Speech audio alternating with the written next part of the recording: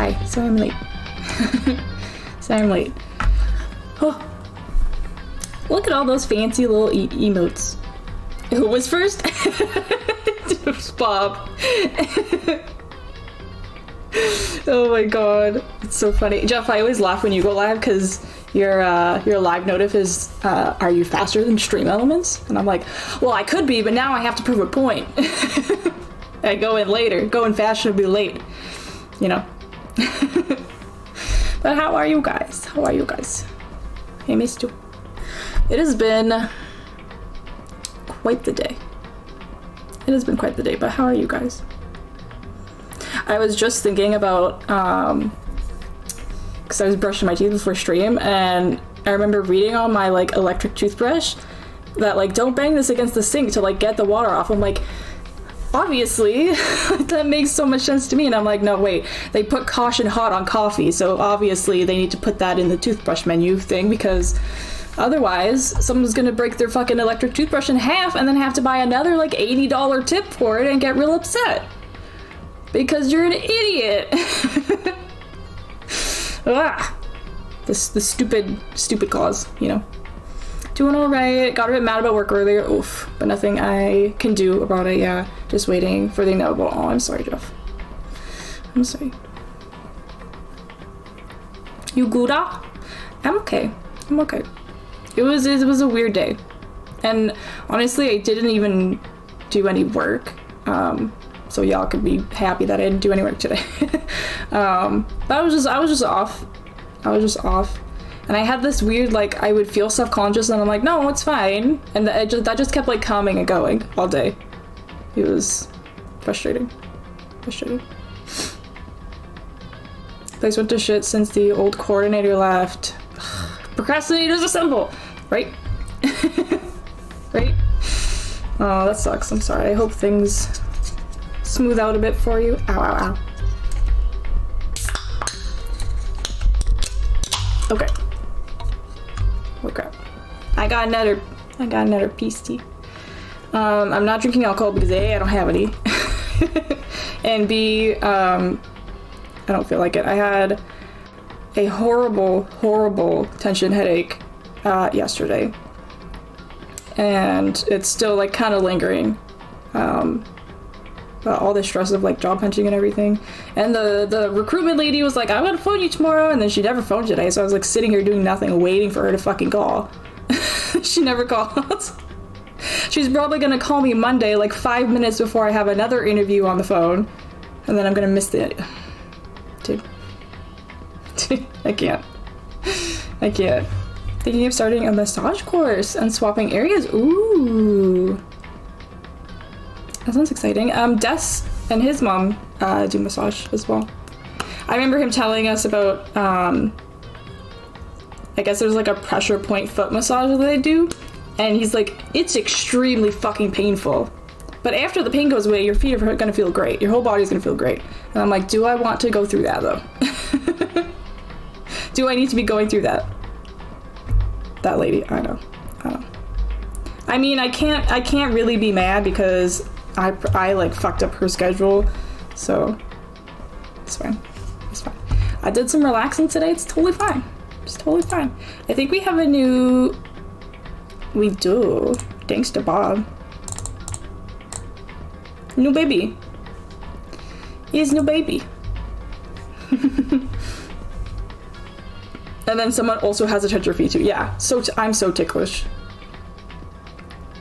I got a pedicure one time, and I like barely held on. And I'm so like good about giving myself foot massages too. Like I'll like sit in bed and just like watch YouTube and just fucking get in there, man. Feels so good. And then it doesn't. Sometimes it will, but usually I can't really tickle myself. But.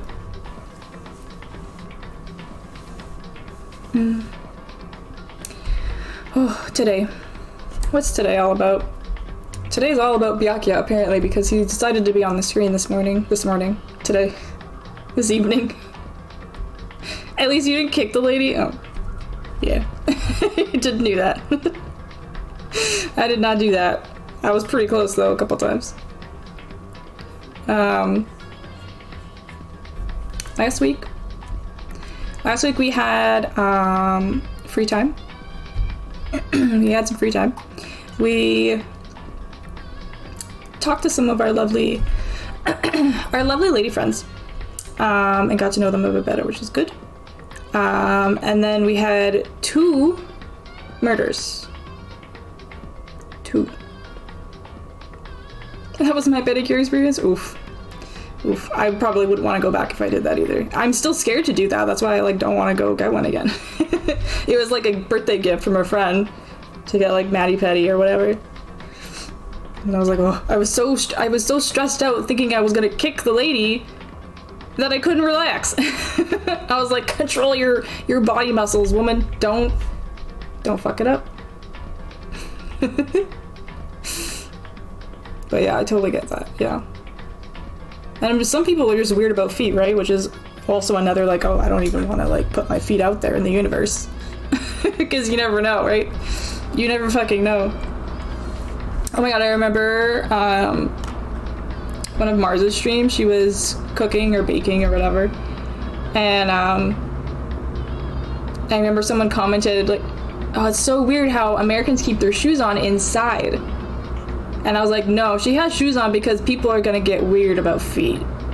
This is probably the only reason that she has shoes on. Because she's not about to, because they were like closed-toed, like little sandals. And I'm like, no, I don't. It's fine, you're good, you're good. I don't want to judge, but already judging. Ugh, yeah. Yeah. It's okay. It's weird. Totally sell feet pics. I mean, if it'll help me pay my rent, maybe I should start doing that.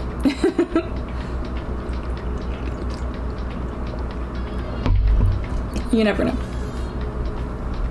Is OnlyFans still alive? Weren't they like changing everything today, October 1st or something? Did the whole market of that whole website just completely crash into absolutely nothing? You'd make a fortune. Well, maybe I will consider that then, you know? Maybe I will. Okay, last week we had 2 murders. Here were the series of events. We heard Celeste scream, right? We go check on Celeste. She's a little bit beat up. She said, oh my god, there was a strange and mysterious man who was being very mysterious and strange. Very descriptive. I'm thinking of going from teaching to massage, maybe. Really considering that? Yeah, if you think that'll be better for you, then fucking go for it. By the way, Jeff, I watched some of the VOD when you were playing Neo, and I saw that you were talking about like changing stuff on the channel and everything. And I just wanted to say that I'm super proud of you for doing that, and it's really awesome that you're taking like an extra step to keep everybody safe. I appreciate that. You're doing a great job. They're allowing porn again? Oh, okay. Wow. They reversed it. Alright, good for them. Keep the money coming, dude. Keep it coming. I'm ready for it. So yeah, we found Celeste. She was a little beat up. She was talking about this weird and mysterious man. Had a picture of Hifumi getting like dragged away by this is it robot or robo justice? I don't remember. Okay, and then we heard Hifumi screaming. We went to the library. Hifumi was there. He got a little bonk on the head. So we're like, oh my god. We bring him downstairs to the nurse's office so he can relax, right? Celeste and Hina stayed with him while we went parading around the school for this strange and mysterious man. And we heard another scream. We went back to see Hifumi, and he was gone. He was just gone. No, he was dead. First he was dead, and then he was gone. this trial. This is why I made my live thing. Small 5-minute stream. It was definitely Hero. This case is so fucking complicated. We're probably gonna be here till like 1 in the fucking morning. Oh, thanks. I received some nice messages because of that. I still need to teach some people some manners, but I'm happy I stepped up a bit. Yeah, that's really awesome. I remember that part. Running back and forth was so annoying. At least they didn't actually make you walk back and forth. That would have been really annoying. They just like teleported you there.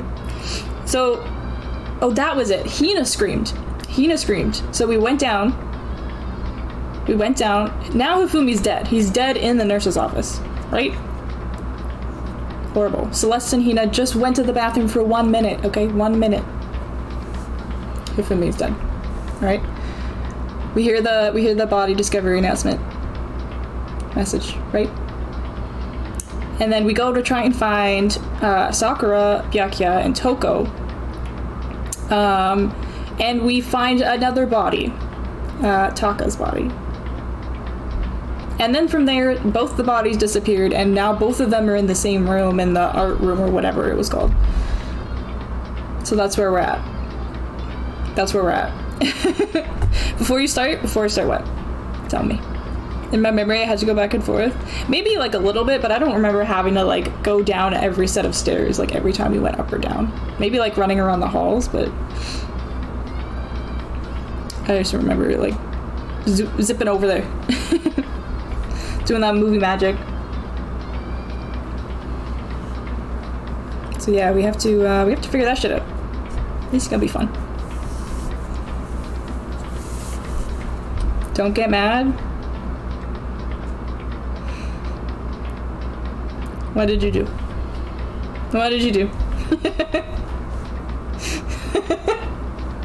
Don't get mad. I wouldn't get mad either way, but now I'm like extra curious. Now I have to know.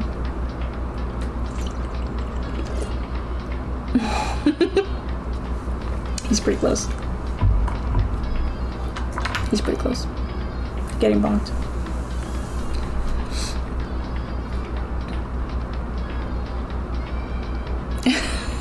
God damn it, Bob. God damn it. Okay. Let's, I was playing Danganronpa 2 earlier. I got one more trophy for seeing the endings, all the endings in Island Life. The only other ones that that were like kind of cute and like heartwarming were actually Byakuya's. And McCann's. McCann's is pretty sweet. I still need to beat the last 5 levels of Celeste. Oof, you got this. Jeff, I'm starting so much tomorrow. I'm starting so much more night. And then when my friend wakes up, we're probably all gonna play Phasmo, and I'm really scared. Have I told you how incredible you are? And how thankful I am?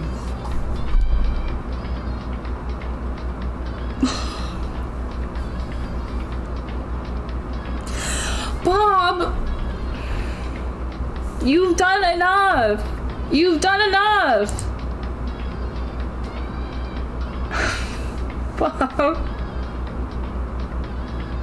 Are you sure? Are you sure? I want to cry. Bob, please. Please. I'm already soft today. Please. Are you sure? Oh my god.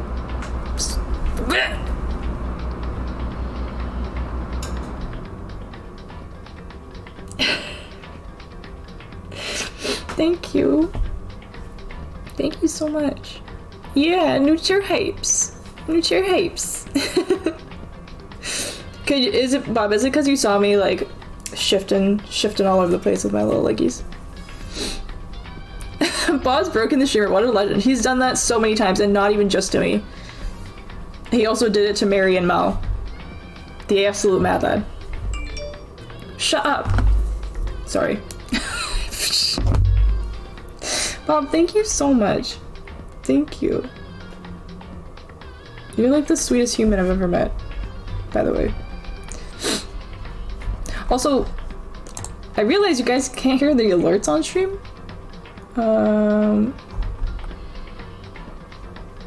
So let me...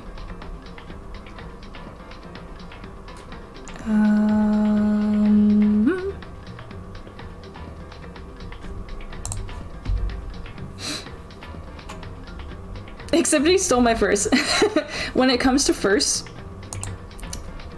Bob is a butt. Okay, can you guys tell me if you hear this? Because I can hear the others, but you guys can't. When I watch the VOD, I'm like, oh, there's no like sound. So let me know if you hear this. That was really loud. See, but I didn't hear it now. So I have to go here and do this one, I think. Okay. And what about now? I heard it. Can you hear it? I was meaning to fix that. Thank you.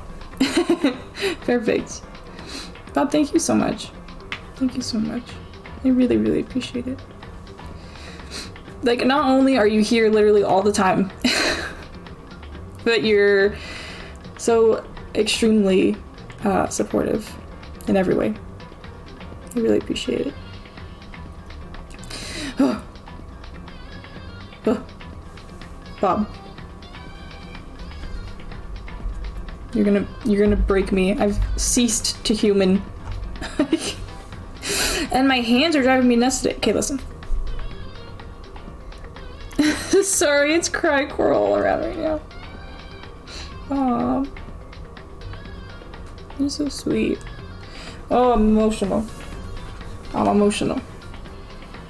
I wasn't even gonna announce that I was soft today because I didn't want y'all messing with my steez, and you fucking went and do this. Wow. Wow. I can't believe you've done this. My hand's making me crazy. Okay. Ugh. So much going on in my brain right now. Bob, thank you. Thank you. I really, really appreciate it. Okay, shall we get to murder?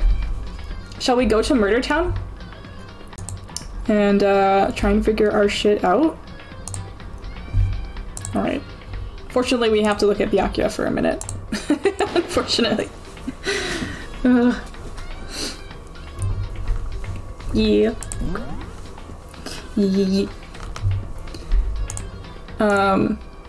Oh, that was another thing that happened earlier, because I said I was playing Dangan 2, and I got one more trophy, so I think I only have like 4 left. But they're gonna be grindy. That's okay. When I was talking to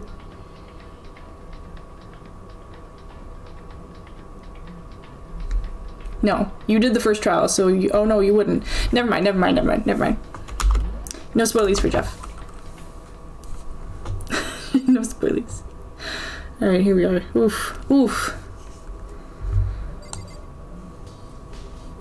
Super cool and fun. Alright, let's look at everything. Hina, are you doing okay, my lady? Hey, Makoto, I've been thinking about something. It's about the repository. Huh? What is it? After Hifumi and Taka's bodies disappeared, we split up to look around, right? I was really scared, so me and Sakura stuck together. But... And we came right to the repository, to, look around. But when we got here, the repository was locked. Yes, it was locked. Yeah, it's something from the second one. Something from the second one. The repository was locked, yes. We couldn't get inside. It was locked? Makoto, you also saw that it was locked. Come on. And we came here as soon as the search started, so there's no way someone could have beat us here. So if that's true, then who locked it? And why is it unlocked now? I wonder the same thing. The door was locked when the search for the bodies began, but now it's wide open. There might be some secret lurking in there. But I'll probably have to leave the area to figure it out. Okay, Makoto.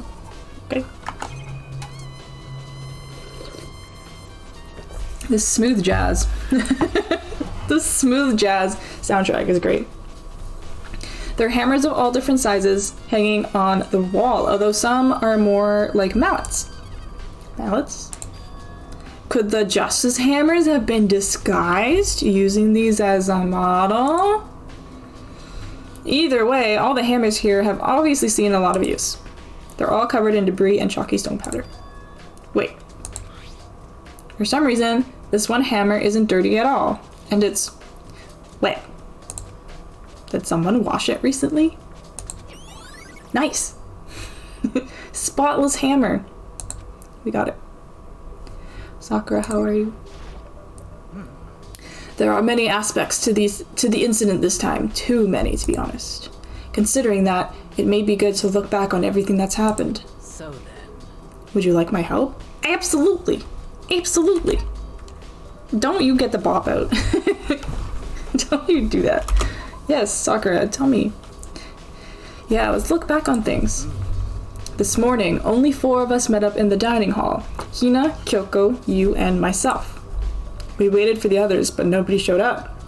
So we decided to go look for them.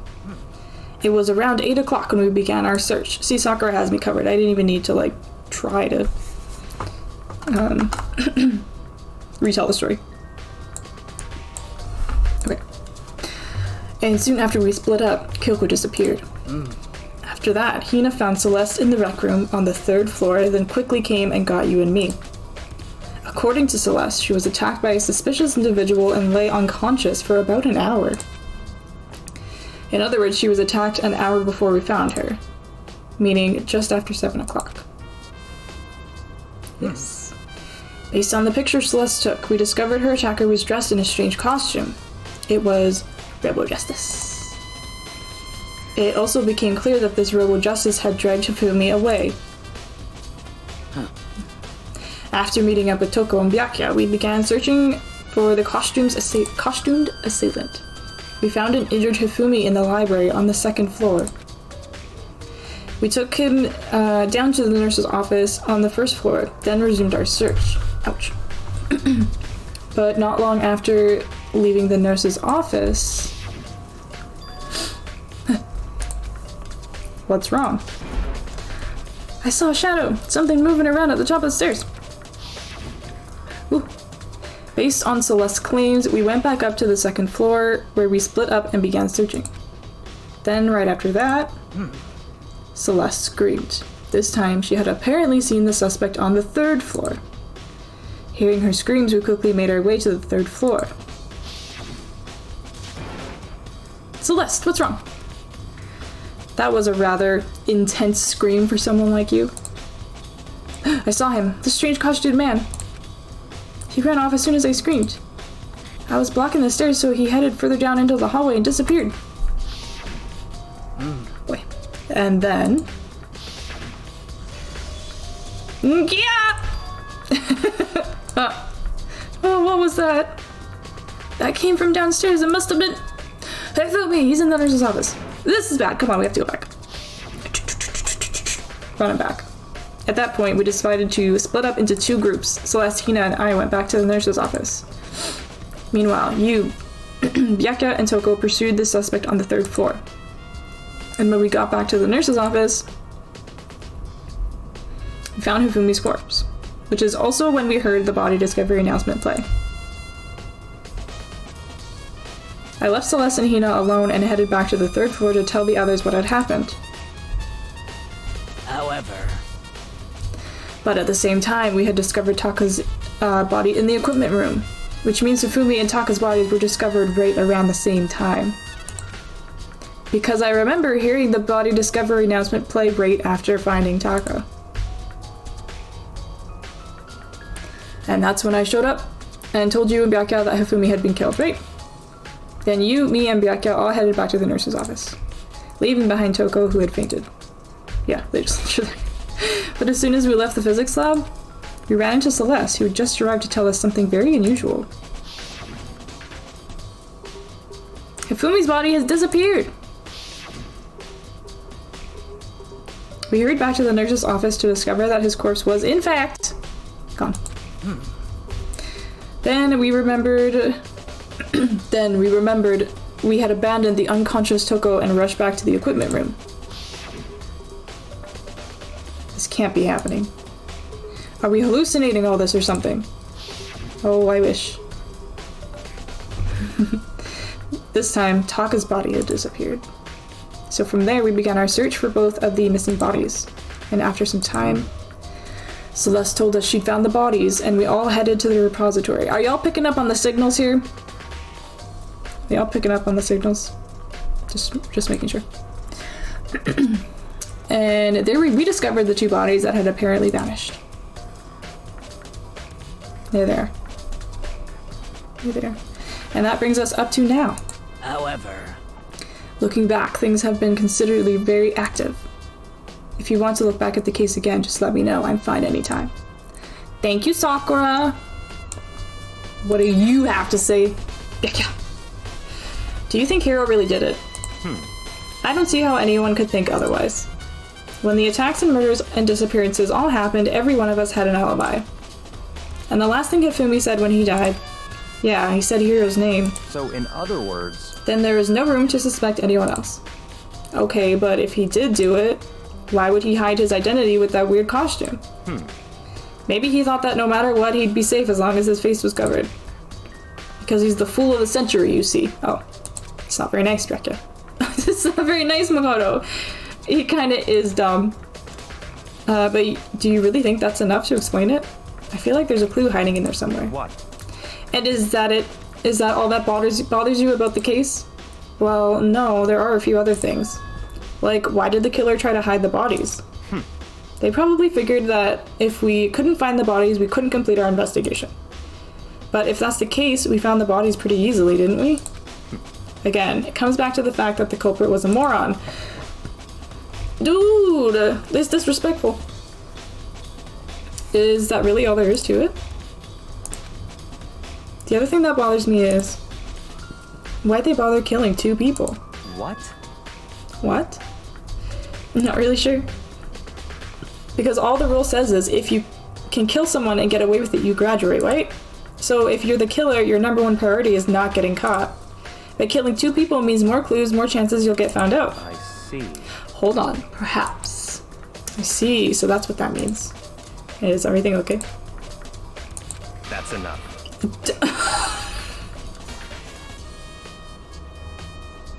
This man... I can't believe this. I'll take that hit as Hina. I mean, we all love Hina. Hina Stan channel over here. Don't talk to me as if we're friends. What's with the attitude? But you have my appreciation. Goodbye. Thanks to you, I might have some fun with this after all. His mysterious words hung in the air as he left the repository. He talked as if he'd figure something out. But if he did, would it have killed him to tell me what it was? It probably would have killed him, Makoto.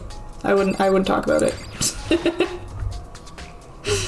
It's a dolly. It doesn't have a handle.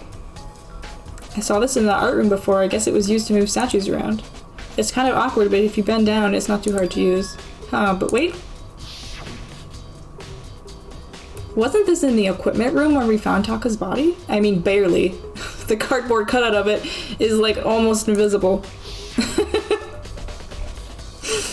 And look at the wheel. Oh, there's a bloodstain on it.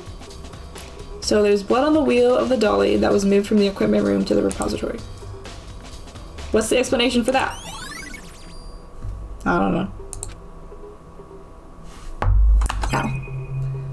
Right, let's look at the bodies. Let's look at the bodies. Taka will never move again. I mean, he was going through it pretty rough. It's probably a blessing. According to the Monokuma file, Taka died from a blow to the head. Bonk. We found Justice Hammer 4 near his body in the equipment room. Is that what was used to kill him? And there's a tarp laid out under his body. Did the killer use this to move Taka's body? That way there wouldn't be any blood left behind while the body was moved. Nice. Bonk, thank you. Blue tarp. Blue tarp. Is that all you have to say? Okay. I guess so. Okay. Hifumi. Hifumi's big cold body was laying on the floor. Okay, y'all, with the insults, turn it down a notch, okay? I mean, how on earth was the killer able to move someone so big? Okay, that's a valid question. From the nurse's office where he was discovered to here, the repository. All the way from the first floor to the third, and all without anyone noticing it? How the hell? It's no good. I just don't get it. I can think about it later. For now, I have to finish investigating Hifumi himself. If I remember correctly, Hifumi's fatal injury was also a blow to the head. Probably from Justice Hammer 3, which was lying on the floor in the nurse's office. Huh? Wait. Something's off about his body. Why am I getting this feeling? Something's different. Something about Hifumi's body in the nurse's office versus his body right now. That's it! His glasses! When his body was in the nurse's room, his glasses were covered in blood. And now they're completely clean. Does that mean someone wiped his glasses off? But who would do that and why? Nice. Alright, is that everything in here? There's only a one way in and out of this room, through the door that Hina said was locked before. There's definitely a lock on the door, but it can only be locked from inside the repository. I don't see any way to lock it from the art room. The door can only be locked from the inside the repository, which makes me wonder. Hina and Sakura confirmed that the door was locked after we started looking for the missing bodies. And the door is designed so that it can only be locked from inside the repository. In other words, when Hina checked it, someone had already gone in the repository and locked the door. When they were done, they unlocked it and left, which is why it's unlocked now. But Hina claims that there's no way someone could have beaten them to the repository. So that certain someone...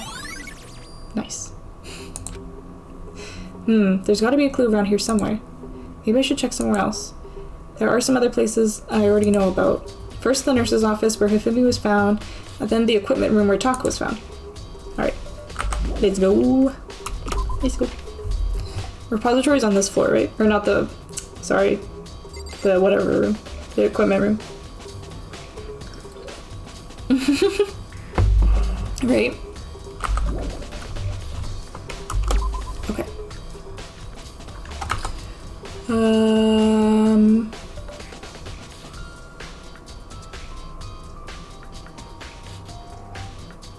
Is it just the...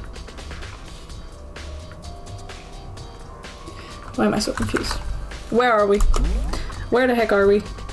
Physics lab? Okay, they're there.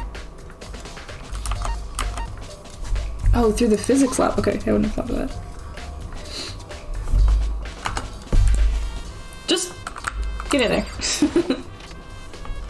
I'm gonna hate that word by the end of the night, probably. They do love repeating their words. Where's Toko? Oh, she's in the room. Toko, my love, are you okay?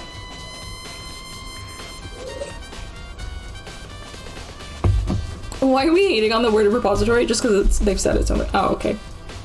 It's not Toko. It's not Toko. Hello. I was sleeping right here when the killer carried the body away. I'm super pissed I missed such an ultimately rare event. Okay. Sorry to hear that. All words deserve love, yeah. Because they used it in the same sentence 14 times, exactly. There's some kind of tire mark going through the pool of blood in the middle of the room. I wonder if it was by the dolly. That reminds me about the dolly in the repository. There was blood on its tires. Could the blood have come from here? The room that the dolly was in before it was in a different room? Oh, I don't know about that, Makoto. I think you're grasping at straws here. Which could mean that Taka's body was moved from the equipment room to the repository using the dolly. See, if this was Hajime, he would have been like, I don't know what could have done that. So, at least Makoto like put it together. Like that's why I started making the joke like, oh, I wonder what it could have been, but Makoto was like, no, it must have been this. Smart boy. Both rooms are on the 3rd floor, so that should definitely be possible. Nice. They look more like Yami tracks. Good. Hajime, that's stupid. It's bad, Jeff. It's bad. It's pretty bad. Yeah. Even if the dolly was used to move Taka's body, what about Hifumi? Hifumi's body was in the nurse's office on the first floor. Even with a dolly, there's no way to get it up to the third floor. That's still a total mystery. Hammer. Justice Hammer. Sparkling justice. I guess Spike Chunsoft really likes the word justice. Okay.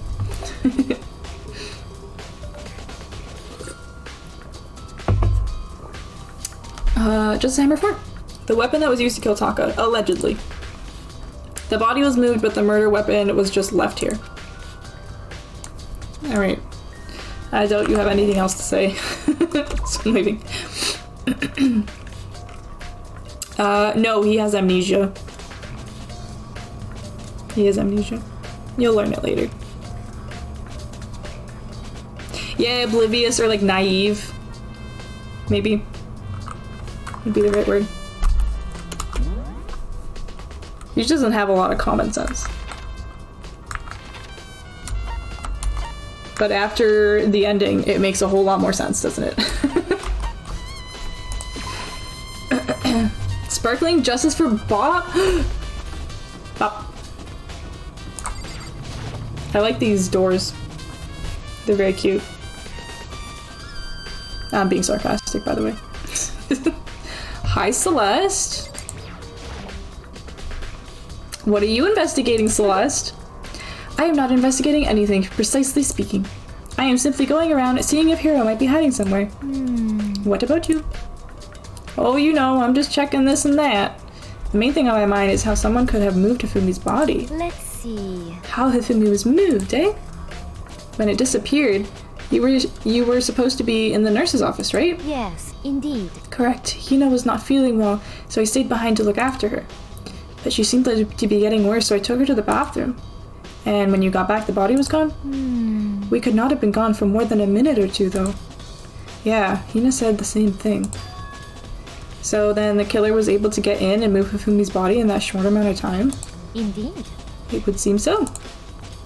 To carry off someone as big as Hifumi in only a couple of minutes is...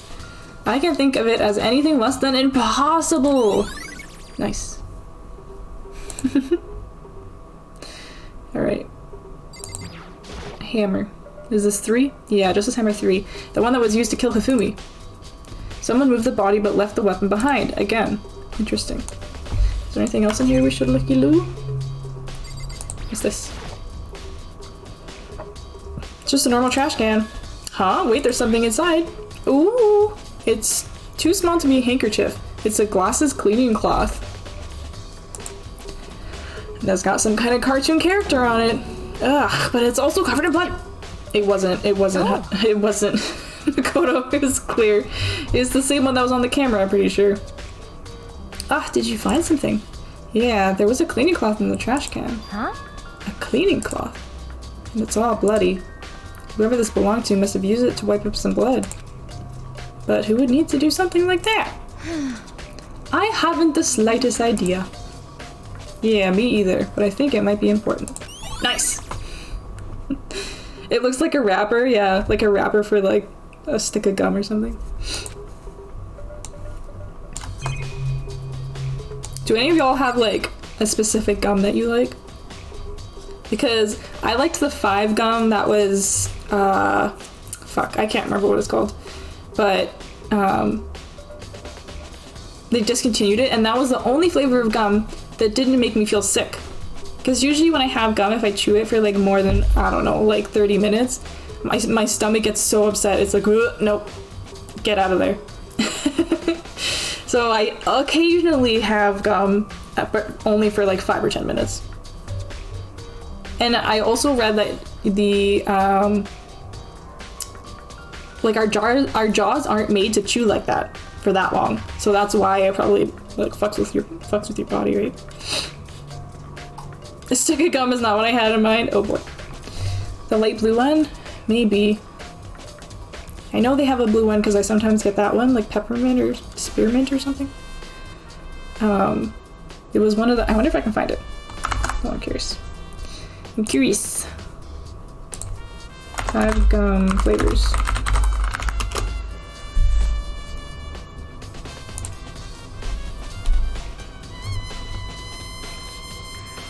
It was like one of the special ones, and then they discontinued it. I usually buy the sour strawberry now. Oh, I think that's it. Solstice. Solstice.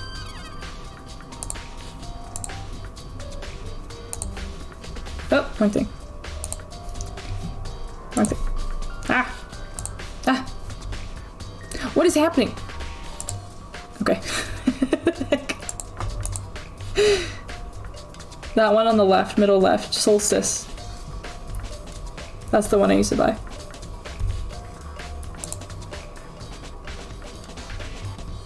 And it was the only one that didn't make me sick. Zing. I've never seen that one. I've never seen this yellow one either. It was definitely this one, Solstice. Okay. Go back. Go back. Maybe I can order it online. Somewhere. You never know. Might be worth it.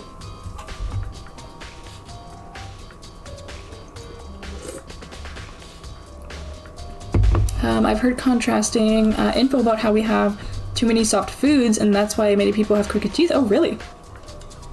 That's interesting. Yeah. I guess it's just like the repetitiveness of gum that like just isn't great for your jaw. Like you can hurt your jaw by chewing. If you chew gum like all day every day, it's not good for you. Brazilians are paranoid about brushing teeth, really? Literally every time we eat.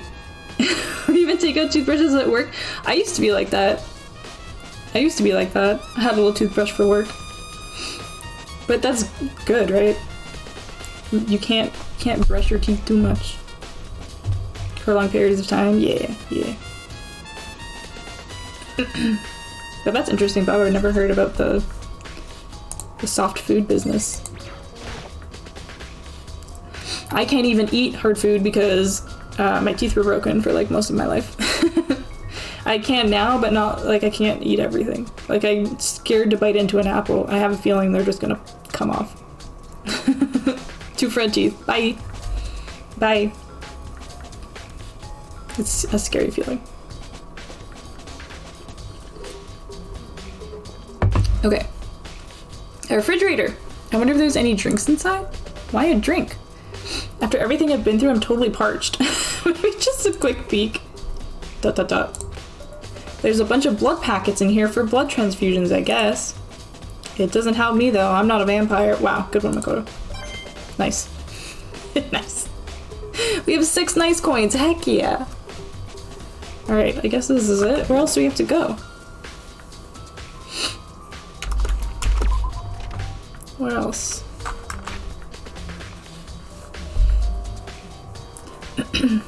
I lost one tooth eating an apple. Guess who emptied his lungs from hair screaming? No! Oh my god. See, that's scary. Small children who are still developing? Yeah, that makes sense. Yeah. Yeah, because then they would... I see what you mean, Bob. Yeah. Yeah. Yeah, my 2 front teeth were broken in a game of leapfrog in elementary school. I was completely suspended in the air, only with my hands on my friend's back, and then she started to sit up. So I face planted into the gym floor, and both my 2 front teeth knocked out, and then I lived with that situation for 15 years. And it was funny because the one on this side broke like straight across in the middle, and then the one on this side, it kind of like broke straight and then dipped down to the corner. So when that first happened, I went to the dentist and got them like glued back on. So this one, the one that broke straight across, it was good. It never fell out again. But this one, because it was chipped down to the corner, it was so much easier to just accidentally like just pop it off over and over and over again. I think I probably went like 5 or 6 times to get it like re-glued on. And and I started using nail glue to like keep that tooth in place. It was really, really bad. And then finally, my last job, I finally had benefits because it was like $3,500 to get new teeth, right? Money I did not have. So when I was finally covered, I'm like, just fucking do it now. Do it now. And I'm so glad I did because I lost my job like 2 months after that. So yeah, they're fixed now. They're fixed now. And I remember it was really weird. They pretty much like sawed down my teeth to like 2 little pegs. And I remember like feeling that area with my tongue, and I'm like, this is such a bizarre feeling. Like not having any teeth at all. Like usually they're there. They're a little weak, but they're there. But then they'd put like a big huge frickin' cap on each one, and pretty smell. Pretty smell. I was holding off streaming and making YouTube videos because I was so self-conscious about my teeth. It was bad. I also lost a tooth sneezing on a wedding. Oh no! Oh no! I stopped the wedding because I thought I was dying. Oh my gosh. I mean, that's such a scary thing, right? Like, you're like literally your teeth falling out is such a scary feeling. I totally understand how horrifying that could be. Because that happened to me like 5 or 6 times. The same tooth coming out. No bueno. No bueno. Alright, we talked to her.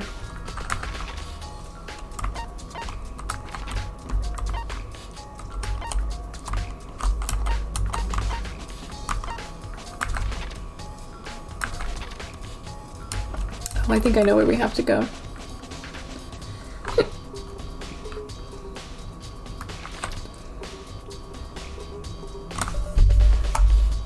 I don't know if we're supposed to just be looking around or what, but completely understandable. I can only imagine how hard that was for you. Yeah, it sucked. It was a bummer. Yeah, I can't go in here.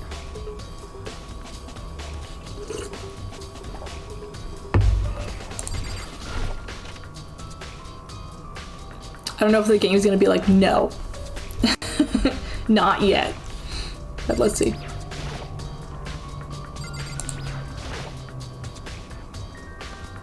Yep. Dang, this locker sure is big. No, the game said no. The game said no. Okay, what do you want from me then, game? Should I go talk to, should I find Byakuya? Where did Byakuya go? I don't think it showed him on the map.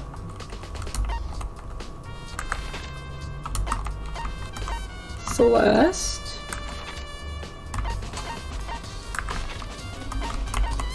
Just Toko. Nina and Sakura. I wonder if he went to the library.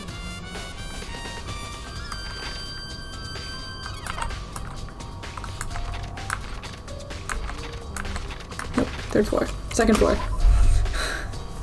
Let's go see if he's there. I don't know where to go next.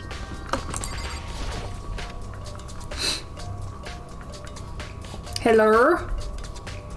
Ah, he's not here. What's this? According to this letter, Host Week Academy. Oh yeah, so it stops mentioning it as school. Yeah. Okay, so he's not here.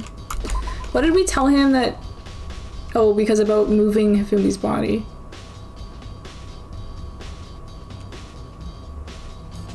So...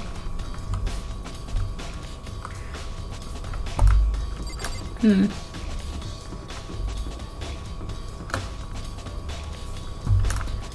don't think that's anything over there. 2A. Let's go back up to the 3rd floor. And look around. Rec room? Oh yeah, because we found Celeste here the first time, right? Something in here maybe? Oh yeah, there's the hammer. This was the baby one. Yeah, Celeste. Was she really attacked with this just as hammer 1? But what the heck is with this thing? Great. Great. Let's go. Not a whole bunch of information. Where was Justice Hammer 2 then? Don't we have 1, 3, and 4?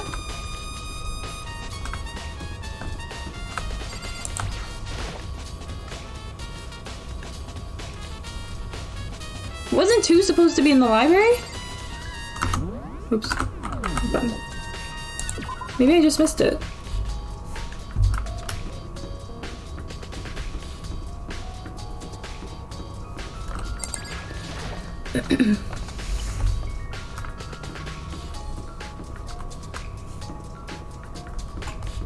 Because that's where we found Hifumi, right? First.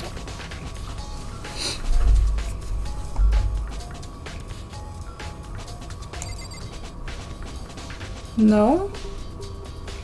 So where did it go then?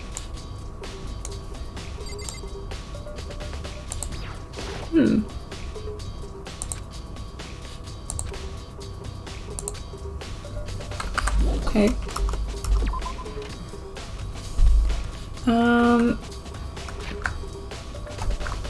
I want to go back to the bodies. Maybe Hajime will have something different to add.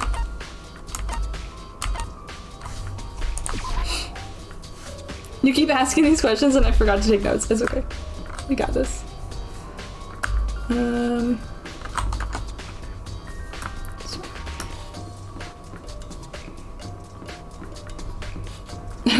I was thinking that this morning. I was like, every time I find a locked door in Dark Souls, I should write it down. Because that's been holding me back the most. Me not remembering where the fucking locked doors are. Alright. Can we look into this further, or...?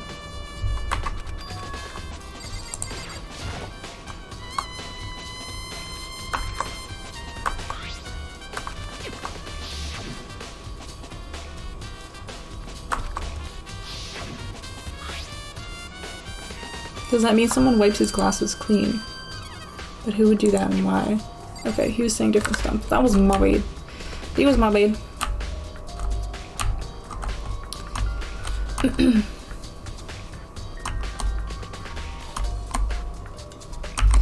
Hifumi's big cold body is lying on the floor. How did the killer manage to move it from the nurse's office where he was discovered to here, the repository? All the way from the first floor to the third, all without anyone noticing it. I just can't imagine how it was done.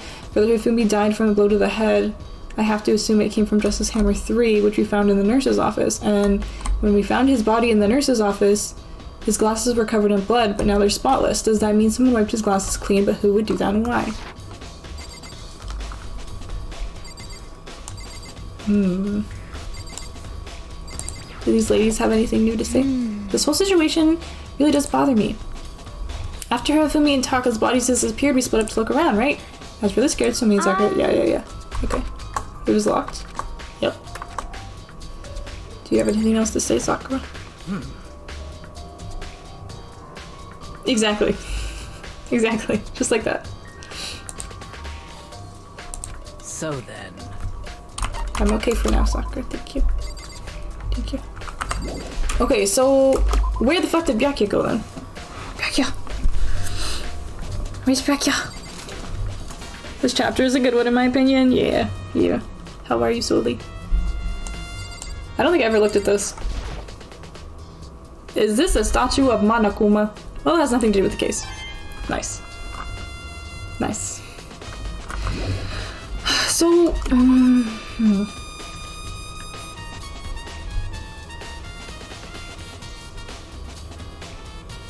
I guess I should just like look everywhere.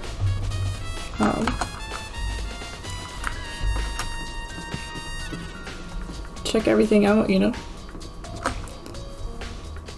This is the rec room? Yeah, so we just went in there. Let's check these out, I guess. Doing good, I'm glad. The blue giraffe wallpaper, love to see it. Nothing. I feel like we have to find Byakuya.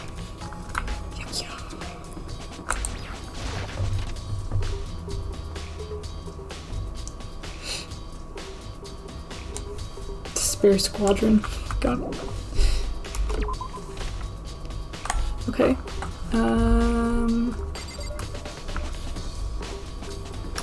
Maybe go back to the equipment room. See if Jill has anything to say before we go to the other floors.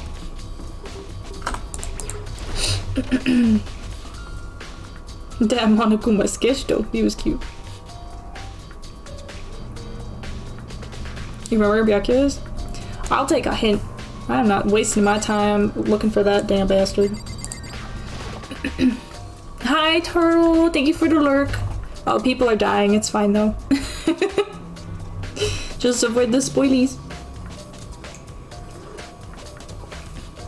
And thank you for the lurk. Do you have anything else to say, Jill? No, she doesn't. She doesn't. And is there anything else? Oh, did we look at this? Huh? This tarp. I feel like I've seen it somewhere before, and just recently too. Great, great. Good info. Good info. What's this hammer for? Right.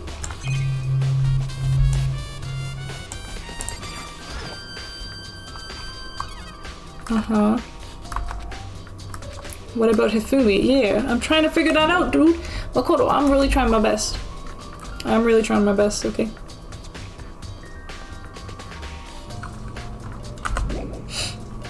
Dropping like flies? May as well be, right?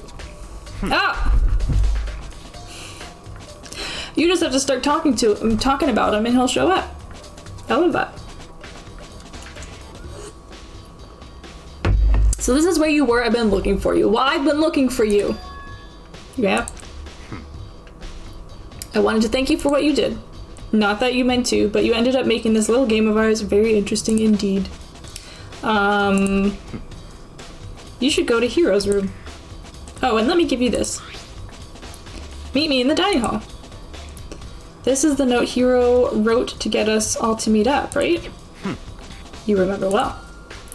Well, the penmanship was pretty remarkable, so it left an impression. It's all clear now. Anyway, this makes it clear, right? This is a trap. Hold on, I have to put my Byakuya on. This is a trap. What is? Things grow even more exciting. Oh, what are you talking about? I've already repaid my debt. I don't owe you any more explanation. Goodbye. Nice. Thank you for the self-care, Bob. I will do all those. So he said to go to Hero's room, but what's waiting for me there? I don't know, Makoto. Oh, and the flex. Thank you for the flex. Map. We have to go to the first floor. Here.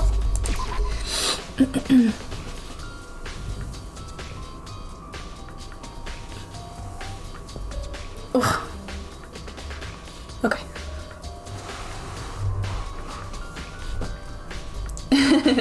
I've accumulated too many points. You'll probably have a lot till the end of time. Wait, do we have... We do have pictures. Oh, he's over this way. Okay. Leon. Yasuhiro! Door is unlocked! He's so surprised. The cracking sounds? I know. That's why it says ASMR back cracks in the redeem. I guess I can go inside. Byakuya did say to go look. It might not be a great idea, but I'm gonna take the plunge. Here we go! Wow, look at all this cool stuff. How come we don't get cool stuff? Word of the day! Thank you for redeeming word of the day, Jeff. Let's learn. Let's learn today.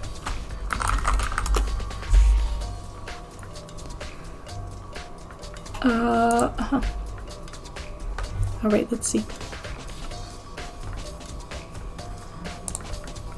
No, I keep opening the wrong thing. Alright. Our word of the day for October 1st is vestige.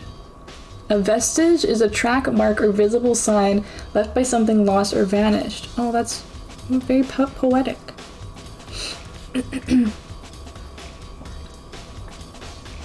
Would be a shame if you could actually do the things you wanted. What do you mean? The seconds ticked by, but the team still had a vestige of hope. Speaking of hope, the ruins remain as vestiges of the Roman occupation of Britain. Wow, vestige. I like it.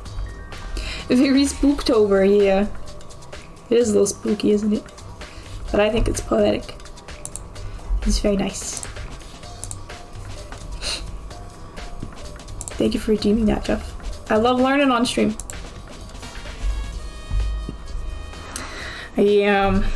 I am not looking forward to it, but I am. Oh, the game, yeah. They love doing that, for sure.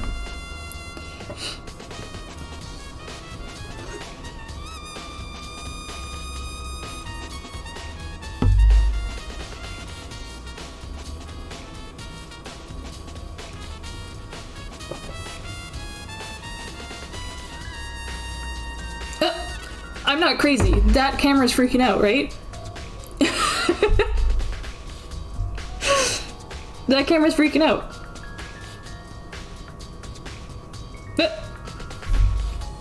Goodness. Goodness. Possessed camera! Oh, it is a hero's room, so I can't really say I'm surprised. We're definitely doing Soma and Phasmo. So tomorrow night I'm gonna start Phasmo. No, tomorrow night I'm gonna start Soma, and then when my friends get up later, gonna play Phasmo with them. I'm so excited. I'm so excited. Now it looks fine to me. I don't know about that, dude. This is Hero's room. There's all kinds of weird stuff in here. Hey, just because it's weird to you doesn't mean you can say whatever the heck you want. Where do you even get it all from? More importantly, he still hasn't turned up, which means he can't really complain if I don't get his permission to search his room, right? Right. Noisy. Gonna be a terrifyingly good time. I was just timestamping the fucking Dark Souls stream and I was screaming in that. I just can't imagine what I'm gonna be like if I'm actually scared. You know what I mean? It's a normal bed, pretty much just like the one in my room. Nice. What are these? I think there's something in the cardboard box. Oh, it's blueprints for something and some things made out of, it looks like cardboard, plastic, and plaster. Is this Robo Justice? And it's in Hero's room? But wait, these blueprints. Something about them bothers me. Nice. Soma's really good. It didn't really scare me that much, but I like the story. Phasmo's terrifying. Oof. Oof. It's gonna be amazing. I'm spooked. I'm already spooked. What else can we look at? Bathroom? I soundlessly checked the bathroom. There's nothing in here. It's pretty grungy though. Why does even a bathroom get... How does a bathroom even get this dirty? Listen, Makoto. I'm getting a lot of judgy vibes from you, okay? You need to calm down. Ah! Hina. I was gonna say, is Byakuya gonna pop up again? He said he would.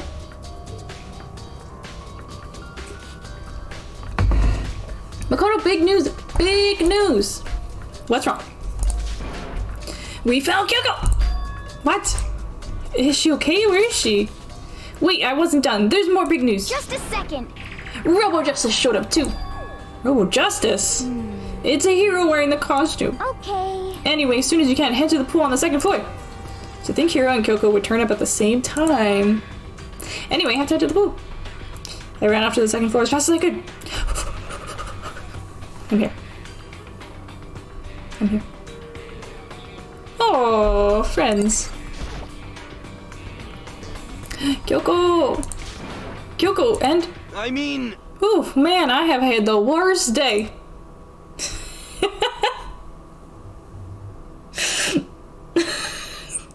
love him. I love Hero. A Hero?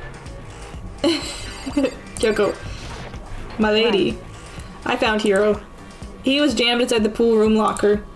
It looked like he was fast asleep, so I kicked him and woke him up. Don't be mean! Still can't believe you kicked me!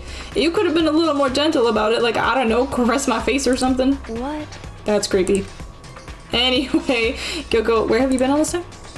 You just disappeared all of a sudden without a trace? Well, There was something I had to check up on. What do you mean? Never mind. I can't never mind. It's nothing. Never mind. Hey, More importantly, she says that, but does she have any idea? Does she know people think she might be spying for the mastermind? and? First of all, Hiro, you need to explain to us why you're dressed like that. First of all, okay? Kirigiri casually, like, I kicked him and he woke up. Yeah. No mercy from this woman. I mean, if she kicked me and woke me up, I would say thank you.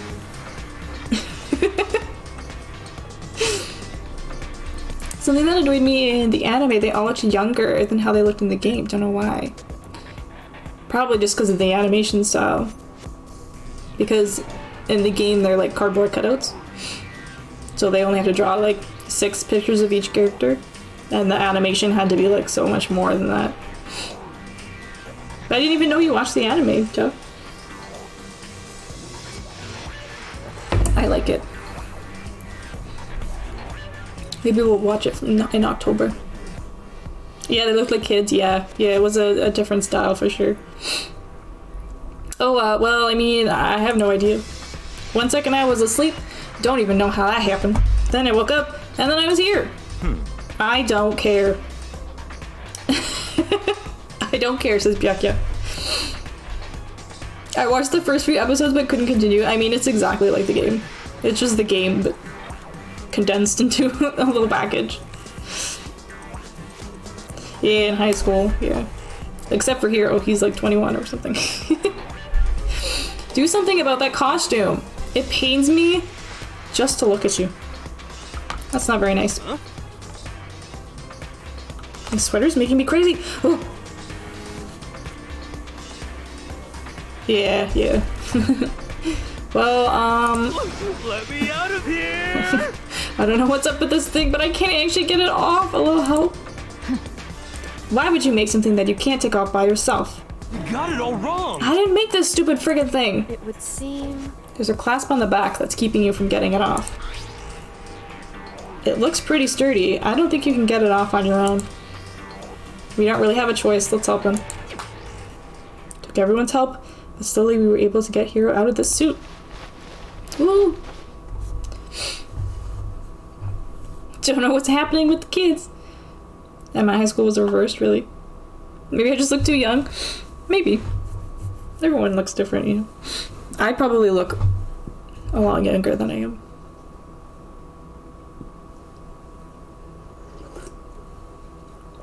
Oh my god, Bob. That must have been so weird. A bunch of babies graduating. Hey, there he is. Woo, free at last. Isn't it kind of weird how perfectly the suit fits Hiro? So then, More to the point, nobody but Hiro would be able to wear that costume. Wait, what? Hold on a sec. honestly, Don't bother trying to act innocent. The blueprints were in your room as well. How did you know that? Only me and Byakuya knew that. is that okay? In other words, it is obvious to everyone that you made this costume. That's true, I saw the blueprints myself. Yeah, me too. Could it be... Then it's obvious. The one who put this costume on and went around attacking everyone That's terrible! was a hero! Shall we tie him up and gag him? I don't know. Worst. I don't know, I think he might enjoy that. We don't know. Good idea. We won't want him killing anyone else. What? Tie me up. Hold on, guys. I think that's going a little far. That's right. He may be a suspect, but he deserves fair treatment. Yeah, I mean, attacking, blueprints. I have no idea what you guys are talking about. What the heck? You can't talk your way out of this. It's been decided. You killed them. Please! What? Killed who? I have no idea what you're talking about. There must be a fake hero running around. What are you saying? doing? You're the only one who can wear this costume. So who else could possibly be the costumed attacker? What the heck? How do you know I'm the only one? Maybe you should try it on for yourself before you convict me. Okay. Fine, if you're gonna be a jerk about it, I will. There you go. Without missing a beat, Hina started putting on the Robo Justice costume. Huh. See? Look. See how loose it is? I mean, come on. I'm blind as a bat in here. Can't see my feet at all. I'm surprised you got anywhere in this thing. I'm telling you, it wasn't me! And not to mention, you totally can't bend at the waist. Seems like a pretty obvious oversight. That's not a very nice thing to say. I mean, it's not like I made it. I just got caught up in the moment. Well, either way, now we know for sure, right? I mean, it seems pretty clear that nobody but Hero could have fit into this dumb costume. In a huff, Hina took the suit back off again. With a huff. That was a cute picture. Well, now we're all out. Now you're all out of excuses. No, see, it's because you're a girl. If it was another guy, then Makoto, go ahead. Oh, okay. Against my will, I picked up the pieces off the floor and tried putting them on. It's no good. My arms are too long. The arms are too long. There's no way I can wear this. Just a second. See, I told you it was impossible. You are absolutely right. It seems this costume was made to fit Hero's body exactly. But Then there's another costume. They must have one that looks the same, but fits them. Honestly. If you insist on this line of defense, then show us some evidence. what the heck? Evidence? You claim there is another suit, yes? Then you must find it and show it to us. What the heck? Just the worst. Who cares? Hero's the only one without an alibi during this whole thing anyway. That's terrible. Which is how we know it was him. What? I mean, is that really true? I have no idea what's been happening. Could someone, like, tell me? Nice. Oh, Hero. Hina always jumping to conclusions. Yeah, she's very, emotionally driven. And it's not a bad thing, but she has a lot going on, you know? She has a lot going on in her little brain. I need to take a quick little pee break. Oh my god. The email from Bob being ridiculous just popped up. Bob, thank you. Okay.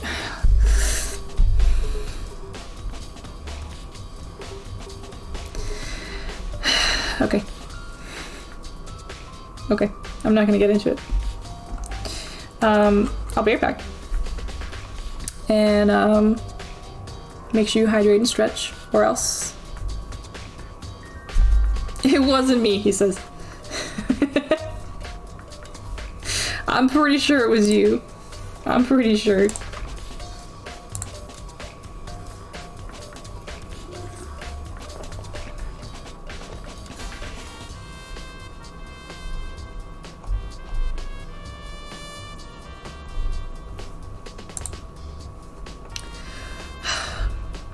Or else, yes, exactly, Jeff.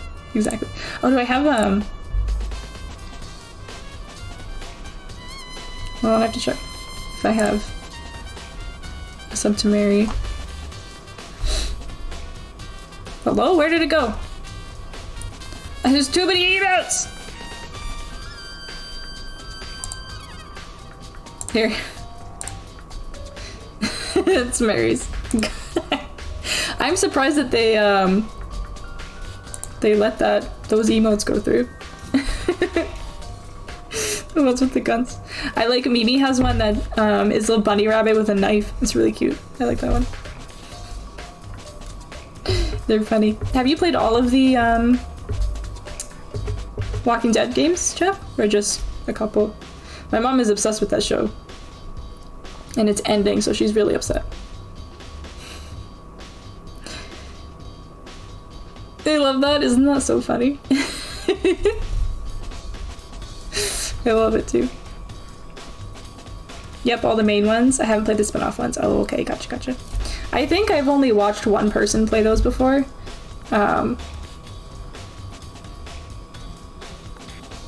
I don't know, they don't seem like they'd be my thing. I think those are the same people that made that,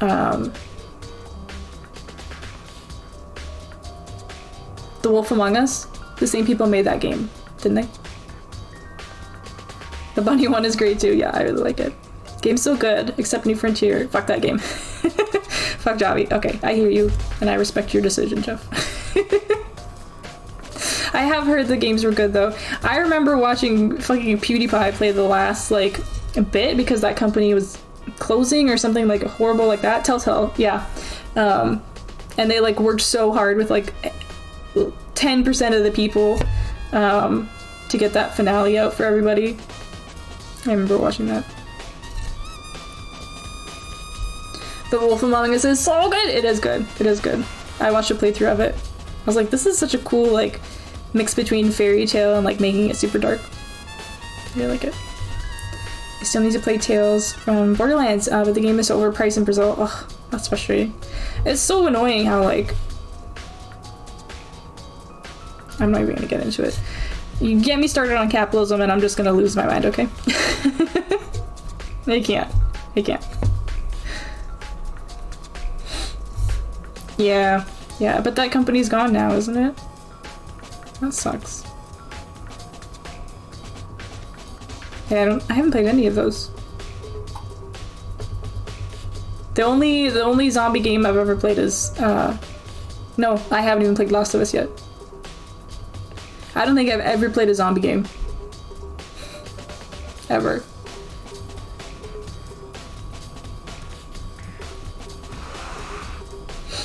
Yeah, that sucks. Still need to play that too. The promises of Wolf Among Us 2 still exist, but I don't think it needs a sequel. Yeah. And that one has like multiple endings, right? I just saw like one version of it. Dying Light 2 coming out this year, yeah. So I've never played that either. I feel like, I don't know. Well, I mean, for a long time, I only really owned Nintendo games because bitches be broke. And I also was going to college. So yeah, I didn't really play anything except like Zelda and Mario for like a good chunk of my life. So I'm finally like catching up like with Horizon and Bloodborne and Sekiro, like all that stuff. The past like 3 years I've just been trying to catch up. All the games I've missed. And then I never had a PS3, so I like forget that era even existed.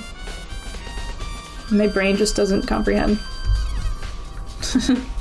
There being a whole other system. Multiple endings. There's one final cutscene. There's a mind-blowing thing. Ooh, that sounds cool. Yeah, might have to try those games if I can get them for a good price. I know, Bob, I know. If I could just play it and put it away, it would be so much easier, but I have to fucking platinum everything. It could be easy, Sky. It could be easy. You just choose to not make it easy. Highly recommend The Walking Dead. Yeah. Like I said, my mom's obsessed with that show. And I remember when it first came out, I remember her saying like, oh, I watched the first episode and like, it was just too gory, like it wasn't really for me, blah, blah, blah. And then like 5 years ago, she just became obsessed with it. Story of my life. Yeah, just playing catch up with games. Yeah, totally.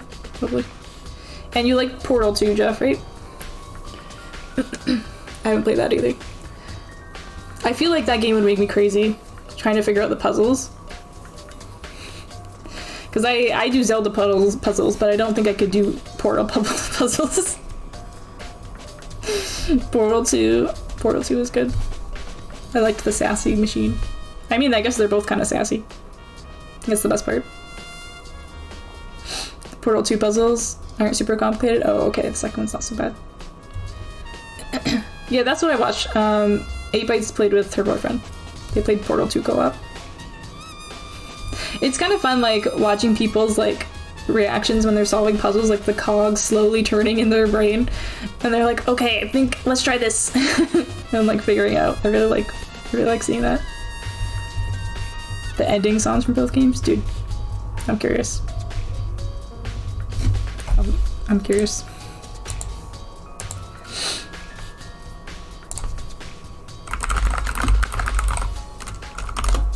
Oops. Really? Oh, I don't want the ending. I want the ending song. Oh, Still Alive! I thought that was from... No, maybe that's a different song. Well, you just mess with my brain. You just mess with my brain, Chef. I've seen them. I've seen people play them, so I know the endings. Isn't Still Alive the one from,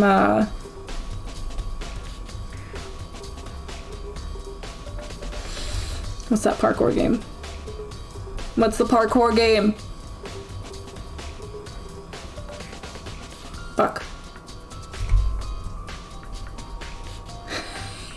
Can't remember what it's called. Mirror's Edge! Thank you. Thank you. Yes. But I think it's a different song altogether.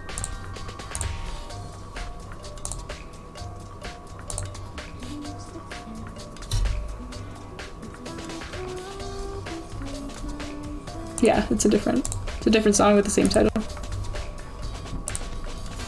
I love that song. Still Alive. I remember when I used to freaking watch AMVs on YouTube all the time. And I remember watching, oh god, it was stunning. This person was like so fucking talented and used like 50 different animes to make it look like one story. Fucking mind-blowing. Mind-blowing, the talent that people have. Yeah, we all had an AMV phase. I remember it started when I had to just get them off LimeWire. And then when I discovered YouTube, I was like, I can watch AMVs forever. I can just watch them forever. This is so exciting. But there's nothing like the feeling of like downloading something from LimeWire. Like you only see the title, right? And then just it's like a gift on Christmas Day where it's downloaded and you open it and you're like, what is this gonna be? I'm so excited. This is so funny. Collective phase of the internet, yeah. A friend of mine was obsessed with fairy tale AMVs. I watched them all. I think it started with Inuyasha. Pretty sure it started with that. That's how my whole anime phase started. Well, I guess, no, technically it started with Sailor Moon. But for me, like, Sailor Moon is like a Barbie to me. It was just like part of my childhood. I didn't like differentiate the different ones.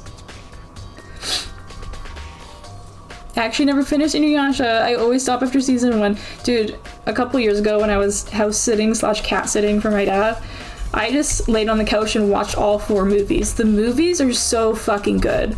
Like, I don't think they get enough love. The movies are amazing. And the series is really good. It has a cool ending, which I've only seen once. And then they made a show with their kids, I think. It's like a gender bend Inuyasha with their children. That's like Dragon Ball Z for me, yeah. Oh god, Dragon Ball Z is like so long, isn't it? Or is it just, it's not long, but there's like different series? It's not like Naruto or One Piece long.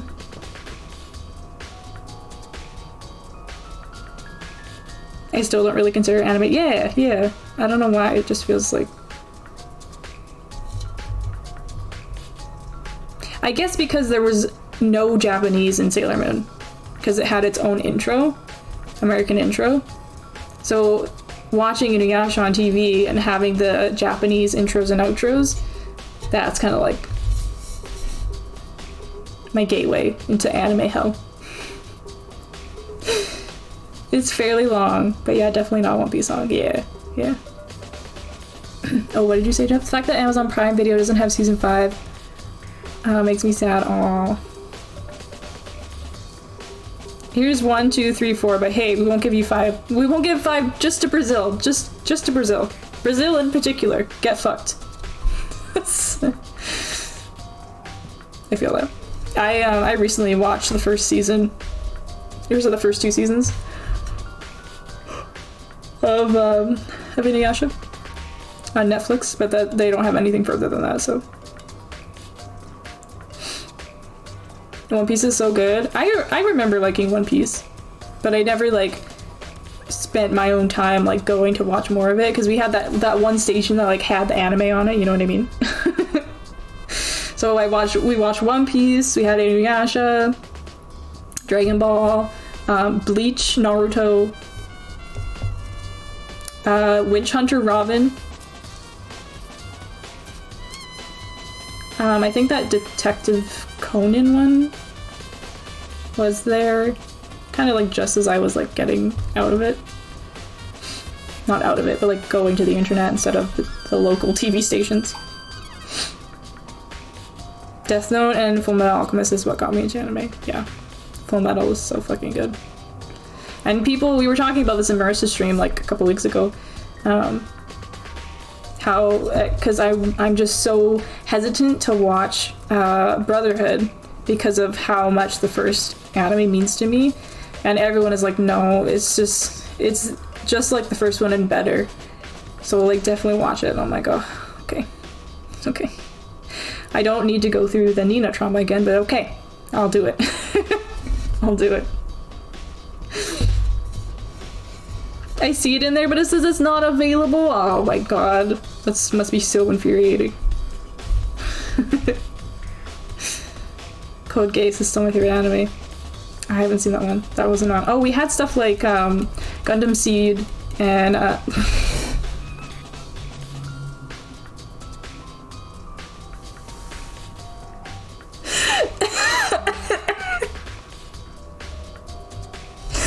that was my bad. That was, ooh, mind in the gutter. Mind in the gutter. I'm not gonna say that ever again. I'm not gonna say that ever again.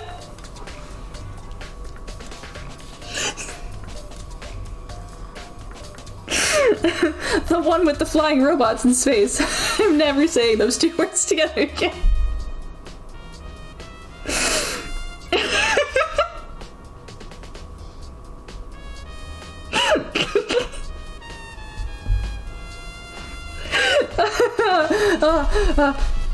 I'm blushing.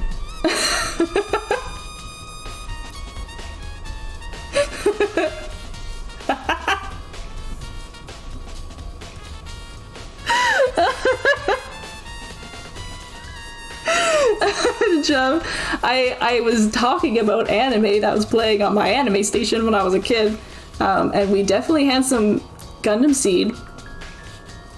You know, the one with the flying robots in space. But as soon as I said that, I transformed those into Gundam Tanaka, and see, so.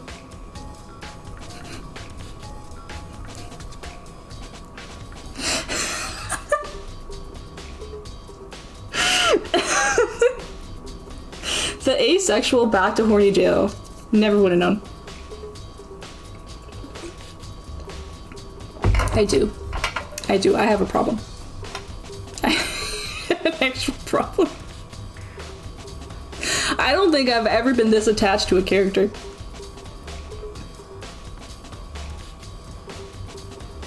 Mr. Chinako. You don't believe this? Okay. I'm going pee. I'm going pee.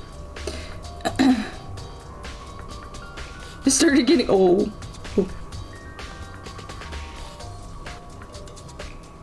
I was attacked by Wheatley, so you know what happens. Oh, I was attached to Wheatley. Yeah.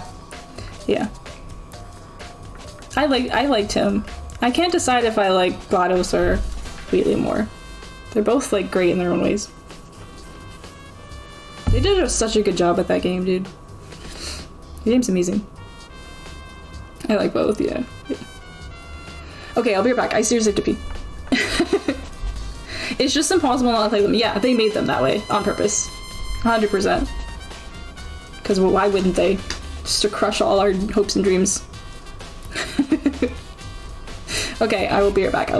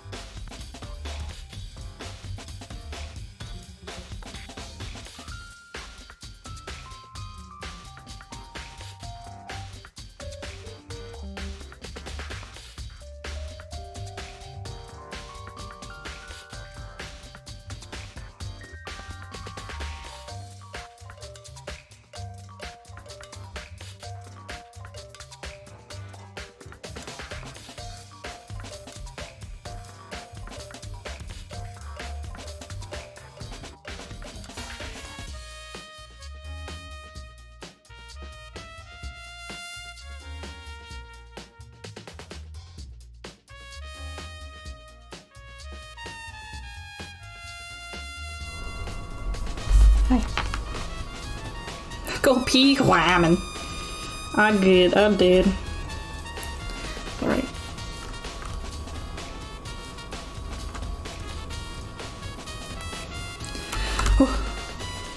Alright. Let's get back into business. Boom, baby. Boom, baby. Alright. Should we talk to everyone? I guess so. Oh. Listen. Listen. I certainly did not expect Hiro and Kyoko to turn up at the same time. But where has Kyoko been hiding all this time? I have no idea. Then perhaps... Perhaps she really is working for the mastermind. What else would explain her questionable behavior? But you are quite protective of her, yes? That's because she helped me out so much until now. If I were the mastermind, that is exactly what I would do to earn your trust. Yeah, Makoto. No more bonks. I'm good. It's looking more and more like it really was a setup.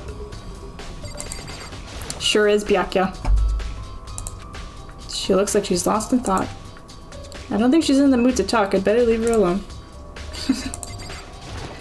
Whammon. There's no talking your way out of this one. You did it. Everyone knows it. Okay, take a breath, Yuna. What the heck? If you don't tell me what's going on, how am I supposed to understand? I think I figured out that someone's been killed, right? Hey, Makoto, who was it? Well, look around, Hiro. Who's not here? Who is not here right now? 2 people were killed. Taka and Hifumi. What? Well, that's 2 people. Just the worst. Why are you freaking out? You did it. Please. I did not. Huh? Wait, hold on. If those 2 are the ones that were killed, How about that? that's it. I know who did it. So then... You may as well tell us then. Taka and Hifumi were fighting over alter ego, right? I'm at least 30% right. At least 30% right. Which means alter ego and or Chihiro must have done it. Correct. I see. That's unfortunate. Please. Unfortunate? What the heck? Stop trying to trick us. Just admit that you did it, okay? I'm telling you, you got it all wrong. Oh, so then. I know that note. No? Last night, someone slipped a weird note under my door. And here's what it said. I found a hole maybe we can use to escape. Monokuma can't find out, so don't tell anyone else. For now, let's meet in the rec room at 1 a.m. But the last thing I remember is going to the rec room, then for some reason I fell asleep. Hey. The real killer probably drugged me or something. Just the worst. Not a chance. So... No, hold on. He could be onto something. The nurse's office did have chemicals that would do that. Huh? Really? I told you, someone's trying to set me up.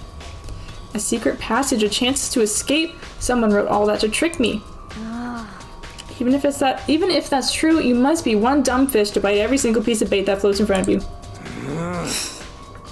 Well, after being trapped here for so long, even if you know it's a lie, you still gotta check, right?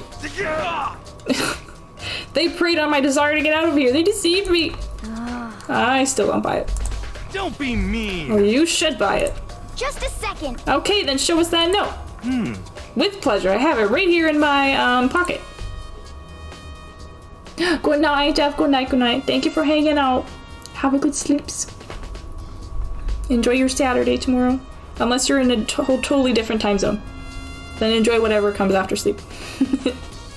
Thank you. No way. Looks like I lost it. Yeah, sure. Please. You gotta believe me, I wouldn't hurt a fly. As I said before, if you want us to believe you, you must produce evidence. Can you show us the note? I have no particular issue with what you claim, but if you want us to believe you, give us a reason. What the heck? We're serious? Nice. The nice is so, like, every time it's, like, so inappropriate. Now then, shall we resume our investigation? There's no time to wait before the class trial begins. Why do we need to keep investigating? We already know who did it. Hina, you're gonna need to calm down. What the heck? Why? Why did you kill them? Tell us, Hiro. No, it's like I said. Just the worst. Was it really to get the money Monokuma offered us? Yeah, that must be it. You must be totally broke and that's why. Please. I don't he said he made like $1 million just by doing clairvoyant work in 1 year. I'm sure he's good. He's probably good.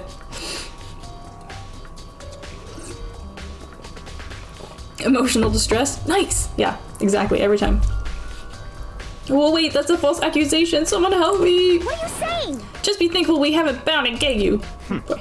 If you have time to yell and carry on, you have time to search for your evidence, right? What? Oh, you're right. I need to look for the second suit and that note. Feet don't fail me now. I guess I'd better go back on dark guard duty. I was gonna ask Toko or Genocide Jack to switch with me. But if she and Sakura got into a fight, we'd have a catastrophe on our hands. That's true. Well, bye. One by one, everyone peeled away. Makoto. Do you have a second? Huh? I want you to help me with the investigation. It would seem... It looks like I got a late start on this one, so I need to make up some ground. Sure, I don't mind helping, but can you promise me something? Later, when we have time, will you tell me why you disappeared? Why is that? No. To reject me so simply. Anyway... I need your help. You don't mind, do you? Okay. Shall we go? Thanks. Now then, shall we? Hey. So, Makoto, first I'd like to examine the corpses. Examine the corpses. I can't believe I'm hearing that from a girl the same age as me. Correct. Ugh, dude. I'm like good for a while and the fucking headache just pierces through my whole skull. It's so infuriating. It's so painful. Ugh.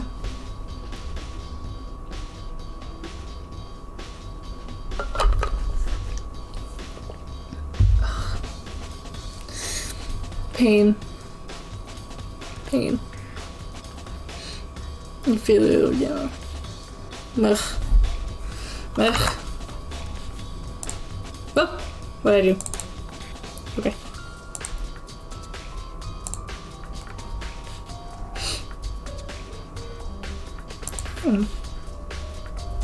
It's only been an hour and 45 minutes? Whoa. Oh, whoa. Okay. Dead bodies don't lie, you know. They tell the truth far more easily than the living. Hey. Wouldn't you agree?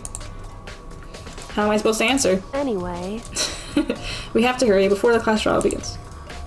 Yeah. Okay then, show me where the bodies are. They're in the repository. Then I guess we should head that way for now.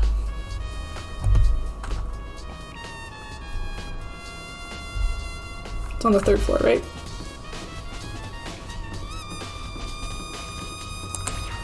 Yes.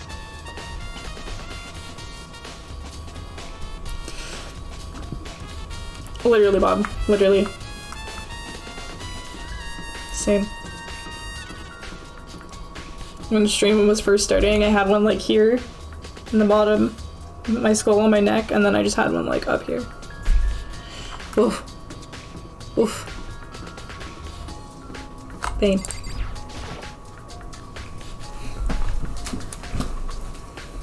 I also love how we describe our headaches and migraines as like an asshole person. I'm always like, no, my brain said, fuck you. Brain don't give a fuck what I feel. Migraine for 3 days. Ugh, it's brutal. Fumi and Taka. For a moment, Kyoko seemed to go rigid. Oh. But only for a moment. So then... Well then, let's get started. She crept down next to Taka and without hesitation began poking and prodding the bodies. I knew it. Monokuma File was right. They were killed using similar weapons. Her movements were so smooth. She was so calm. Seeing how comfortable she was actually made me feel a little more comfortable. I see. Makoto, I found something. You did? Hey.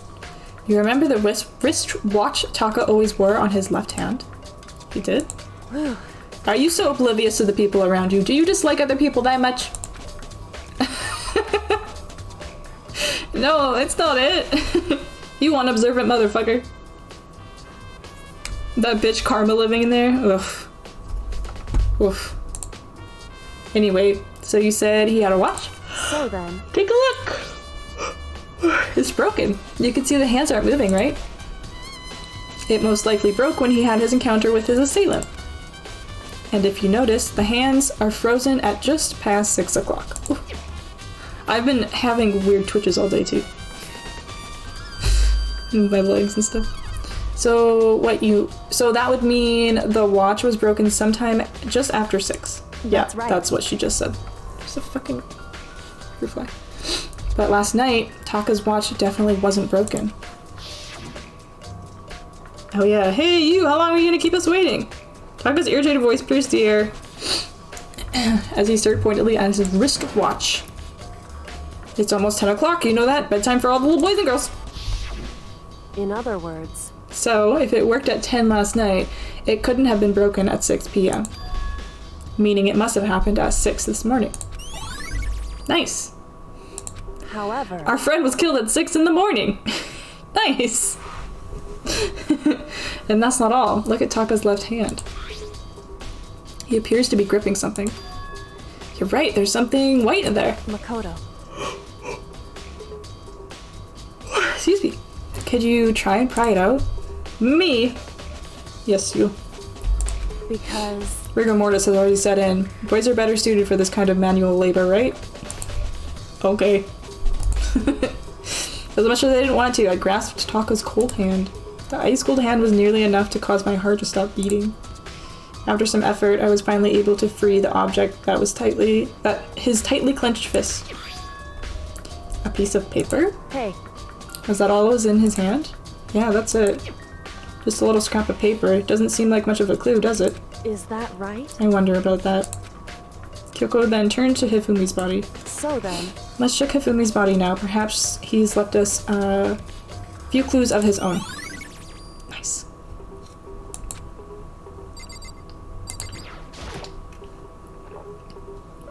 So, did you find anything? indeed, I did. More than I expected, to be honest.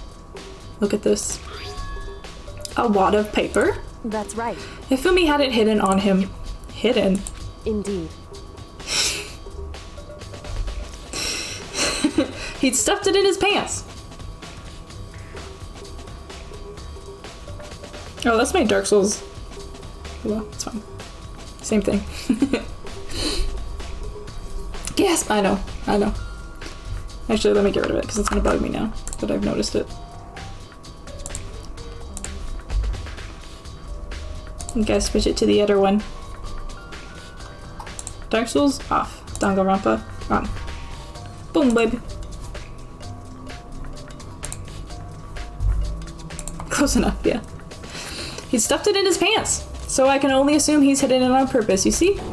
In his pants! Wait, so you... Why is that? It was just his pants, not like his socks or something. I don't know what that means. Hey, Anyway, take a look at the paper. Go ahead, Makoto. Open it up. When I think of how it was stuffed down his pants, it's like... It better be important, Hifumi, or I'll never forgive you for this. A note! I found a hole maybe we can use to escape. Monokuma can't find out, so don't tell anyone else for now. Let's meet in the equipment room at 6 a.m. so That sounds very familiar. That's it. It's the same thing Hiro said. And he was telling us the truth. however, Although, it's not exactly the same, is it? Last night, someone slipped a weird note under my door. Here's what it said. I found a hole maybe we can use to escape. Monokuma can't find out, so don't tell anyone else for now. Let's meet in the rec room at 1 a.m. And that piece of paper said the... something else at 6 a.m. Time is different. Or maybe it was just rec room at 6.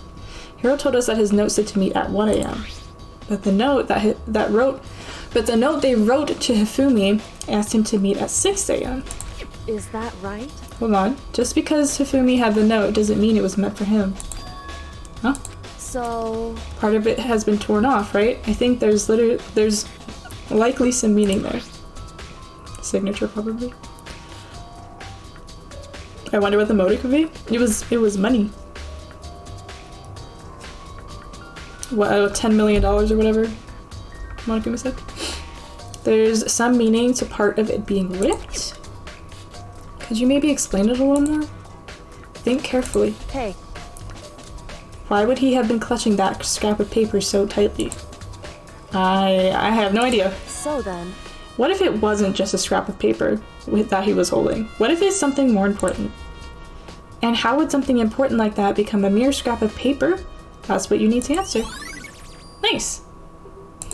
hey, And while we're at it, I should tell you one other thing. The two victims this time definitely had their e-handbooks on them. So the handbooks have nothing to do with how the murders were carried out. Not that there was any reason to think they were connected to the killings in the first place. So you're saying I don't have to think about the handbooks this time, right? is that right? If you didn't have to think about them at all, I would have gone out of my way. I wouldn't have gone out of my way to mention it. All I said was that they weren't used to help carry out the murders.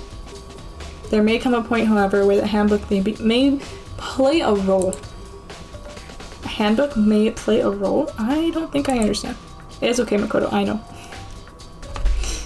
Since when are we trusting Monokuma? Monokuma's never told a lie.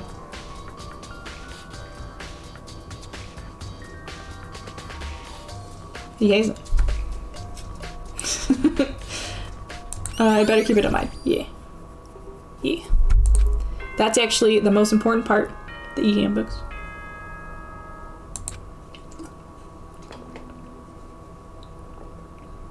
Hello. Are you excited? Are you pumped? It's time for the class trial to begin! Oh yeah, my blood's boiling. Like the bright burst of fireworks, like the flash of a soul clashing with life and death. And so, with no further ado, everyone please meet at the usual spot. Okay. Make your way to the red door on the first floor of the school. See you soon. Goodbye. It would seem... It's unfortunate, but I suppose this is where our investigation comes to an end. You'll have to figure out the rest for yourself and come to the proper conclusion. Yeah, you're right. Shall we go? Well, we better get going. Okay. Okay. Spooky music. Listen. The text box covers it. You're doing this to yourself. You gotta stop looking at the belly button. You gotta stop. You're only tormenting yourself. Bob, I don't want this for you. I don't want you to be scarred by the belly button, okay? I really don't. If I could, I would protect you from it. But the only thing I can do is read the dialogue for you, and then you don't look at the tummy, okay? You don't have to read the text, I'll read it for you. So you should have no way, just lock eyes with Monokuma. Do not look down. Or close your eyes when he's done talking. Okay? I only want what's best for you. The trauma is already said. Oh my goodness. Just because of an outie? Maybe you need a therapist then.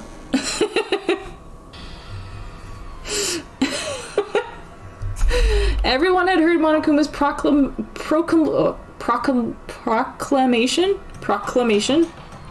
Jesus Christ, my brain just short-circuited. Thank God they're all gonna start voice acting soon, because I am done reading. Oh, Jill's still here. Hi, Jill. And they were gathered by the red door. And as soon as we were all there... Ah! Monokuma appears! Why? There's two. He's multiplying. Wrong. Nope, not multiplication. It just looks that way because it's an illusion.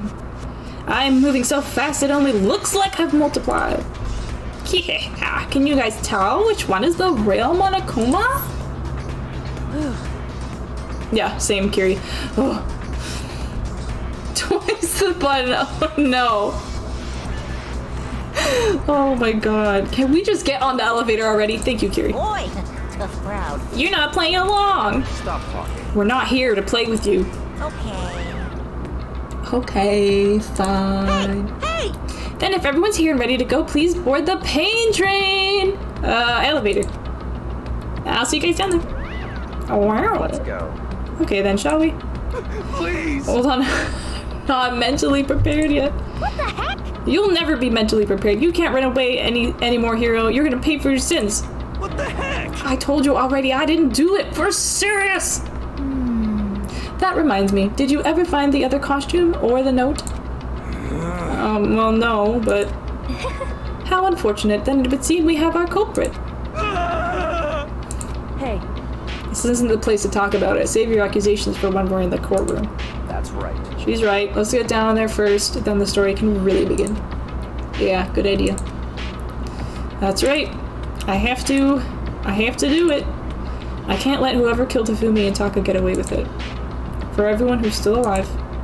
And for the two that lost their lives. Oh. The one who killed Tafumi and Taka? The one who killed two of our friends? The killer is... someone right here! Indeed. Damn. I don't like Monokuma's carefree attitude. Same. Just the worst. Let's hurry up and go so we can make Hiro pay for his crimes. Were you listening? Wait till we get in the courtroom to begin your arguing. I'm not arguing with you, I'm just trying to make casual conversation. It would appear that the culprit has been confirmed.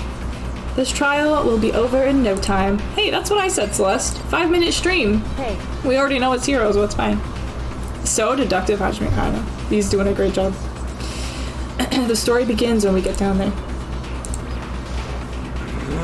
It wasn't me. You gotta believe me. Joe, how you doing? Yes, yes. Come on, babe, Mac. Let's do it. Let's do it. Okay. Let's do it. I took one last deep breath and exhaled slowly. I began to walk towards the elevator. Once everyone was aboard, the doors closed on their own, and the steel box began to move. I would love to see, like a live action of Danganronpa, but like as a horror thriller. That would be so fucking terrifying. The clunking of the elevator kept us company as we fell further and further down. There was no going back. I also like how they didn't bother to clean up the lines of the cardboard cutouts. You can see how like you can see how like they have some white bits and black bits like all around them. They didn't even try. They didn't even try. I'm not sure how long it was before the elevator finally came to a stop. The elevator doors slid open, opening up to a cruel fate. Why is it so fancy in here, Monokuma? That would probably be really cool as long as they did it as a series. Yeah, as a series. Yeah, I think it would be really cool. I also want to watch, some people were talking about another show on Netflix of like, oh, if you like Squid Game, then you'll probably like this too, but I don't remember what it's called. I kind of want to watch that after. It's very similar. It's like, oh, play a game with us kind of deal. When I see all of you gathered together like this, I realize just how few of you there are left. Your school life is slowly reaching its climax. It's just the worst. Only because of you. Hey, why are you making us do such cruel things to each other? What? Do you really hate me so much? But I'm so cute. Come on. Stop goofing around and begin the trial. Don't rush me. Of course I'm gonna start it. I would never be like, stay tuned for the action-packed class trial after this commercial break. Anyways, guys, see you next week. I got rid of Netflix, so I have no idea. I use my friends. I can check what it is real quick. Because I was like looking to see like what else. Alice in Borderland. That's what it's called. Yeah. Seems cool. I'd never hold out on you like that. Okay, let's begin. Get to your assigned seats. And so the curtain opened once again. A deadly judgment, a deadly deception, a deadly betrayal. A deadly riddle, a deadly defense, a deadly faith. A deadly class trial! Oh yeah, baby. Oh yeah.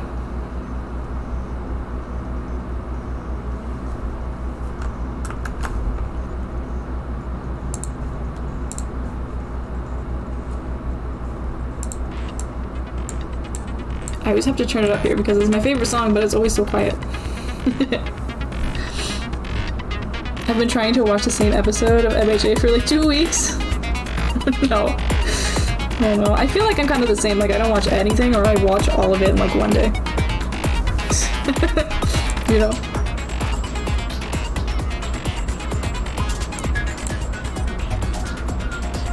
Okay. Oh, hold on. Let's check our skills first. Do we have any... That one's on. Neutral liberation. The focus gauge decreases more slowly during concentration and fever time. Yes. Yes. Okay. One skill to equip, but we got it, so that's good. Okay, let's look at these bad boys. The victims were Hifumi Yamada and Kiyotaka Ishimaru. The cause of death for each was a blow to the head. It was thought that they were both killed with a similar weapon. Number 2. The tarp was found in the repository under Kiyotaka's lifeless body. It was apparently used to move Kiyotaka in order to avoid leaving any bloodstains. Number 3. The dolly. Why is it called a dolly? Do you know? I've always been curious. The dolly was found when the body was rediscovered in the repository. This specific dolly has no handles, and blood was found on one of its wheels. It is assumed that this is the same dolly that was in the equipment room where Kiyotaka's body was originally discovered. That's a vibe. Yeah, I get into obsessive moods where I just binge something until it's over and I'm sad. Yep, exactly. Exactly that. Big same. When they were first found in the nurse's office, Hifumi's glasses were covered in blood. Okay, why are they using gender-neutral terms for Hifumi, who clearly identifies as a man, but not Chihiro? I need to call Spike Chunks off and slap everyone. Hifumi's glasses were covered in blood. However, when they were next seen in the repository, they were completely clean. Sus. Hammers of all shapes and sizes were found in the repository. One of them was found wet and had apparently been recently washed. I blame the localization team. Yeah. The door connecting the art room to the repository was designed to open only from the repository side. According to Aoi, it was locked during the search of the missing body. However, when the body was rediscovered, it had somehow been unlocked.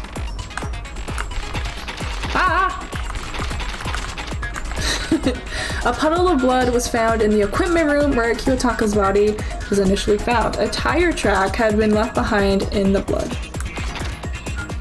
A cloth was found in the trash can in the nurse's office. It is branded with a popular cartoon character and was found with blood on it. One has to wonder if someone used it to wipe some blood away. So let's account. Hifumi's body disappeared when Celeste and Aoi left the nurse's office to use the bathroom. Apparently they weren't gone for more than a minute or two. This is the note that Yasuhiro wrote to get everyone to meet in the dining hall. Meet in the dining hall is all it says. The handwriting is remarkably neat and clear. Unlike these blueprints,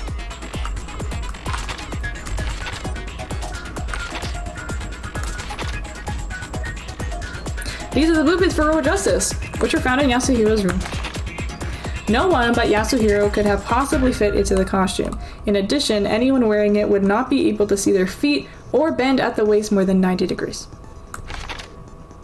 Apparently, Yasuhiro received a mysterious note last night. The note reads, "I found a hole that maybe we can use to escape.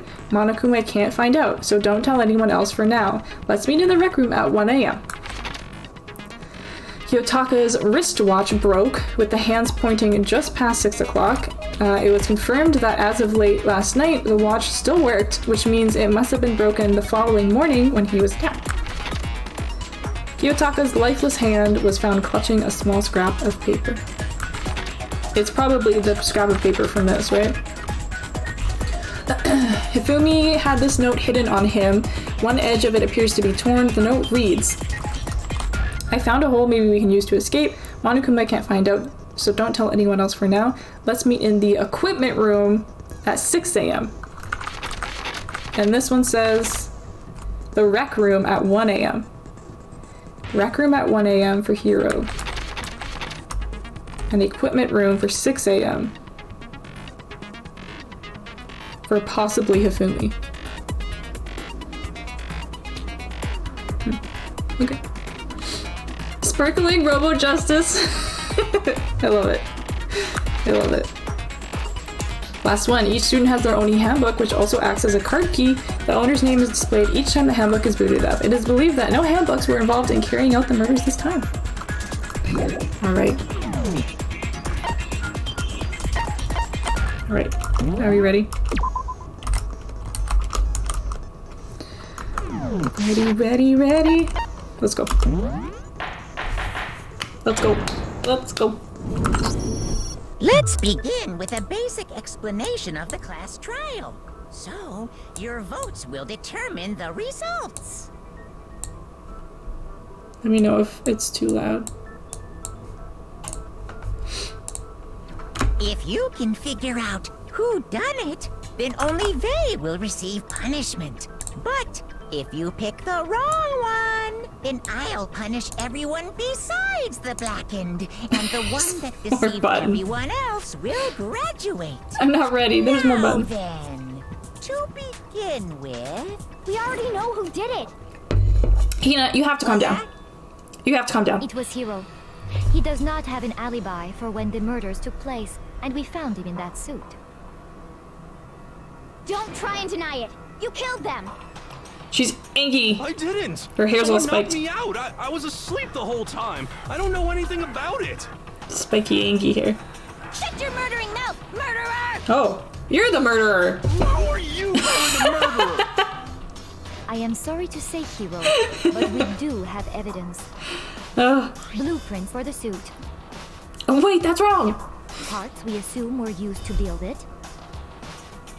And all of it was found in your room. You have to admit, the evidence is quite compelling. Didn't only Byakuya and me know what was in the bedroom?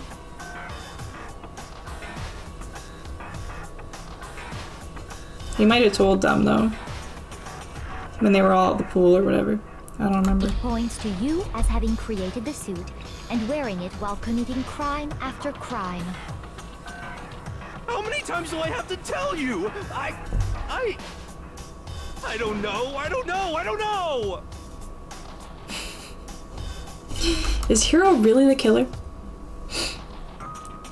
What were you two doing in the bedroom? Huh? Or, before anything else, we have to make that clear. Let's go! Jill, put your scissors away, please.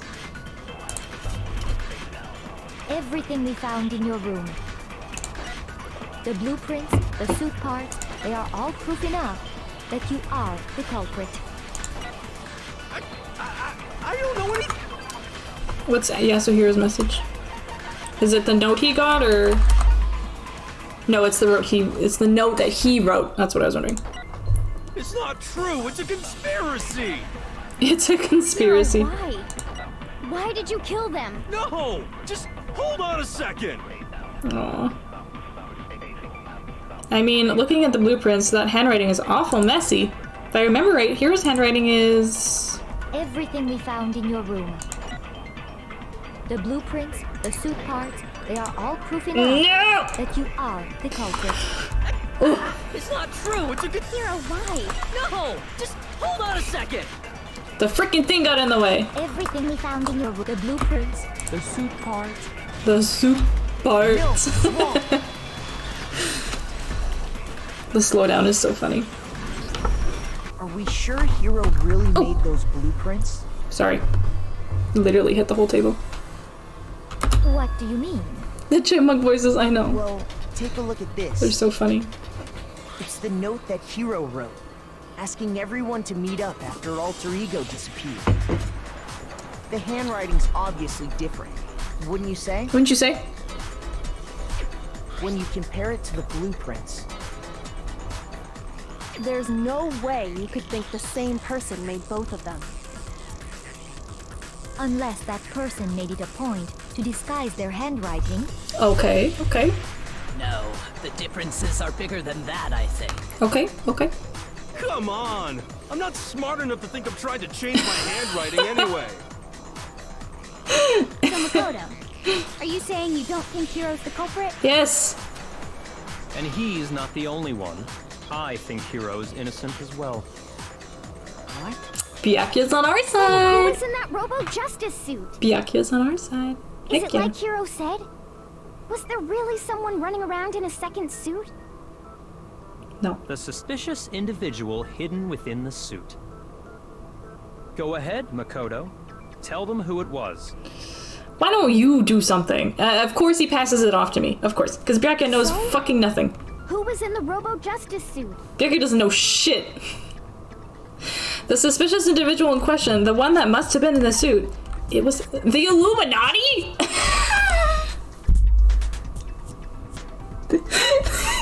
Are they allowed to put that in this game? That's right, they're all working behind the scenes to try and set me up. Those dudes are super scary, for serious. Shoot! Looks like I just embarrassed myself in front of everybody. Oh my god, oh my god. I had to know, I had to know. Alright, fine, it was Hiro. I knew it was Hiro, okay? I needed to know about the Illuminati. I can't think of anyone else it could have been.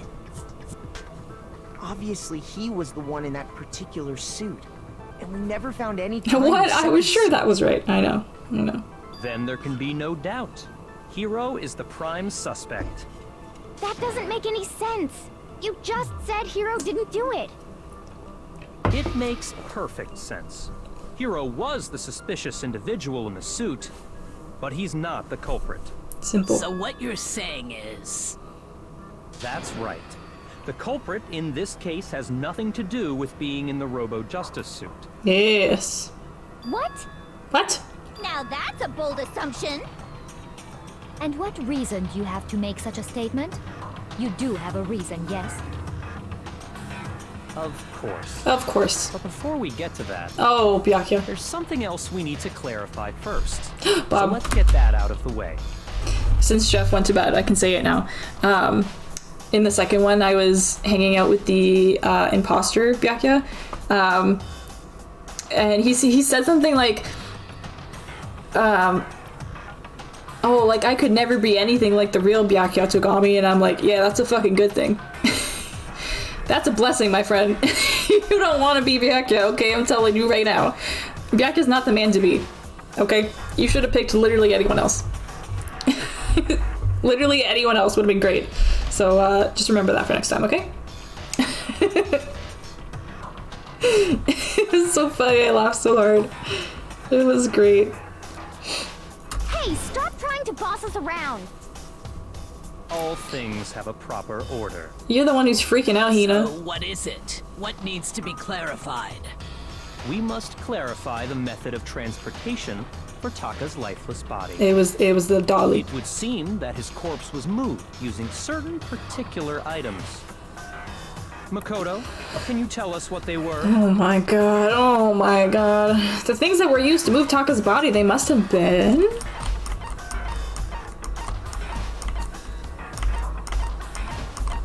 Where is it? Oh, the blue tarp and the dolly. Let's just do that. I got it! I got it. There's still one more thing. Yes. The thing that was used to move Taka's body. Yes, yes, yes. The tarp. I got it! I wish I could have seen it. They were We can look it up online. dolly and a tarp, right? Dollar contestants, what they won?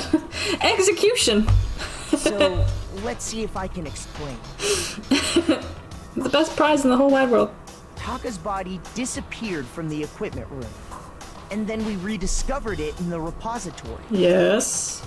And when we found it for the second time, it was wrapped in a blue tarp, right? Right. It was the same tarp that, up until then, was stored in the equipment room. Oh, are those like multiple So the killer tarps? must have seen it there and decided to use it when they moved Taka's body. That way, they wouldn't leave any bloodstains while they were moving it. The ultimate prize, exactly. That explains the tarp. And the dolly? Same thing. I'm sure the dolly was in the equipment room when we first found Taka's body there. It looks so weird. It's so like When the tilted. body disappeared, so did the doll. Later, when Taka's body reappeared in the repository, so did the doll. Yes. In other words, you think they used the dolly to move the body. Am I right? And didn't we only hear the But are you sure body you're not announcement mistaken? thing one time? Huh? Are you absolutely positive the dolly was in the equipment room when we found Taka's body? That dolly was made specifically for moving large objects between the repository and the art room. It would be very strange indeed to discover it had made its way to the equipment room. True. Is it not possible that it was in the repository all along, and you simply didn't realize it? She's raised an objection. How do you respond? How do you respond? There is no shame in being wrong. Nobody You're the one who expects put all much this from shit on me. We have all accepted the fact that you rarely understand what is going on around you. This woman is straight up insulting me. The disrespect. Wow, I've never had anyone sound so nice while being so mean, but maybe I can change her mind. If I could just explain to them why the dolly must have been moved from the equipment room to the repository. Is she wrong though? Exactly. A new element. Yeah, it could have been in there. I mean, the one in the repository or in the equipment room was like a weird cardboard. It was like folded weird. It didn't like look like the other one. So I don't know if they're like saying maybe it was a different dolly or what the heck is going on, but talk about reloading. Starting with the next bullet time battle, we're gonna add one more ingredient to the recipe. On the bottom of the screen, underneath the tempo marker, oh yeah, this is for the ending part. Why are they telling us this now? You'll see your ammo count. Up until now, it hasn't really been a limit on how much you damage your opponent's statements, but from now on, just locking on and pressing the left mouse button won't be enough to handle them. Now it will cost you 1 bullet to destroy a single remark. Once you run out of bullets, you can't destroy any more statements no matter how locked on you are. However, you can reload by pressing the tab key. Just like locking on, you'll have to press the tab key in time with the tempo marker. Basically, just remember that the tab key now has a function along with the right mouse button and the left mouse buttons. You will automatically reload at the start of fever time and your ammo will not decrease. Yeah. But if your action... no. In which case, you can ignore everything I said. Good luck and have fun. Thanks. Thanks.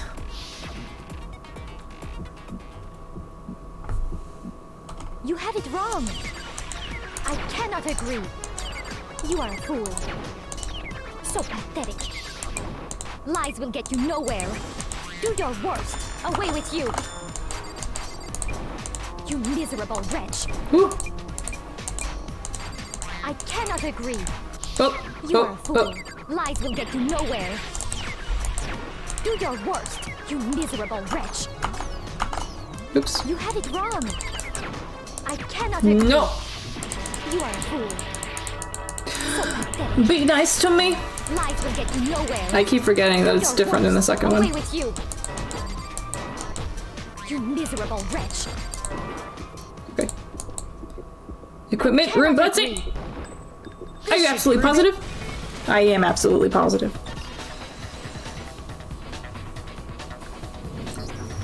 If you're asking for I'm still getting used to that one. I have it right here. It's different from 2. When I found the dolly in the repository, one of the wheels had a blood stain on it. There was a pool of blood in the equipment room with a tire mark in it that matched the dolly wheel's tread. It's not too bad. It looks really chaotic though, yeah. Threw the blood on accident as they wheeled the body out of the room. I like this one more. It's more Like, I feel in the second one there were so many different things going on that distracted where the timer, like, tempo thing was. And it was really confusing. At least in this one, you can very clearly see the tempo marker. And when you need to click the buttons. Because in the second game, it was like, they were kind of like 3D buttons. And it just, like, the words would go over them, and it was just like a freaking hot mess in that game. I like this one a lot better. I'm just getting used to it still. But yeah, it's not too bad. And as the blood dried on the tire, they moved the body into the repository. So there's my proof that the dolly was used to move Taka's body. Yeah, exactly. Yeah. Jeez, does Celeste really hate me that much? Well, anyway, that was just something we had to get out of the way. Let's get back to the main subject. Yeah, the subject of how Robo Justice didn't do it. Because if it's not a killer robot, then what kind of robot is it? I'm not sure that really matters. Yeah, thanks, Sakura. I'd be happy to explain why the occupant of the suit couldn't possibly be the killer. Tell me. If you look back on how the body was transported, it will become immediately obvious. Yes.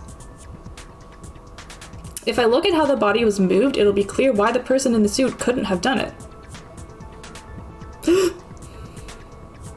What does he mean by that?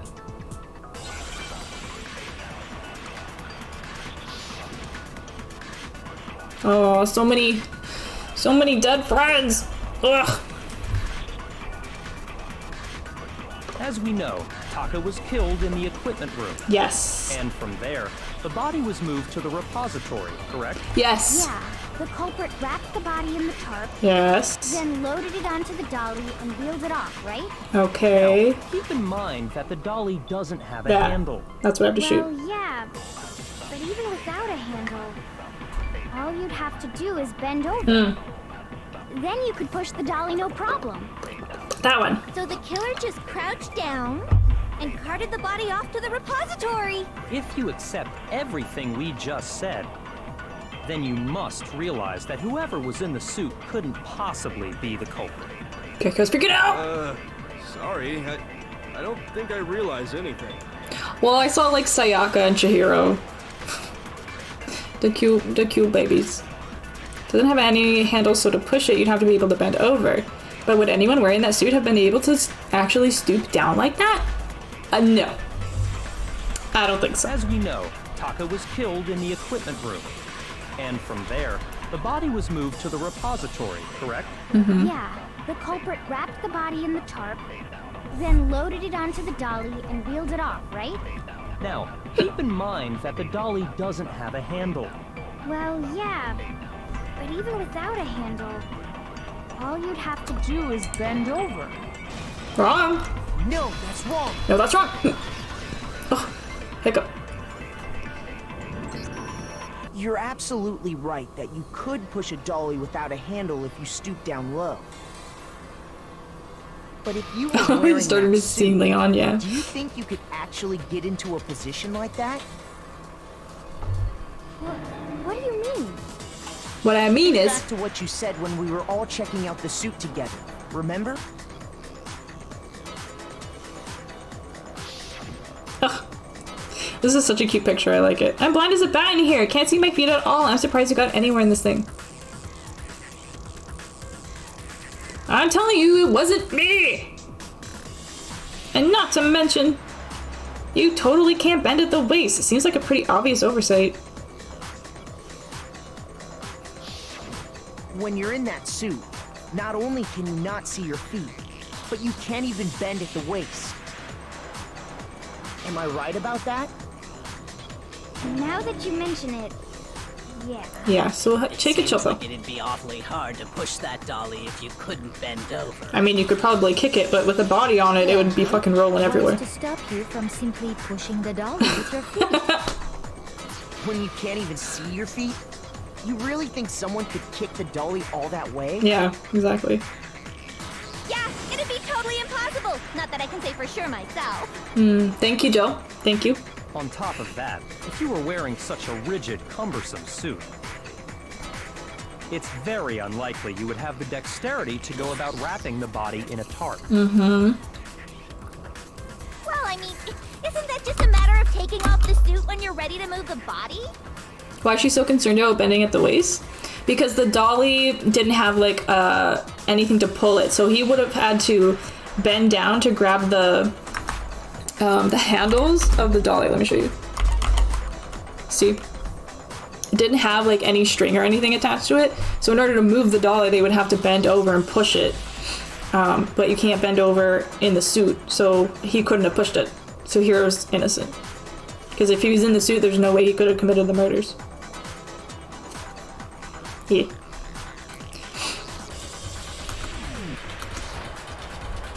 Joel. There's absolutely no chance that the costume is taken off because you can't take it off by yourself. Hero's not strong enough. I meant Aoi specifically. Yeah. An option. If you remember, she's a little hyperactive in this case. I don't know what's up with this thing, but I can't actually get it off. A little help. Why would you make something that you can't take off by yourself? I didn't make this stupid friggin' thing. There's a clasp on the back that's keeping you from getting it off. Sneaky, sneaky. It looks pretty sturdy. I don't think you can get it off on your own. We don't really have a choice. Let's help him. That's true. It seems impossible to put the suit on or take it off without help. Then, you really can't take it off by yourself? Hiro wasn't just making it up? No. Of course I wasn't making it up. if he could have gotten it off by himself, I don't think he would have let us see him wearing it. Yeah. Showing up in the suit was basically an invitation for everyone to suspect it. And he didn't show up, he was found stuffed in a locker. So, it's really, really true that Robo-Justice couldn't have moved the dolly? It's true. To be clear, whoever did move the body, it couldn't have been Hiro in the robot suit, correct? Correct. No, wait. Oh. Just a second, if you please. Tell me all about it. Have you forgotten about the picture that I took? Ah. You all got a good look at it, did you not? The image of Hifumi being dragged away by Robo-Justice? If whoever was in that suit is not the culprit, how do you explain that? Besides, do you remember what the now deceased Hifumi said? How did you get hurt? That guy hit me. What guy? Robo-Justice, or that's what I decided to call him just now. So long as those facts exist, the proper conclusion is beyond question. Is that so? The individual inside the suit and the culprit are one and the same. It was Hiro, without a doubt. But he wasn't bending in that picture. Yeah. Yeah, that's gotta be right. No, he not. Hold on a second. It's still far too early to reach that conclusion. Yes. Besides, there's no hurry to decide who did it. Before we rush to a verdict, shouldn't we explore every single possibility? Yes. Our lives are on the line. Instead of seizing on one viewpoint, the truth is uncovered by analyzing things from every angle. Perhaps, but where do we go from here? You tell him, Kiri. Let's review this series of unfortunate events from the beginning. Maybe we'll uncover something new. Okay. What a pain in the ass! You're a pain in the ass. I don't disagree. But I love you. But our lives are on the line. If this is what it takes, we have to do it. Yes. Plus, maybe we'll get to find out where the heck Kyoko was when everything went down. All right then. Let's take another look back at what happened. He is adorable. I know, she's so sweet. I suppose we could start with this morning. 4 of us gathered together in the dining hall. Makoto, Hina, Kyoko, and myself. Yes. We waited there for quite a while, but nobody else showed up, so we went to look for everyone. That was around 8 a.m. And as soon as we split up, Kyoko went missing. Soon after that, Hina found Celeste in the rec room and quickly came to get Makoto and me. It seems I was unconscious for about an hour after I was attacked by my mystery assailant. I know it was an hour because I remember being attacked a little after 7. How would you remember that? That was when we saw Celeste's picture and discovered that her assailant had been wearing a strange costume. As it turns out, it was Robo-Justice. It also soon became clear that this same Robo-Justice had abducted Hifumi. We were soon joined in our search by Byakuya and Toko, and then went on to find Hifumi in the library. He was injured, so we took him to the nurse's office and resumed our search for the suspect. But not long after leaving the nurse's office...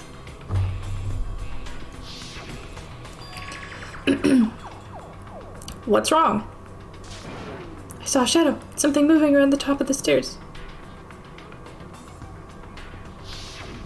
When Celeste told us that, we decided to split up and search the second floor. And soon after that... I saw someone moving around on the 3rd floor, and I yelled out to everyone as soon as I did. So that's what's wrong. That was a rather intense scream for someone like you. I saw him, the strange costumed man. Oh man, he ran off as soon as I screamed. I was blocking the stairs, so he headed further down into the hallway and disappeared. He went bye-bye. And then... Whoa! What was it? Came from downstairs, it must have been... Hey, Filmy! He's in the nurse's office. We gotta go. And then... Nice recap. At that point, we decided to divide up into 2 groups. I don't know why I bothered with the Celeste, recap. Hina, and I went This back is the to second one we got. While Sakura, Byakuya, and Toko chased after the suspect. When we got back to the nurse's office, we found Hifumi, dead. And that's when we heard the body discovery announcement. I left Celeste and Hina there and headed back to the 3rd floor. They sure to did. Let the others know what had happened.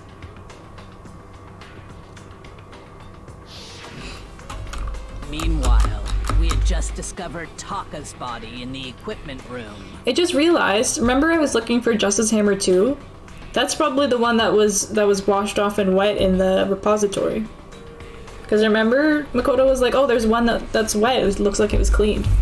And I couldn't find Justice Hammer 2. We only had 1 in the rec room, 3 next to Hifumi, or 4 next to Hifumi, and 3 next to Taka, I think. Or 3 and 4 is switched. But we couldn't find the second one. Yeah. So it's probably that one. We must have found both bodies at almost exactly the same time. Because we heard the same announcement not long after we discovered his body. And that's when I told you guys about Hifumi. Then the 3 of us headed for the nurse's office. Damn, Galaxy Brain. But right after we left the physics lab, we but why ran would into they... Celeste, who'd arrived after us. And she told us something very surprising. Why would they need to clean it, though? Thank you for the hydrate. Hifumi's body has disappeared. We rushed back to the nurse's office and saw that she was right. Then we remembered we'd left Toko passed out in the equipment room, so we hurried back again.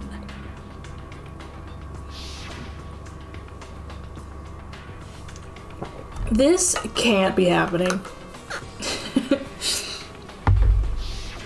But when we got there, we discovered that now Taka's body had also gone missing. Next thing we knew, we were searching the school for 2 missing dead bodies. Yes. And after some time... Celeste informed us that she'd found the bodies, and we all headed to the repository. Which is where we rediscovered the corpses. Right. I think that about covers it. I see. The whole thing sounds exceptionally complicated. It does, doesn't it? It certainly seems to me that these are not a simple series of connected events. Okay, well, if that's true, then what? Rather than a single series of events, I think we have to consider each murder a separate situation. Okay. And from there, we can uncover the contradictions surrounding all of them. Now then, let's get started, beginning with what happened to Taka. Okay. The contradictions hidden in what happened to Taka. In order to uncover the truth of this case, I have to find them no matter what. Absolutely not. Exactly. I'll make my argument, don't you worry. Don't you worry about it. So, regarding Taka's death, I wonder if he died before Hifumi, or perhaps it was after? We already know what order they were killed in. We don't know that. Taka came last. What makes you say that? Because of the numbering of the Justice Hammers. It's true that Hifumi was killed with Justice Hammer 3, while Taka's death came from a swing of Justice Hammer 4. See? So it's obvious Taka came after.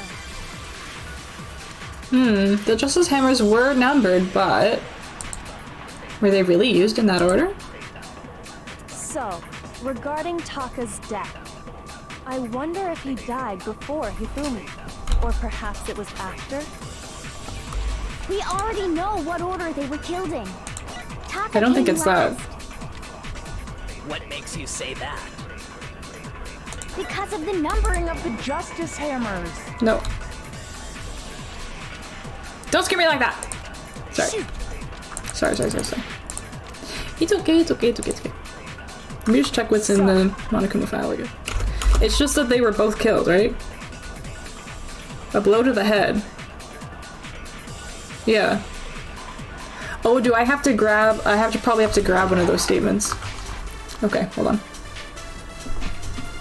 I wonder if he died before Hifumi, or perhaps it was after? We already know what order they were killed in. Oops. Taka came last. What makes you say that? Because of the numbering of the Justice Hammers. It's true that Hifumi was killed with Justice Hammer 3, I might need this one. while Taka's death came from a swing of Justice Hammer 4. See? So it's obvious Taka came after. Okay, it can only be one or the other, so... So, regarding Taka, I wonder if, or perhaps it was. We already know what order they were killed. Speeding up and then the slowing down. That was funny. Alright, cool. Hold on. There's no reason to assume that the hammers were used in the same order as their numbers. 1, 2, 3 to the 4. If anything, that's just another way the killer tried to disguise their actions. Yeah. So you're saying the culprit wanted us to think the hammers were used in order, but in reality, Taka was killed before Hifumi? Okay then, let's see the proof. Evidence that proves Taka was killed before Hifumi. There's something that relates to what time he must have died. Just after 6. And Hifumi was still alive when we were running around at like 8 or 9. Oh god. Wristwatch. Wait, how do I play this again? It's different. If you shoot the wrong letters during the Hangman's Gambit, you'll take damage. Focus gauge. Holding the space key, you will concentrate and slow down the passage of time. Fast forward. Shoot down letters by pressing the left mouse button. You'll have to shoot some letters more than once. Oh, okay, it's just, I do.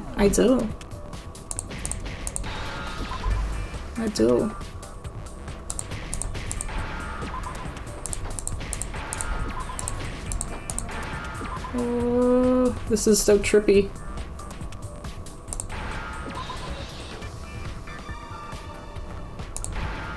There we go.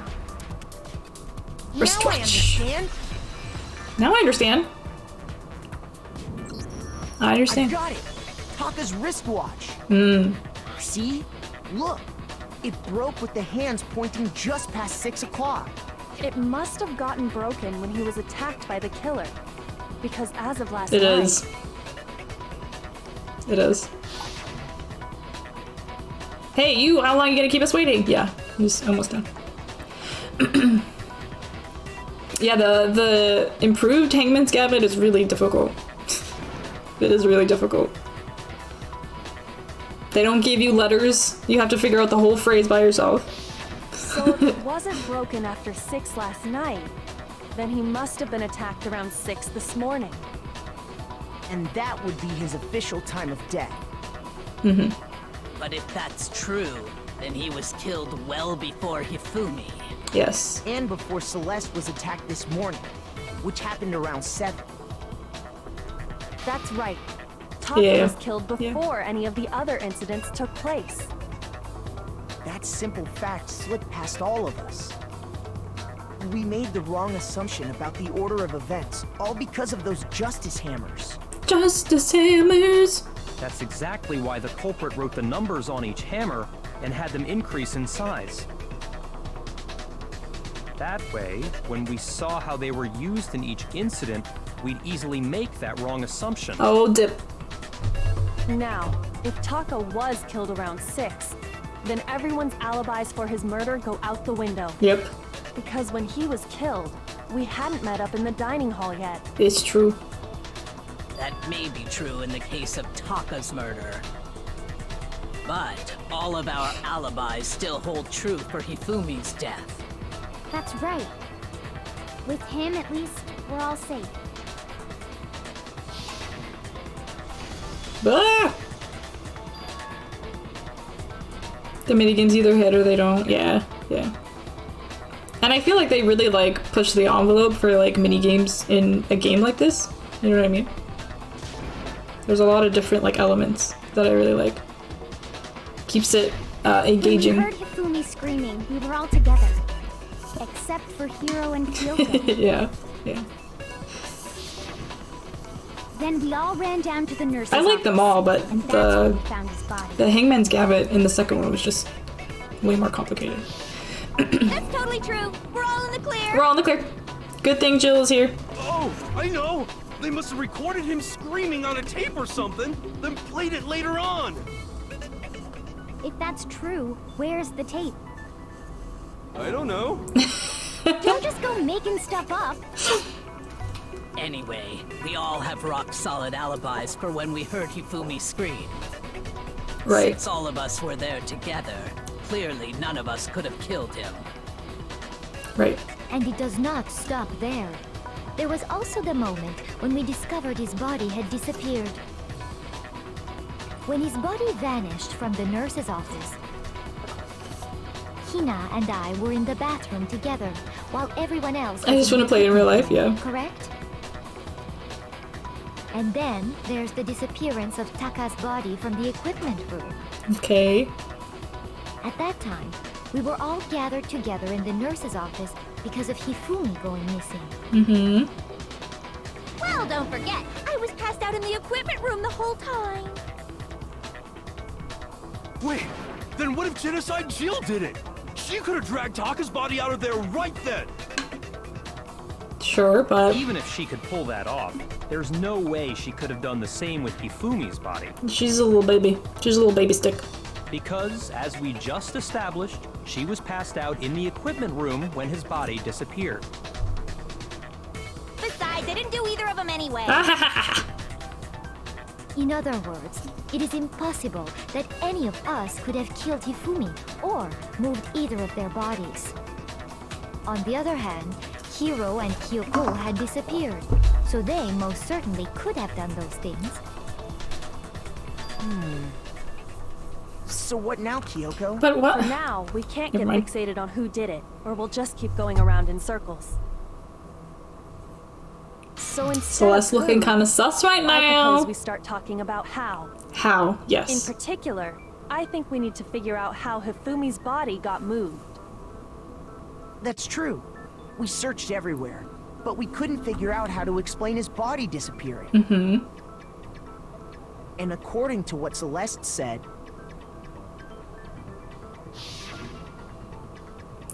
We could not have been gone for more than a minute or two, though. Oh yeah, she walked away with Hina. So then the killer was able to get in and move Hifumi's body in that short amount of time? It would seem so. His body apparently disappeared in the 1 minute her and Hina took their eyes off of it. But to carry that much weight from the first floor up to the 3rd in that short amount of time? Oh man, yeah! There's no way! It'd be impossible! Well, what if I told you there was a way to make the impossible possible? Tell us, Kiri. Tell us. How? Tell us. If the dead body were to move itself. Oh! The dead body moved on its own? No! Not another! No! Hero, please calm down. Please. I think what she's implying is... It doesn't have anything to do with the We occult. thought Hifumi was dead, but perhaps in reality he was still alive. Oh, damn. Alive? Are you saying Hifumi wasn't carried out of the nurse's office, but simply walked out on his own? Boy. But I mean, we found his body. He was dead. He was unconscious. Perhaps he was simply playing dead. That it isn't possible. The idea that Hifumi was still alive. Is it really possible? I was just about to say that too. He didn't die until he was upstairs. Yep. It's true. It's true. Oh, I might need to grab another Steam then again. Are you saying that when we first found Hifumi in the nurse's office, there's a chance he was actually still alive? No, it is impossible. Impossible. Hifumi was dead, without a doubt. Okay. And you know that how? Surely you heard the body discovery announcement along with the rest of us. That was for Taka. Hifumi's dead body had been found. And that is why the announcement was made. Are we really so sure about that? Kiri's so Maybe cute. The announcement was intended to signal someone else's discovery. What do I need? I'm sure the body discovery announcement was only made once. Yes. Yeah. So it was for Are you tacos. saying Okay. that when we first found Hifumi in the nurse's office, there's a chance he was actually still alive? No, it is impossible. Hifumi was dead, without a doubt. And you know that how? Surely you heard the body discovery announcement along with the rest of us. Hifumi's dead body had been found. No, I think it's the other way around. Your meaningless words tire me. Stop wasting my time. Dang, Celeste. Dang. That cuts deep. Are you saying that when we first found there's a chance he was actually... No. It is impossible. Hifumi was dead. And you know that how? Surely you heard the body discovery announcement. Hifumi's dead body had been found. And that is why the announcement was made. Are we really so sure about that? Maybe the announcement was intended to signal someone else's discovery. No! I didn't shoot it fast enough. That might not even have been right. Are you saying that when we first when I found lost the... Hifumi Oh in my the goodness. nurse's office, there's a chance he was actually still alive? No, Hifumi was dead. And you know that how? Surely you heard the body discovery announcement along Hifumi's dead body Had been found. No! That's not what I wanted either. I messed it up.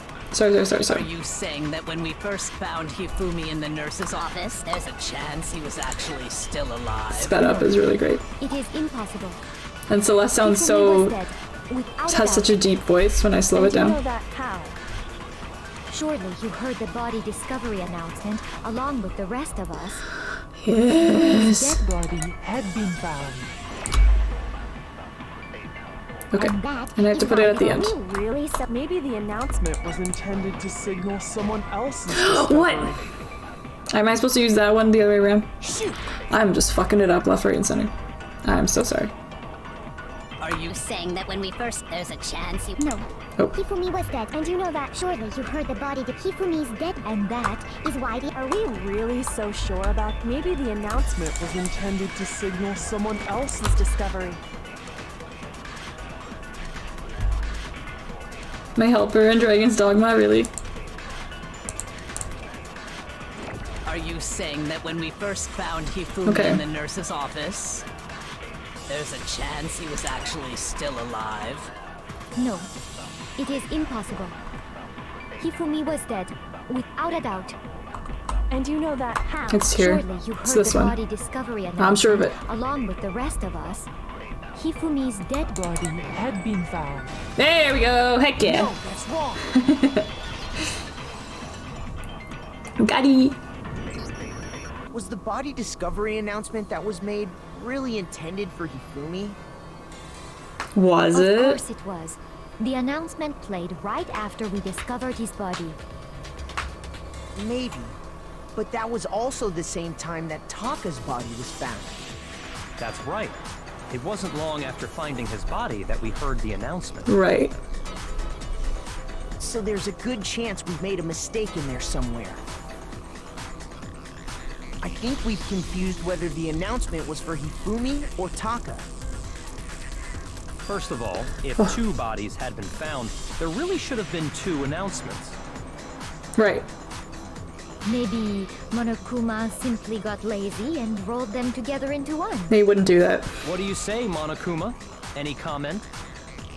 Well, it's a very sensitive issue, so I can't go into too much detail. But what I can say about the body discovery announcement is that it's only broadcast when 3 or more people find a dead body for the first time. That didn't answer our question, man. We're asking if you're a lazy bum. No, actually, that was plenty. That was plenty. Huh? He said it's only broadcast when a body is discovered for the first time, which means even if we find the same body again later, he won't make the announcement again. If that's true, then why was the announcement made again later on? Okay, it was. I couldn't remember. Huh? Later on? Exactly. Exactly, Bob, yeah. Discovery announcement twice. He wants to hear that as much as possible. The second body discovery announcement. Yes. The first time it played when we found each body in the nurse's office and the equipment room. And the second one was when both the bodies were rediscovered, I think. I got it! Yeah. We heard it a second time in the repository, when we rediscovered the two bodies.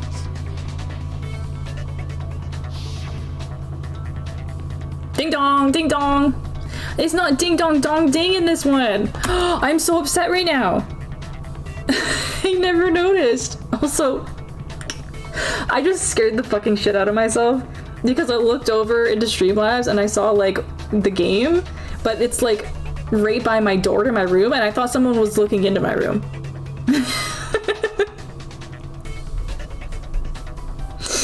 Oh my god! That really scared me. I'm so sorry. But yeah, it's ding dong dong ding in the second one, but this one is ding dong ding dong. What the heck? What the heck, dude? I literally scared myself so bad. Oh. After a certain amount of time, which may use however, like, you can begin the class trial. Okay, so that was when Hifumi was actually dead. It didn't seem weird at the time. And I'm supposed to play spooky games tomorrow? Doesn't it? Exactly.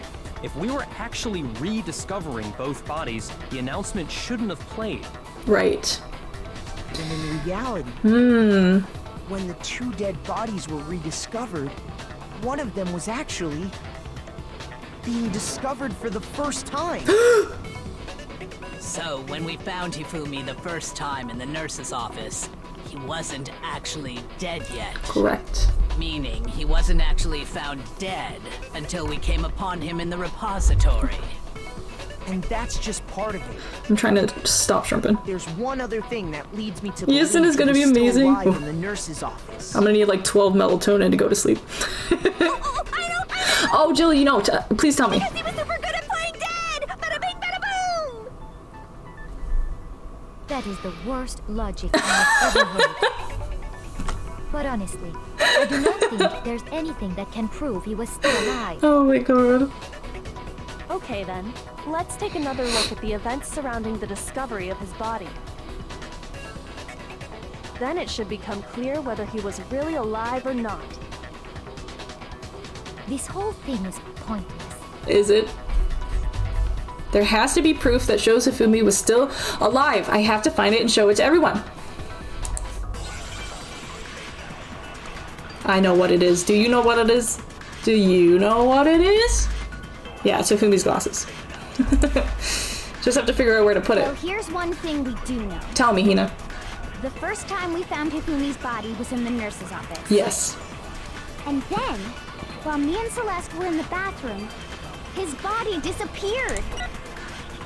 And the next time we saw his body, it was in the repository. But when you compare his body before being moved and his body after being moved, other than the change in how it was positioned, there was no notable difference. No, I don't gotta listen to the rest of that. I don't gotta listen to the rest of that. I know. I know. In fact, I'm sure my heart is gonna be there was pounding all one the same. clear Yeah, it's gonna be difference wild. between Hifumi and the nurse's Wild. office in the repository. His glasses. You tell him, That fact Makoto. alone proves that he was only playing dead in the beginning. Perhaps you'd like to fill the rest of us in? When we found Hifumi in the nurse's office, his glasses were covered with blood. But when we found him again later in the repository... I was gonna say, why didn't he just take them off, but then realize that there are people who are like literally that blind and can't see without their glasses. Because I was like, why wouldn't he just take them off and then put them back on so it wouldn't have changed, but he probably couldn't see anything without them. Hi Druid, I'm good, how are you? How are you? Happy Friday. They were spotless. Spotless. And I found the item he used to wipe them clean in the nurse's office trash can. Oh my god. The evidence I found in the trash can in the nurse's office was... this! I got it! I got it. It was a glasses cleaning cloth featuring a certain cartoon mascot. Is it Pudgy Princess, One word whatever? with a bloodstain on the cloth should make things clear. This piece of cloth was used to wipe Hifumi's glasses clean. And the mascot on the cloth is the same one that's on the digital camera. Yes, it is. Right? See? That's right. And whose digital camera was it? Hifumi's, of course. The character was Princess Piggles from Demon Angel Pretty Pudgy Princess, I think. Good memory. I highly doubt anyone but Hifumi would have brought something like this to school. Wow, that's rude, Makoto. I see your point. I'm sussed out by that rapper. Here who wear glasses are... I wouldn't be caught dead using a tacky piece of garbage like that. The absolute savagery of this man. A few tissues is all I need to keep my glasses clean. Then there's no question. It belonged to Hifumi. The shade. I can't believe it. So what you're saying is... what exactly? What I'm saying is... What I'm saying the is, blood on listen, his hero. glasses was wiped away using his own glasses cleaning cloth. Even if that is true, it does not mean he wiped the blood off himself. But who would benefit from a clean pair of glasses other than the glasses owner? That's a good point. It is a good point, Makoto. Then it must have been him, right? Right? So let's assume that Hifumi was still alive in the nurse's office. He pretends to be dead. Then when he's alone, he wipes his glasses clean so he can see. Then he stands up and walks out on his own 2 feet. And with that, the impossible task of moving his copious corpse becomes possible, wouldn't you say? I would say. But then, if he was just pretending to be What do you dead, mean, assume? We gotta assume. We don't know the facts for real. what was with all that blood? Was it paint or something? It's from the fridge. There were blood packs in the fridge. Remember? Packs of blood for emergencies. Yeah. He probably used one of those. Makoto said something about vampires. He figured if he was gonna play dead, he should go all out. So he just dumped it everywhere. Blood He got everywhere. crazy with it and had to wipe his glasses off when he was done. God, what an idiot. And if Hifumi was still alive at that point, the disappearance of Taka's body is easily explained. Right. It should be perfectly obvious who must have moved Taka's corpse. Hifumi! The one who moved Taka's body was Hifumi. It could only have been Hifumi. Right. While we were all gathered in the nurse's office, he went to the equipment room and took Taka's body. That also explains how the door to the repository got I should go locked. Byakuya mode. Very serious trial. The door was locked? Well, after the bodies disappeared, we all went looking for them, right? So me and Sakura headed for the repository. The repository. But when we got there, the door was locked. And the repository door can only be locked from the inside. I think Hifumi locked it from the inside. Which means when Hina and Sakura got to the repository, someone was already inside. Yeah. And it could only have been Hifumi, who just finished stashing Taka's body there.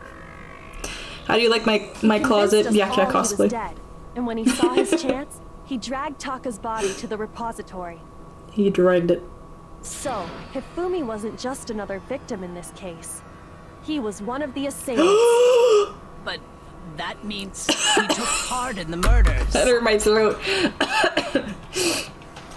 You should be in Byakuya mode all the time to protect the beepers. I know. I was wearing them a lot today, and they really seem to be helping.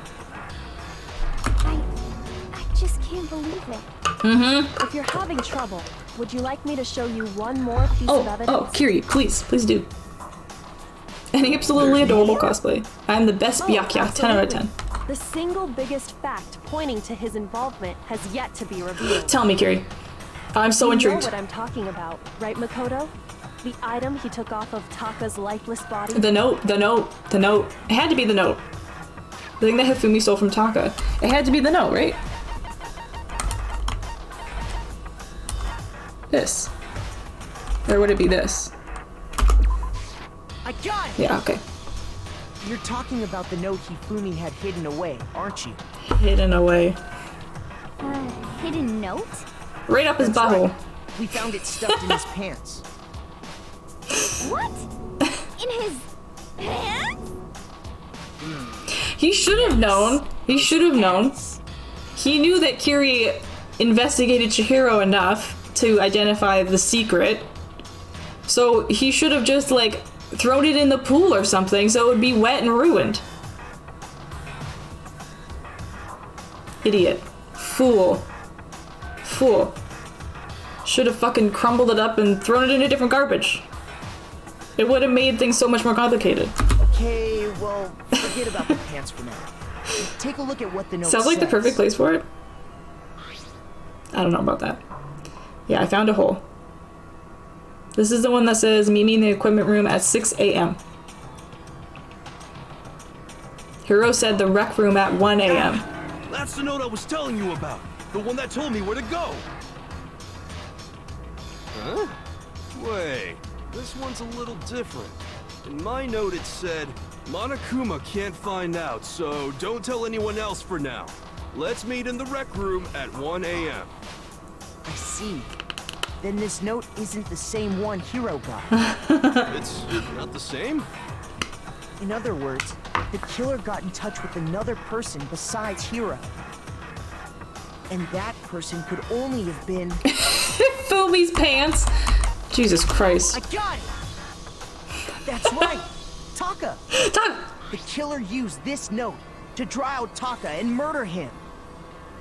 Hello? Over here! Objection! Objection! Tell me I all don't about really it. understand what's going on, but Hifumi had that letter, right? Mm-hmm. So whoever wrote it wasn't drawing out TikTok, they were drawing out Huffy! Sorry? Who? Just to be Okay. clear, Tick-Tock is Taka and Huffy is Hifumi, right? Ugh! Yes! Why must you ruin it every time? Man, Genocide Jack is seriously scary, but still. Oh, she's not that bad. I can't let her get to me.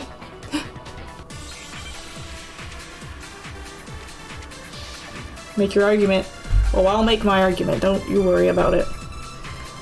Okay, let's see what you have to say. The note, right?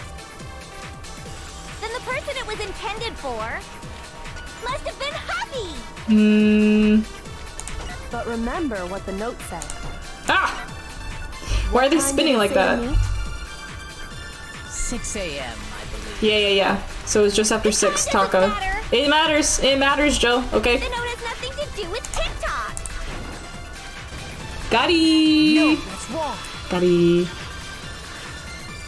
I had no idea who the fuck she was talking about, yeah. We're Big Mac. There absolutely is a connection. Makoto is Big Mac. I love it. What the hell are you talking about? The note said to meet at 6 a.m., which is the same time Taka was murdered. We've already proven that using his wristwatch. Mm-hmm. But there's more. Look where the note says to meet. There's more! The equipment room, right? Which is where Taka was found. Which is where Taka was killed. Okay. I see. We're getting to the same page here. Taka was murdered at both the time and place written in the note. Yes. I think that should be plenty to show that this note was definitely meant for Taka. Poor guy. Well, when you put it like that... And he de-digivolved when he got killed. She's the most practical person in this scenario. She's like, oh, that answered my question, thanks. Moving on. Culprit really is a cold-blooded monster. Telling people they found a way out. But if they gave the note to Taka, what was Hifumi doing with it? Stuffed down his pants, no less! Okay, we don't need to talk about that. Most likely. Hifumi stole it off Taka's corpse after he died. Is it just me or does Makoto's jacket look like it's meant for a toddler? His tiny blazer or his hoodie? It does. Yeah. It is a little weird. It is a little weird. I'm freaking busting again because I finished that peace tea. I finished the peace tea, and now I got pee-pee. Yeah, I don't know. 3 sizes too small? I feel like it's a fashion statement. Makoto's very fashion forward, you know. He's a very fashionable guy. You know? Okay, I'm gonna be right back. Oh, I didn't even see your note that you sent. Oh.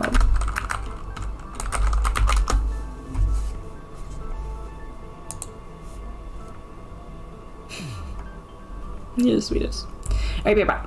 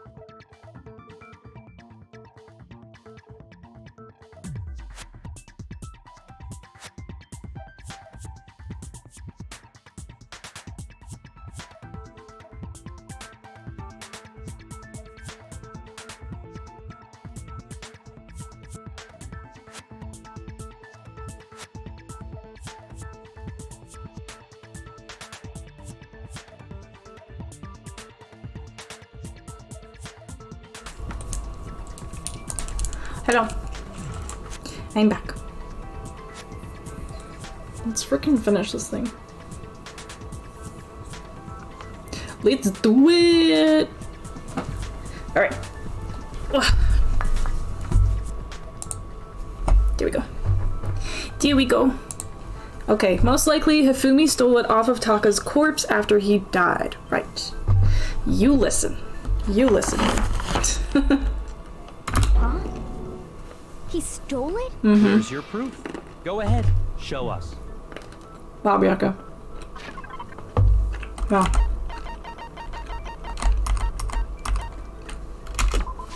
Wow. God!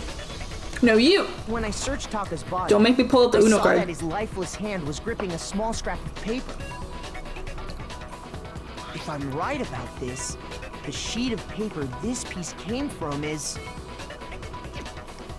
I knew it! Ah! It fits perfectly with the note we found hidden on Hifumi. Mm-hmm. Then Taka's scrap and Hifumi's note. Yup. They're from the same piece of paper. Hifumi had the note meant for Taka, while Taka's corpse still grasped a small piece of that note. There's only one way to explain it. Taka died clutching the note.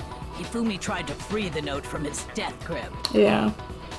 leaving so behind sad. only one small scrap. Did I get all that right? You did, Sakura. You're doing a great job. That means Hifumi knew the note was important. Exactly. Which proves that he was an accomplice in the Oh, murder. I'm taking for a bit! What the heck? Whoa. What the heck? You've done enough. You've done enough. You're killing me. You're killing me. Listen. Listen.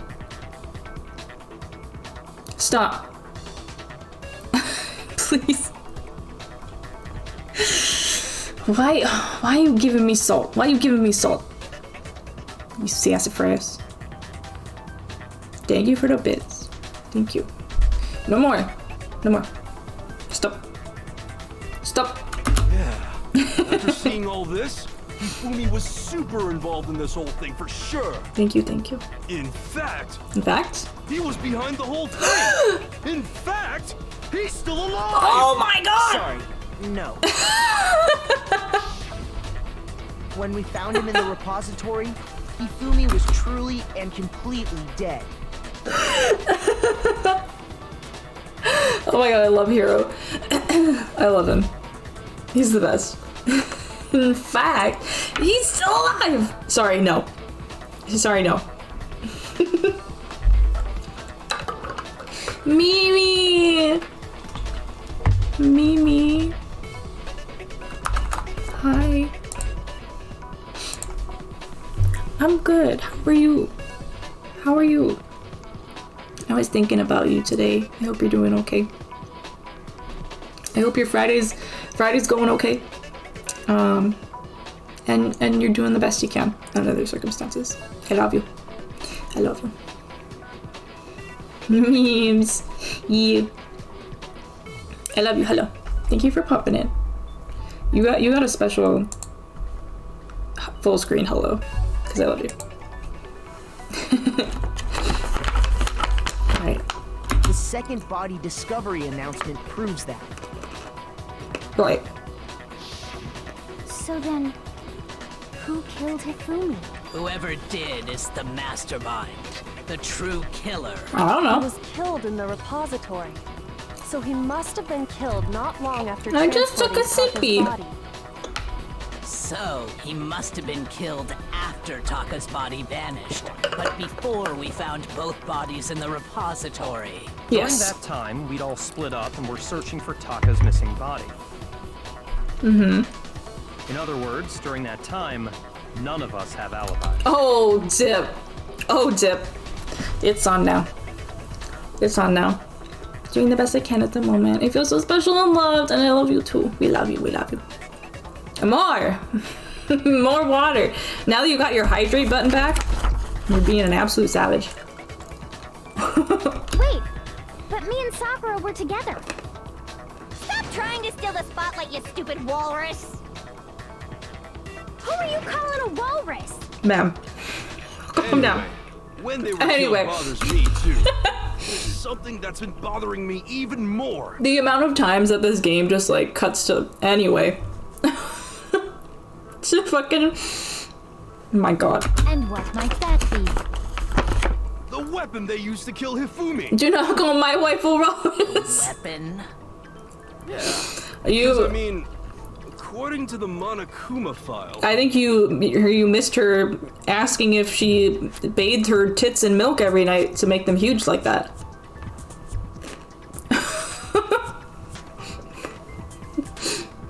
That was a fun moment. The way Taka and Hifumi were killed was almost the same, with them having similar fractures and all. That's true, Bob. That's true. I'll give you that. Justice Hammer 3 and 4 were still laying around in the nurse's office and equipment room, right? She's a psychopath murderer, so, you know, sometimes the things that come out of her mouth are pretty obscene. The culprit would have had to grab one of the hammers, kill Hifumi. My god. Put the hammer Toko's all spiked up. She's angry. But wouldn't that be seriously risky for him? I'm not listening, I'm so sorry. It seems there's some semblance of a brain knocking around that skull of yours after all. Wow. Wow. Hell yeah, it's packed in there good and tight. He's right, though. I don't understand it either. The Monokuma file makes it clear that they were killed using similar instruments. Yeah, similar hammers. But if the hammers were already laying around those other rooms... So the question is, how could the culprit have gotten their hands on either of the hammers? Do you think the culprit used the number 2 hammer for both and then washed it off? Because then it like gets rid of the murder weapon. Is that what they're getting at here? I don't know. Personally, I haven't a clue. Oh, do you? So which hammer was used to attack Celeste? Number 1 or number 2? Number 1. Those were accounted for in other rooms too. And I don't think either one is big enough to kill someone. Yeah, they're not big. Then... Is it not possible they used a different weapon? I don't think it is possible. They were both killed with the same kind of thing, right? What? So then, what was used to kill Hifumi? Anime titties! Sorry.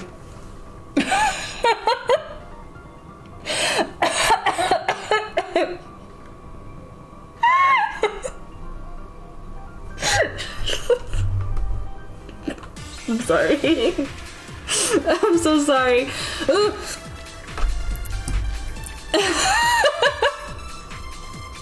That's how I want to go. What was used to kill Hifumi? Was it Justice Hammer 3? You guys were there. Maybe Justice Hammer 4? Oh, I should pay attention. Whatever it was, there's one thing we have to figure out. Oh, the spotless hammer. Yeah, I have the right move around so freely bullet. with the weapon. How did nobody witness them carrying it? Sounds like a Justice Hammer 5 is about to make its appearance! No. It's 2. /hammertime for more info! Well, one thing seems pretty clear. Murdergear.com. It had to be one of the Justice Hammers. Oh my good lord. That's about it. Cause we... Okay, hold on. So we couldn't find Justice Hammer 2. I went to the library, which is where Hifumi was attacked. Because 1 was in the rec room for Celeste, 2 was in the library for Hifumi, 3 was with Taka in the equipment room, and 4 was with Hifumi in the repository. I'm not sure what they want from me. Her tongue scares me. Yeah, they go a little crazy with the tongues, for sure. If the weapon was used to kill both of them, we're actually similar. Yeah. What was used to kill Izumi? Was it Justice Hammer 3? Maybe Justice Hammer 4?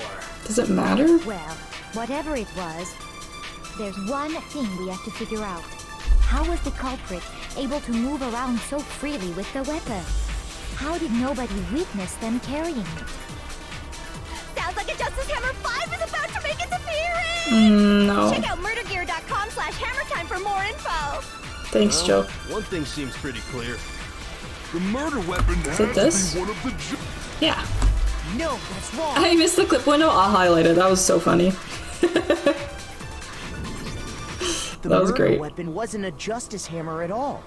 No, it was something completely different. Was it completely different? I wouldn't go that far. Stop. Hammer time. Doo-doo-doo-doo. Yeah. Yeah. Murdergear.com/hammertime. Don't forget, guys. Make sure you bookmark it. Okay. I'm kind of curious. Hold on.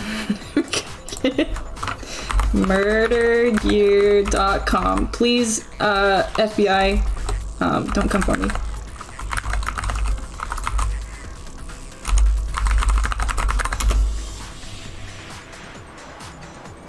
No. It's an actual brand. Well, it is Murder Gear. BigCartel.com. Cartel's a brand, right?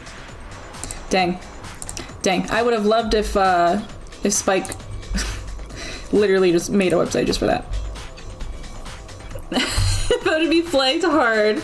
CCP gonna shut off the internet. Heck no. As a writer, I only ever Google stuff for writing creatively purposes, okay? Only that. Nothing else ever. But seriously? A different weapon? It's not a different weapon. A hammer from the repository. The killer could have easily used that to kill Hifumi. It used hammers from the repository. No, all the hammers in the repository were covered in flecks of grit and debris. I thought that said hamsters.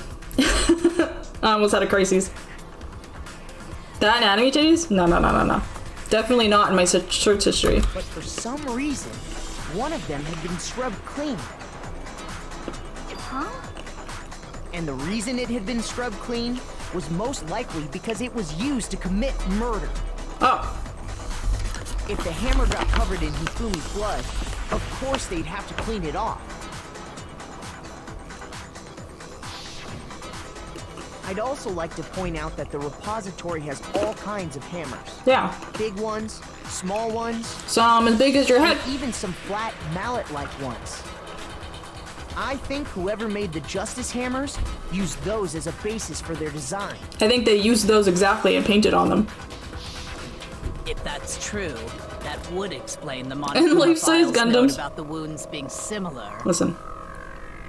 So Hifumi moved Taka's body to the repository, where someone then used the hammer to kill him. And whoever did that is the true killer. The one Hifumi was working with. And the one who betrayed him. Hold on a moment. I still think it's strange to assume someone was working together with him. The way the graduation rule works, there is no benefit to helping someone else carry out a murder. Sure. So the idea that anyone would work together like that is simply ludicrous. We talked about this, did we not? Did we not? We did talk about how there wouldn't be any reason for anyone to work together. Unless you're a simper! At least that's what we thought at first, but... it's ludicrous. Luda! God, I haven't heard a ludicrous song in 500 years. Based on the rules that have been laid out for us... Tell me all about it, even Celeste. if more than one person is complicit in the murder, only the one who actually carried out the act can graduate and survive. Right. Assuming the rule holds true, it is simply impossible that two people work together on this. Impossible. That is how the rule was explained to us. But that only really applies if there's one murder, right? Oh, I got In an this achievement. case, however, there were 2 murders. Right. Can we really say there's no chance 2 people work together on this? Based on the rules that have been laid out for us, even if more than one person is complicit in the murder, only the one who actually carried out the act can graduate and survive, assuming the rule holds true. It is simply impossible that 2 people work together on this. That is how the rule was explained to us. But that only really applies if there's one murder, right? In this case, however, there were 2 murders. Other way around. Other way around. I do that every time. Shoot! Let's Based go. on the rules, even if more than one, only the one who actually, assuming the rule holds true. That is. But that only really... In this case, however, there were 2 murders. Okay. He got the Fast and Furious money now? True. Based on the rules that have been laid, even if more than one, only the one who actually carried out the act can graduate, assuming the rule holds true. Pop! No, that's wrong.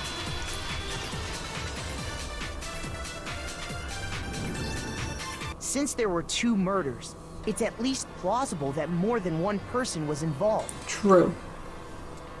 What do you mean? If there'd only been one murder, then yes, the idea of an accomplice isn't really worth considering. Naturally, if only one person can be saved per murder, an accomplice has no risk versus reward benefit. Risk versus reward benefit? The payoff for working together. The reward that balances out the risk of taking part in a scheme.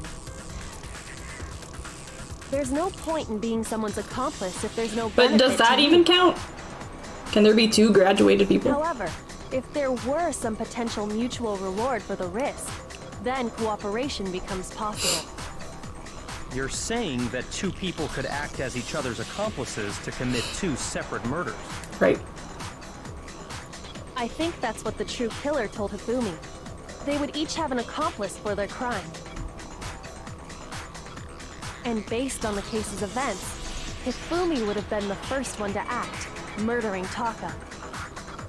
They made him carry out the first murder so he couldn't back out of helping them later on. So in this case, there wasn't one single person committing multiple murders. Instead, each person killed someone, creating 2 separate incidents. Oof. And it only looked like one person because that's how the true killer designed it to look. A single suspicious individual, a similar weapon used in each crime, disappearing bodies. By creating one seamless set of circumstances, they made it look like one person was behind it all. Sure, The sure. mastermind picked their target and managed to convince him to go along with their plan. And then, to avoid the no accomplices rule, they simply killed their accomplice. Oof, it feels bad, man. Which, if true, means that betraying Hifumi was part of the plan from the very beginning. Probably, yeah. That's just awful. How could anyone be so cruel? $10 million, Hina. I can't help but admire its $10 million. Still, their That's how. choice of accomplice seems odd. The effort made to convince us the 2 murders were the same, that was the main characteristic this time.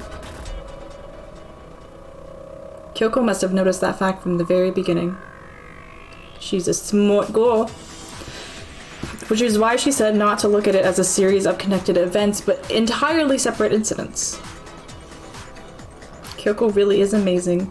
Although, when you think about it, she's almost too amazing. Like, it's almost unnatural how good she is at this. I understand how an accomplice could be involved. But then, who was the one pulling Hifumi's strings? That's problem numero uno right now. Is it a problem? I'd say you could look at all the women in this room and find out exactly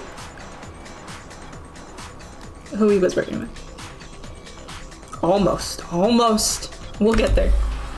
The true killer manipulated Hifumi to carry out a number of actions and in the end, murdered him. Yes. In the debates up till now, the way the case has unfolded, when you consider all that, there's really only one person who seems to fit. Who is it? You know who it is, Bob?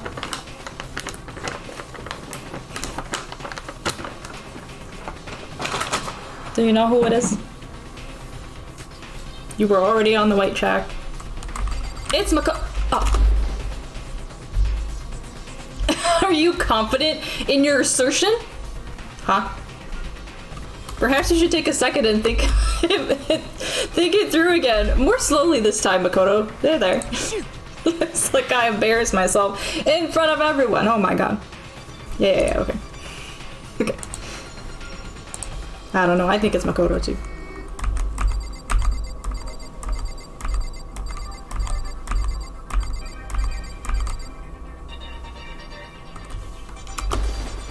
Here's my answer. She was sus from the beginning, dude. From the beginning. So I'm the suspicious individual now, am I? Oh, yes. I really do hate this kind of joke. A joke? I wonder. So what you are saying, then, is that I specifically chose to work together with Hifumi. Blech. Why would I do that? The idea that I would choose to spend any amount of time interacting with him.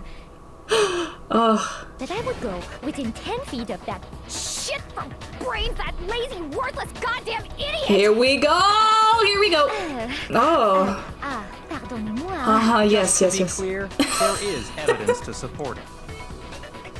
Is that so? She was just trying to drink their blood. Blah. Throughout the investigation, there was certain behavior that was common only to the two of you. Celeste is about to flip. Considering what we've learned so far, it only further proves that the two of you were working together. I like how he's pointing, but she's beside him. What is it that only Hifumi and Celeste had in common? Encountering the suspicious individual, of course. The behavior they had in common has to do with the suspicious individual. Nobody else ever saw doesn't it? the suit walking around the school. The only ones who ever actually saw Robo Justice firsthand were Celeste and Hifumi. Exactly. Shush. The adults are talking now. Excuse you?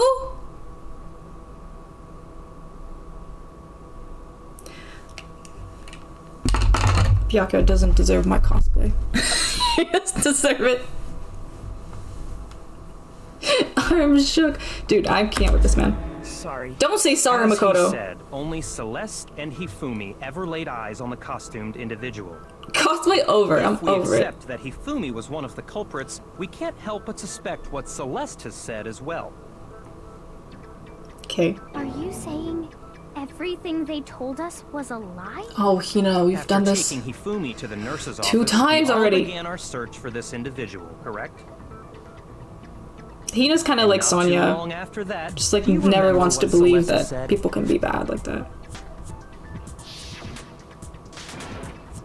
She saw a shadow moving around at the top of the stairs. And then she saw him on the 3rd floor, We running. headed to the 2nd floor specifically because of what she claimed to have seen. To keep them Next, away. To draw us all to the physics lab up on the 3rd floor, She let out a blood-curdling scream. She did. and when we'd She all did. come to see what was wrong, what was it she said? Celeste, what's wrong? That was a rather intense scream for someone like you. I saw him, the strange costumed man. He ran off as soon as I screamed. I was blocking the stairs, so he headed further down into the hallway and disappeared. Towards the physics lab. Once she'd done her job of getting us all up to the physics lab, it was time for her partner to get to work. Check his freaking out! Yeah! Huh? What was that? That came from downstairs. It must have been... Hifumi! Oh my lordy, lordy, lordy. This is bad. This is bad. It was to get us to divide into 2 groups. So that we would discover both bodies at the same time? In fact, Celeste was precisely the one who proposed that we split up. Clever girl. Then why don't we slip into 2 groups? I'll lead the hunting party. That seems much more interesting. Very well, then Makoto and Hina, you come with me to the nurse's office. I will leave the capture of the suspicious individual to Toko, Byakuya, and Sakura. But wouldn't... Well, if Celeste and Hifumi were working together, all those chance events suddenly become connected. If they're upstairs chasing the killer on the 3rd floor, then Hifumi dying on the 1st floor doesn't make any sense. Right? I would not want to be going down to the nurse's office where someone just screamed because the killer is probably there. Right? Whatever. Yeah, and dot. That piercing cry of yours early on. You ... Celeste. Oh. So dramatic. That was to signal Hifumi, wasn't it? It was your way of telling him, we're on the 3rd floor. Everything's going according to plan. Oof. Why else would you let out a scream that could have carried across the sea? I just realized another strange thing. When we found Hifumi in the nurse's office, who we now know was only pretending to be dead,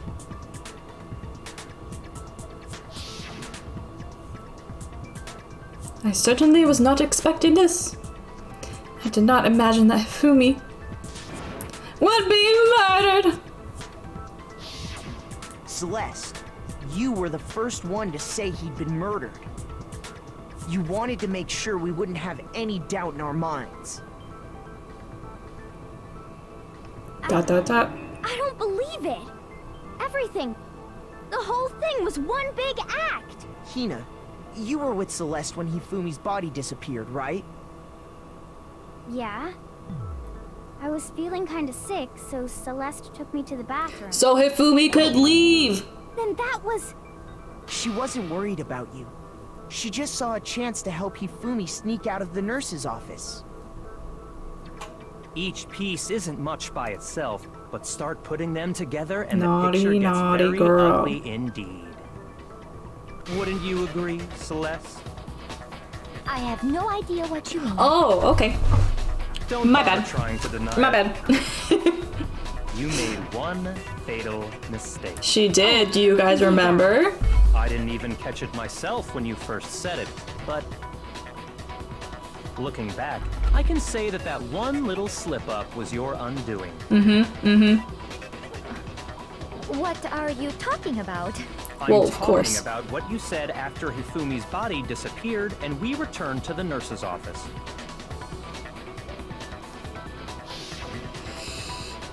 They must really be enjoying this. Enjoying the sight of us standing around, frightened and confused. We're all going to die here. We're going to die, just like those guys died. I remember her saying that too, but I don't understand what's so strange Yeah, about our bad. Then pay attention. Sakura, Toko, and I Wow. were first to discover Taka's body in the equipment room. You should be careful what you say to Sakura, because she could snap your body in half. Okay, dude? You need to calm down. Then Makoto showed up and told us Hifumi had been killed. So Sakura and I left with Makoto. Once we were in the hall, we ran into Celeste, and the 4 of us headed to the nurse's office. She never saw Taka's body. The entire time we were together, none of us said anything about Taka being dead. Think about it. Celeste's comment doesn't make sense. It was completely out of place. True. Yeah, I see what you're talking about. Although I don't really get what it means. Oh, hero, you sweet baby You angel. hear that, Celeste? Everyone's having some trouble understanding. Could you repeat what you said? Oh, it was just a slip of the tongue, you know? If you're really not the culprit, you shouldn't have any problem repeating it, right?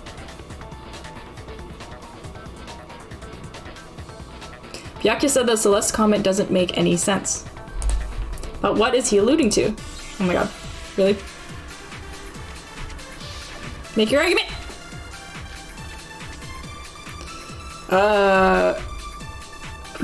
I probably need to grab something. All I said was, they must really be enjoying this. Enjoying the sight of us standing around, frightened and confused. They must be positively elated. You didn't say that. We are all going to die here. We are going to die, just like those guys died. And that is all I said. And that's all it takes to finish this. It's obvious, isn't it? What was so strange about Celeste's comment? Ah! I need so strange. I need to put. I keep doing it backwards. Shoot. My bad. All I said, they must really enjoying the sight of us. They must be. We are going to die. And that is all I said. And that's all it takes to. What was so strange about Celeste's comment? So strange. Immediately says of anyone who remembers what they said that well. Exactly. I'd be like, I don't fucking know. That was like 4 hours ago. They must be really enjoying the sight of us. They must be.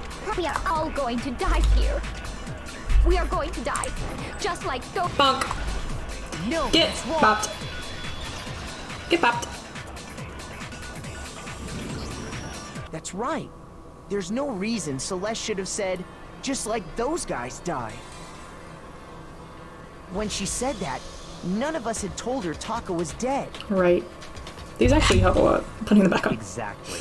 And we didn't run into her until after we were all out in the hall. So there was never any chance for her to have seen his body in the equipment room for herself. But his body was there since like 6 a.m. So for like how did hours. you know, Celeste? Oh, you know, How because did I you planned know it. more than one person had been killed? Obviously. And how did you know they were both guys? Oh, that too. That too. Because Kyoko had also disappeared, Yeah. right? So she could have been dead too. That's true. Oh. I think she's gonna break. Such vivid imagination. I think she's gonna snap. You know that? That was literally 2 minutes ago, dude. I'm a different person now. Exactly. You claim that I was lying when I told you about the suspicious person I saw. Mm-hmm. Then what about the picture I took? Ugh. How do you explain this picture of the costumed villain dragging Hifumi away? It has to be some kind of setup, right? So let's put the suit on, and then she used the camera's timer. She is. I hope you're ready. Set up the picture. Have you so quickly forgotten? You are the only one who could have possibly fit into that suit. Plus, I happen to know that this particular camera does not have a timer. In other words, it is an unassailable fact that this is a picture of Hifumi being dragged away. If everything I told you was a lie, how can this picture exist? Simple. Are we sure that's really a picture of the suspect dragging Hifumi away? What could you possibly mean by that? I want the moon that Monokuma has. Monokuma, I need that, please. There are other explanations than the one you've offered up. Gotta put it on my wall. No, there is no other explanation. No, there's not. Other explanations? If it wasn't a picture of the suspect dragging Hifumi away, the only other possibility is Hifumi and the suspect had been drinking, Hifumi is dragging the suspect away, or Hifumi and the suspect are dancing. I don't know. I got it! I don't know. It's not a picture of the suspect dragging Hifumi away. I would say it's a picture of Hifumi dragging the suspect away. That's certainly within the realm of possibility. Dancing, clearly, I know. The one being dragged off in that picture isn't Hifumi, but the person in the robot suit. We've simply been led to believe that it's the other way around. How would you know that, though?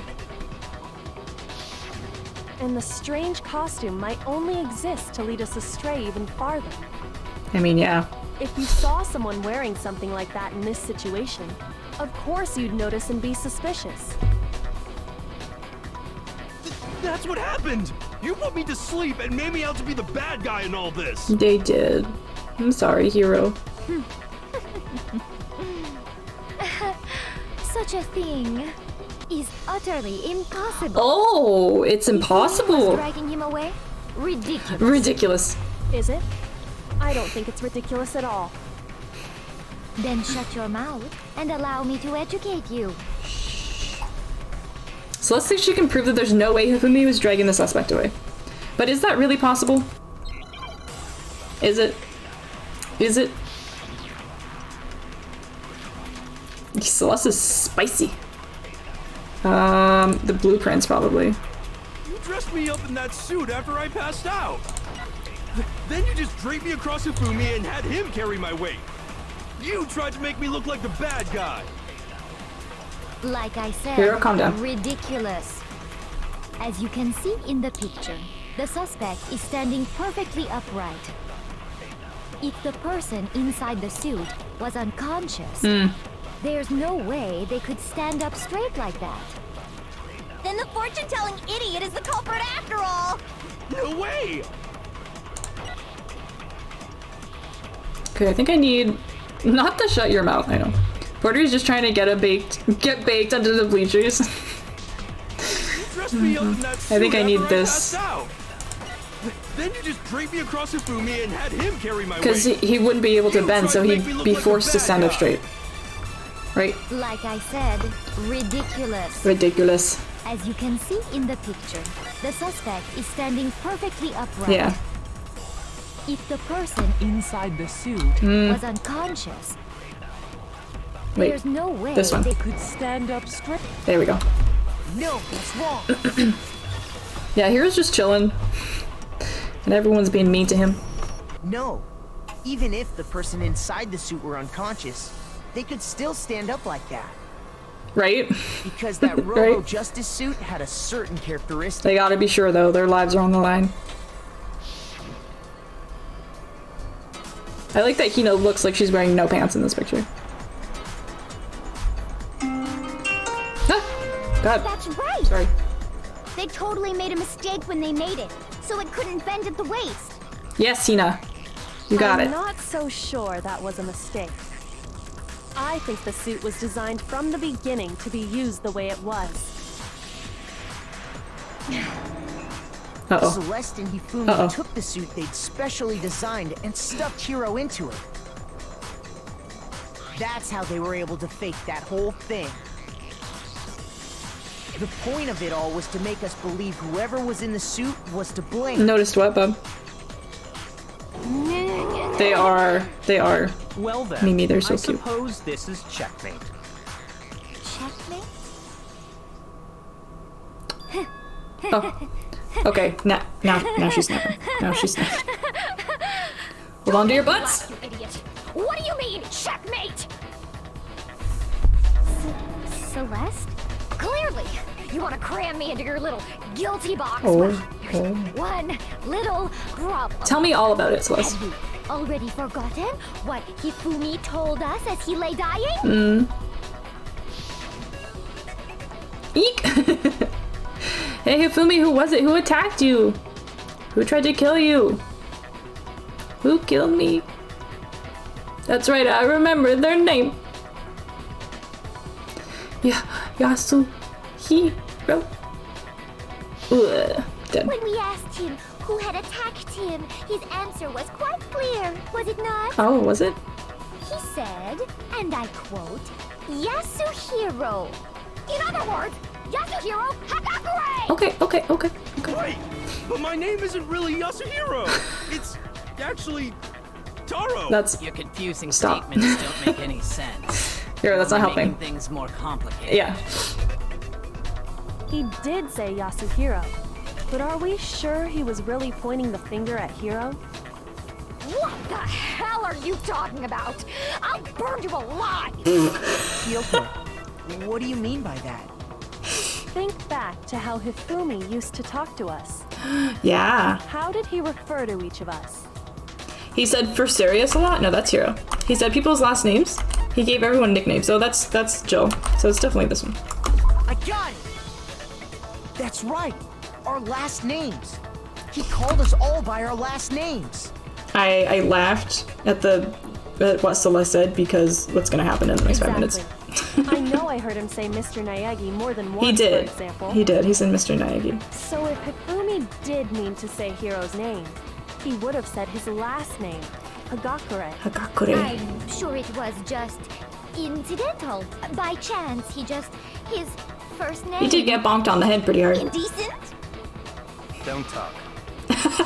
Random chance. Now isn't that a convenient explanation? No. There's no reason to think he would have said the name any different than normal. But he must have run out of energy before he could say any more. Don't talk. Yeah. So Hifumi was trying to tell us the last name of whoever killed him? Byakuya's just like, don't talk. Celeste saying, shut your mouth. We're here to have a discussion and a debate. Don't be rude. Okay? You're being rude. I'm sickened that I have something in common with Joe. What? What? She's totally fine and safe for humanity. Don't worry. It's all good. But the name you said doesn't apply to anyone here. Oh, does it? Well, no. Hold on.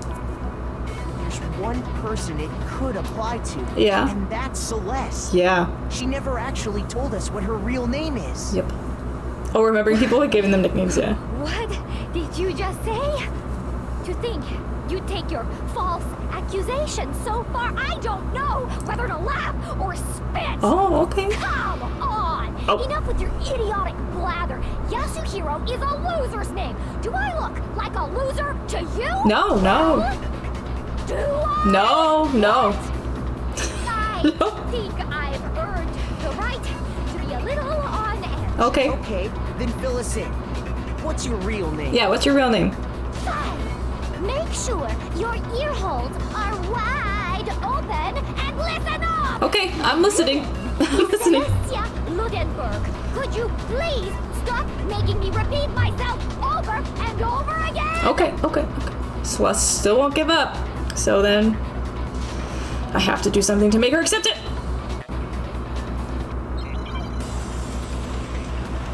Oh boy. Make your argument. Alright, I'm ready. It's the handbook, I'm pretty sure. Hifumi was trying to tell us something. He wanted us to know the killer's last name, Yasuhiro. If there's one person here who might have that last name, It would have to be you, Celeste. You haven't told anyone what your real name is. I'm glad to tell you. My name is Uh-oh. Celestia Bludenberg. God damn it! Oh, it's upside down. How long do you plan to go on pretending? I'm not pretending. It's the truth. Oh. And since you have no way to contradict me, that's the only truth there is. Moron. Oh, I'm a moron, am I? Oh my goodness. Something that shows the owner's real name. I'm sure Kyoko mentioned something like that, yeah. It's the handbook. Hifumi was trying to tell us something. He wanted us to know the killer. If there's one person, It would have to be you, Celeste. how many times left? Celestia Bludenberg. How long do you plan to go on pretending? What does that say? I'm not pretending. It's the truth.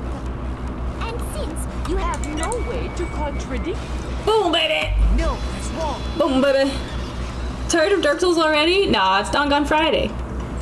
Dark Souls is Wednesdays. That's it. The handbook. The handbook. what? Anytime you turn your handbook on, it shows the owner's name when it boots up, right? Right, Bob? It's so much more high-pitched. Monokuma told us all about it before. This handbook is absolutely vital to a healthy school life, so don't lose it. I'm trying real hard. When you start it up, it will display your name. Always make sure you have the right one. Oh, that's totally fine. Well, that's totally fine. Now, this isn't your everyday notebook. It has so many uses, so many more uses than that. So all we have to do is check her handbook, and that'll clear up everything. Mm-hmm. That's how we can find out Celeste's real name. We had the handbook in the last case too, right? That's an invasion of privacy.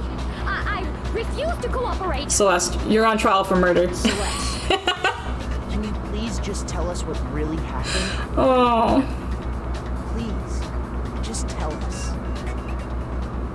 Even when I'm put in check, it's just my nature not to give up. Okay. Because...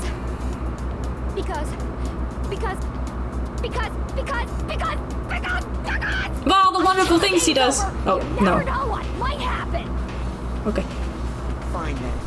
Let me settle it. Oh. Let me go over the case again, from the beginning, and shed light on all your crimes. And that'll bring everything to an end. Okay. Okay. Yeah, we played Dark Souls for like 6.5 hours on Wednesday. It was fun. Okay, Celeste. Backpack. Oh yeah, they have all of them right away, so let me look here. Is it this? Because the chips are right here. 1 a.m.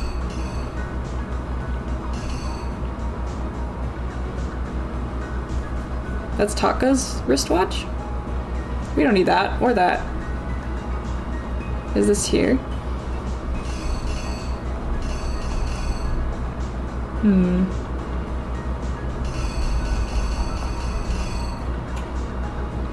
Let me see what else there is. This was at 1. This is that one.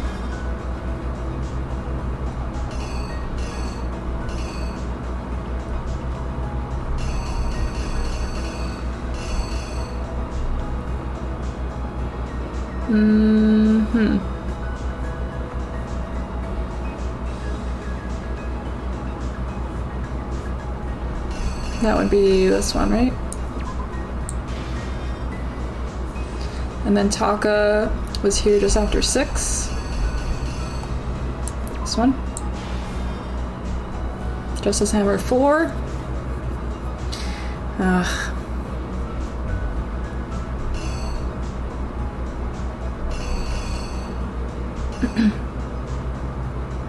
Those pictures are top tier. They're kind of crazy. Just a little bit.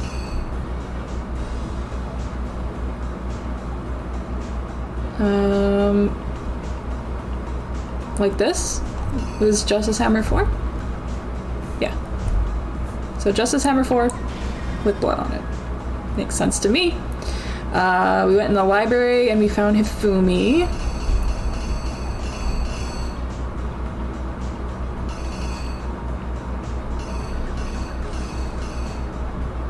Would that be Justice Hammer 2? I'm not sure. Oh, it's so dramatic. I know they are, right? Look at this one. It's fucking doing a ballerina dance.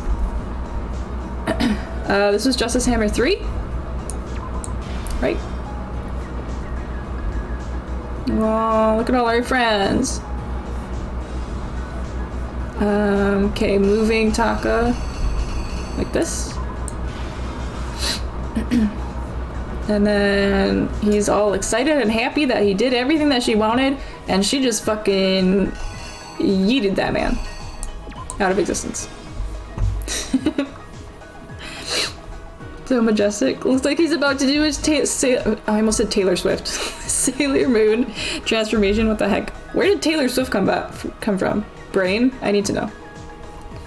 Okay, so they just took the picture.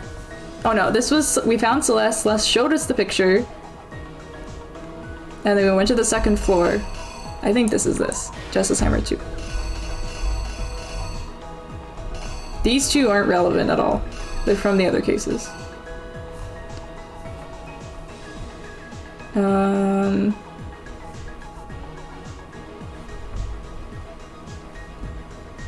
This here.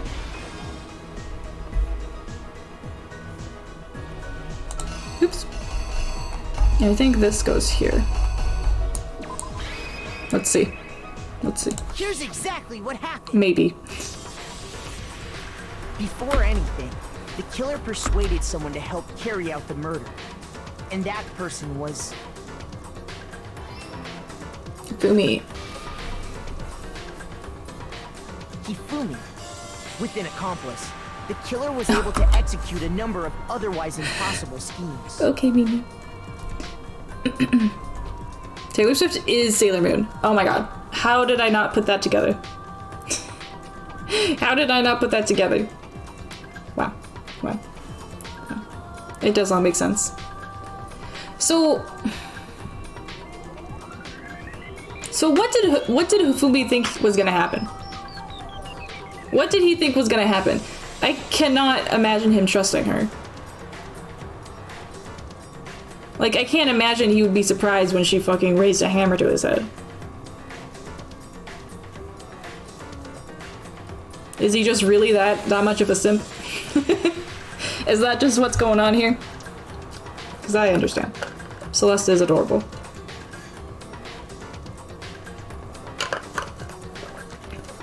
She is. Mimi, you're back! We waited for you. Welcome back. Okay, we got that one right, the time. First, they convinced someone to meet them in the rec room last night at 1 in the morning. Oof.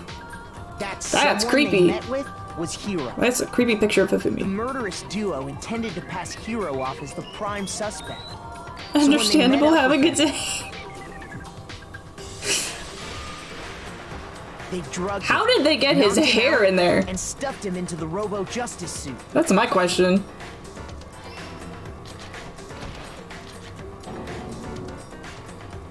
Next, Hifumi positioned himself to make it look like Robo Justice was attacking him, while the killer used a digital camera to take pictures So much of the hair, assault. right? How did they get all that hair in the little helmet? They did all this just to create evidence that would put the suspicion on Hiro.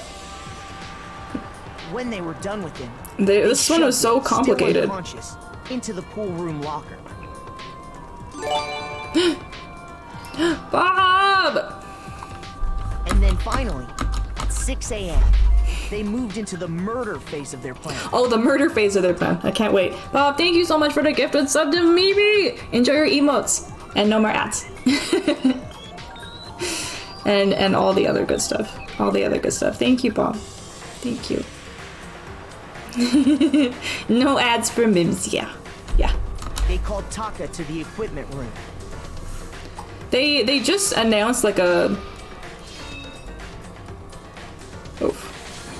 Oof. Like a different ad system. And that's where Hifumi killed him. But it's kind of making it like... the scene of the first murder. I think it was like audio ads. So like while your stream is going, like a little audio ad will like pop up in like the other corner over here or something like that. And I don't know, it just seems like a minute and a half ad every hour. That just seems, no. I don't want to do that to my followers. And the ads get me like no money, so I don't even care. I'd rather just have like a nice stream with everyone. Yeah, it was really weird.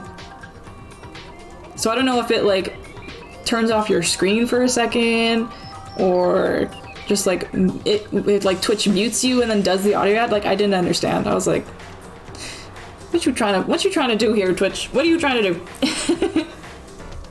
Still makes no sense, right? Right? Very strange.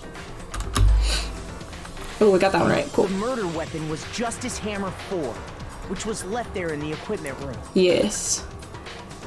The reason hammer number 4 was used was to create confusion about the order of the crime. And also they used the biggest hammer so they would kill Taka in one hit. So, next they falsified 2 more assault incidents. For these attacks, the killers pretended to be the victims to solidify Robo Justice as the suspect. The first fake incident was the attack in the rec room. There, the killers wanted us to see Justice Hammer 1 and the Robo Justice pictures they'd taken. They wanted to make sure we bought the surprise attack story. Right? How do you always like half the The stream? second fake incident was the attack in the library. It was like, oh, we'll give you a 5-minute warning. No, just don't fucking play the ad. Get out of here. To sell us that story. With these 2 incidents, the killers were able to create a certain preconception in our minds. That the suspect was increasing the size of the hammers and attacking people in order as they did. Yes. We fell right into their trap and started looking for the suspect based on that. But oh, his eyes, that was weird. while we did that, we left Hifumi alone in the nurse's office. Yeah, they were saying like, oh, you won't be like This was visually exactly disturbed, but it'll be like muted for a second. I don't know, something like that. I just need to remember to throw a minute add-on every time I take a break. In the refrigerator, and Justice Hammer 3 That is enough. And turn the room into a crime scene in which he himself had apparently been brutally murdered. Brutally murdered. Like a fancy French girl. Oh! Hina's hair! And when we returned, that's what we found. Oh. Meanwhile, Sakura's the other group that had been out searching not affected at all. At the same time. So when we heard the body discovery announcement, we naturally assumed it was for I should just do it. Simple thing to do. We left the nurse's office, and Hifumi once again took advantage of the situation. He simply got up and made his escape. When we learned his body had disappeared, we all rushed back to the nurse's office. And once again, Hifumi had the chance. This music slaps. This time, he snuck into the equipment room. I put a couple tracks from the first and second game in my like Weebin' Out playlist on Spotify. They're so good. They're so good. Taka's body in a tarp and used the dolly to move it all the way down to the repository. That explains how each of the bodies disappeared. I'm just all excited and happy. Hifumi didn't know what the true killer had in mind for their final act. I need this playlist. I'll send it to you, Bob. Dong, dun, dun, dun. Their plan all along was to kill Hifumi and get rid of the one person who could betray them. And they did it using an ordinary, everyday hammer from the repository. So where did they get the other hammers? Didn't they paint them? Everything that happened in this case. Hello? And the villain behind it all is Makoto Naegi. Not his little dancey dance. I know. I feel bad for him. He got extremely conned. He did. There she is. Celeste. Sorry, you lose. Oh, you lose. Makoto. That's so direct.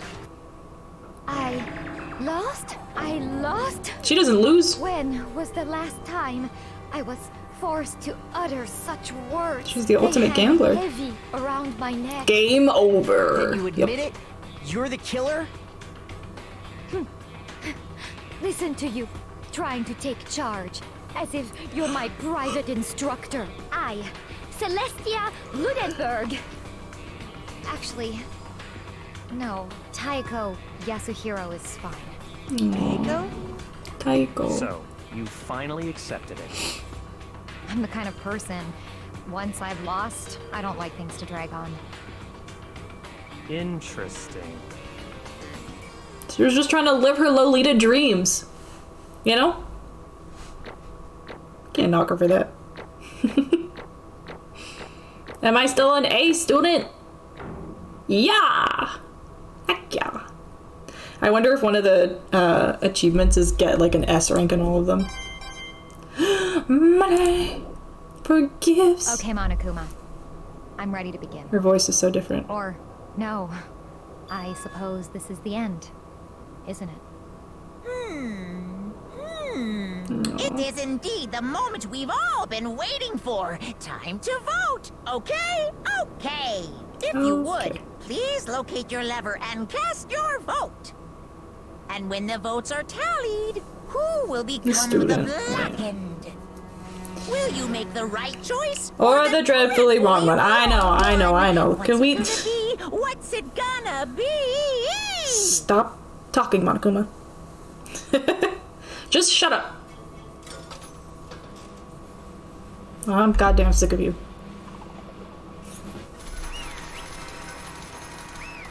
Yep. It was Celeste. Bye-bye, Lolita. What? Pancake time? Oh my gosh. You will see, you will see. It's basically a formality at this point, but once again, you're totally correct. The black and this time, the true killer who devised the whole stinking scheme was Celestia Ludenberg, or more precisely, Teiko Yasuhiro. Honestly. I lost. Well, that sucks. Now I can do her voice. I guess trying to work with someone else was a mistake after all. Hifumi's ineptitude was beyond all my calculations. I knew it. So you really did approach Hifumi with this plan? But how did you get him to agree? I can't imagine he would have happily agreed to commit murder. He's a simp. I'm sure she relied on her specialty, lying. My specialty? Don't make me laugh. I did have to lie to get him to agree. I didn't have to lie to get him to agree. So then? Then did you use, you know, sexy time? Bob, listen. Every time I saw Hifumi's name in the past 2.5 hours, however long I've been live, the I is so far away from his name that I mistook it for like a different I. I can't deal with it. You're absolutely right. To get Hifumi to act as my accomplice, I used her. For everyone who's still left, I'll avoid mentioning it by name, but it was the one thing Hifumi— see? Look at it! And why is the I and the F so close together?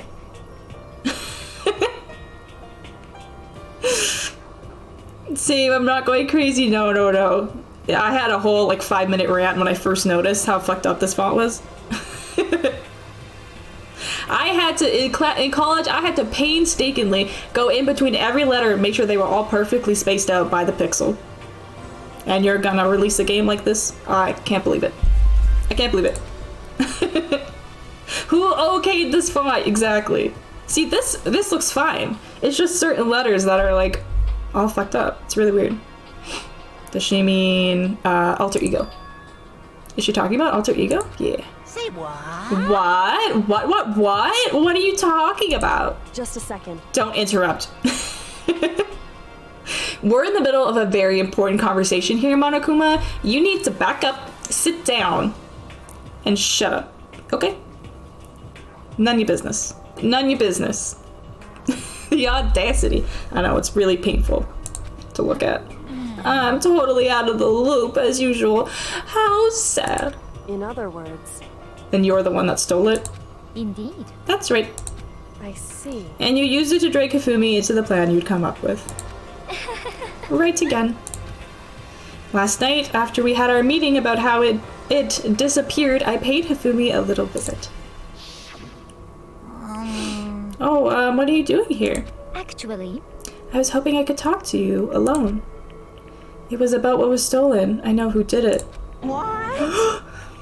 Z snaps Monokuma into oblivion. Exactly.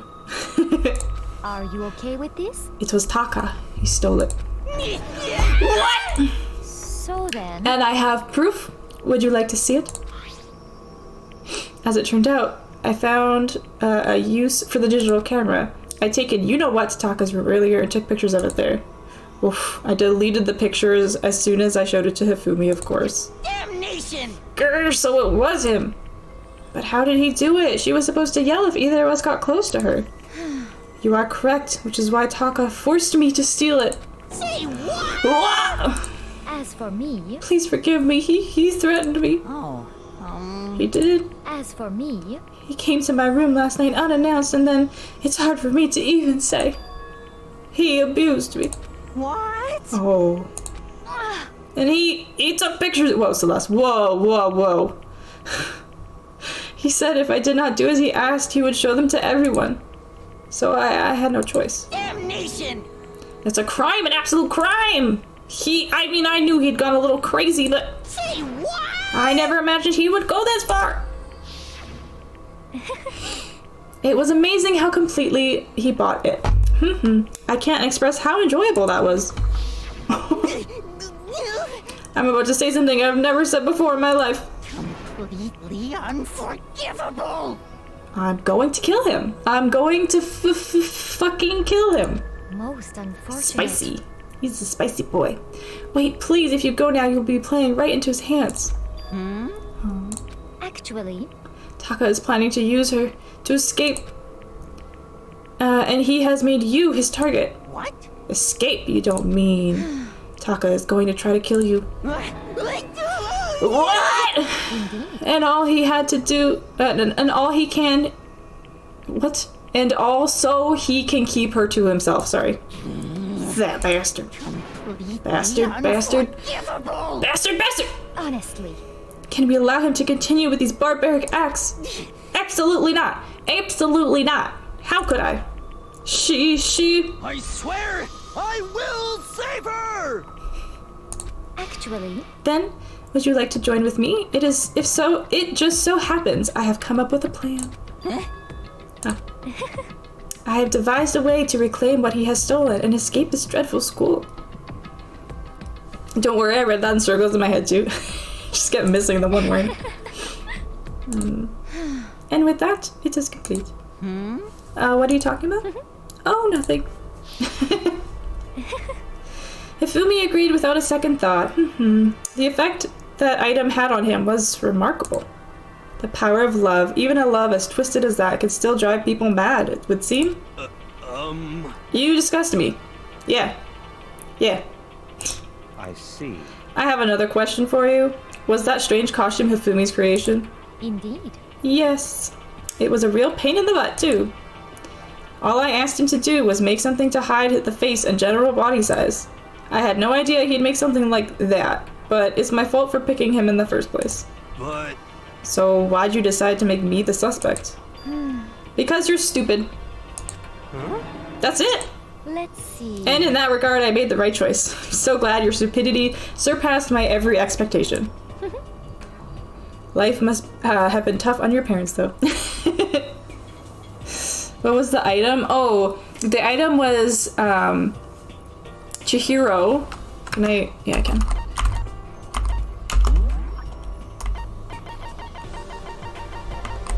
Chihiro. Before she was killed, she's the ultimate programmer, so she made an alter ego or like an AI program of herself.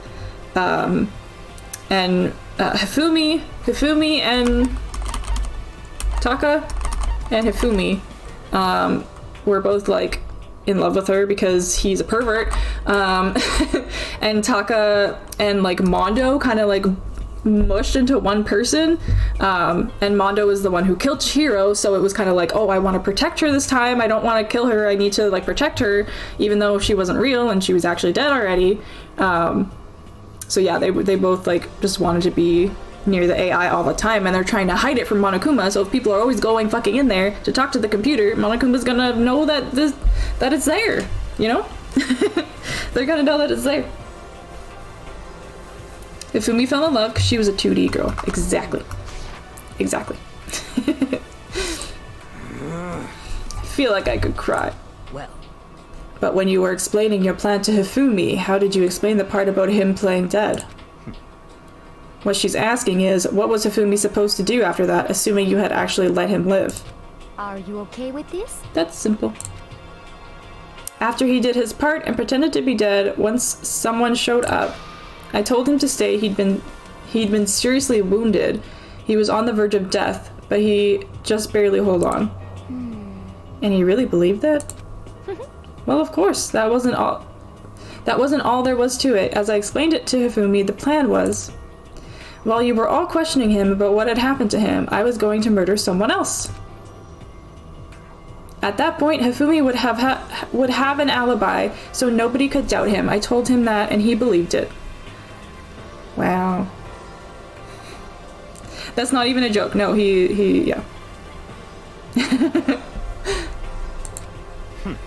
It all seems very straightforward, stereotypical. I just matched the lies to the level of the opponent. In fact, Hifumi ate it up. He believed the lie wholeheartedly, right up until the moment of his death. So in the end... So you'd planned to kill him all along. But of course... There would have been no point to my plan if the one who pretended to be dead did not end up dead himself. What the heck? How can human life mean so little to you? 10 million buckaroos, Hina. 10 million! Well... That's a non-issue. I simply did everything in my power to win. Don't be mean! Now you sound like Byakuya. I wonder about that. No, he derives his pleasure from the thrill of the hunt. In that aspect, we are nothing alike. Why? Then what made you take things this far? What the heck? Was it really just for money? Are you talking about the $10 million Monokuma offered us? That is a lot of money, it's true. But that's not all there is to it.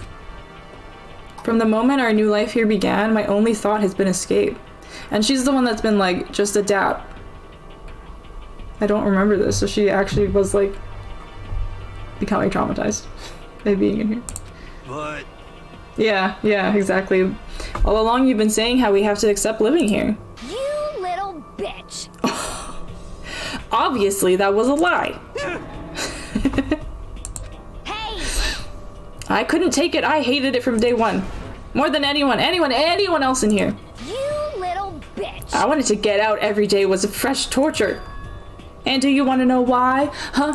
This is fine. Because I had a dream. And accepting a life here would have meant nothing less than giving up on my dream forever. Not the little bitch, I know. Honestly. She's so spicy. And there was no way that I could ever do that. In the underground world of gambling, I risked my life to make a metaphorical killing. As for me... And it was all for that dream. And what was this dream of yours? Isn't it wonderful? To live in a European castle. A castle! Oh, spicy. I feel called out. And to gather handsome men from all over the world to serve as my butlers / bodyguards. I was going to make them dress up like vampires and satisfy my every need. Once I obtained that, I would have created a perfectly aesthetic world of decadence. This is fine. Living the rest of my life there was my only dream, my only goal. That's what life is all about. That's what it's all about. Don't forget. Combined with my own winnings, Monokuma's $10 million would have made that dream a reality. I got right to the edge, but... There is nothing to be done. Unfortunately, my dream has been scattered to the wind. Still, I don't have any regrets. I pursued my dream to the very end, so why would I? Just the worst. You sound so passionate, but you were really able to kill your own friends for it. They're not friends. Oh. Are you asking me to feel guilty? That's a pointless endeavor. I think nothing of sacrificing others for my own ends. I feel nothing. Do you understand? That's all there is to me. That's what makes me complete. Isn't it terrifying how different our values are? There's simply no room for understanding. What is this? That's what we should be saying, and plus, how can you be so calm? Don't you realize you're about to die? Why aren't you scared? My ability to lie is unrivaled, and I take pride in that. It's not just other people. I can even fool my own emotions. The conscious deceives the unconscious. That's why you're not scared? Yes, indeed. That's right. I don't fear death. Kill me however you like. But you know, it would... If I could be reincarnated, if I had a choice, then... Isn't it wonderful? I think I would like to come back as Marie Antoinette. Hey. You just get executed again.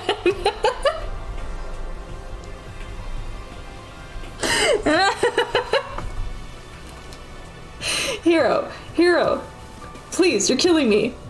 You're killing me today. I love it.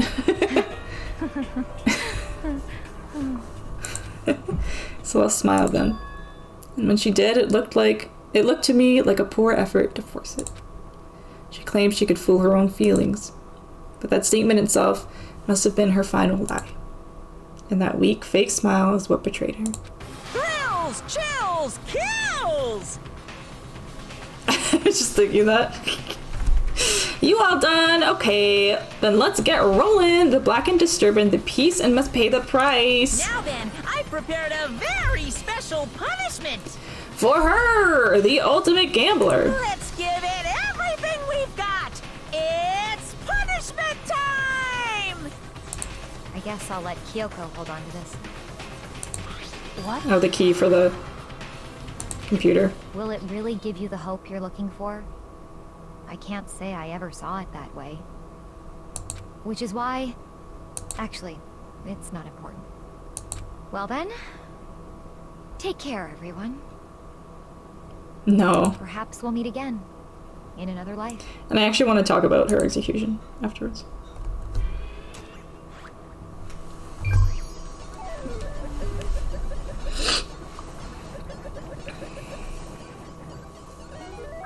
Here we go.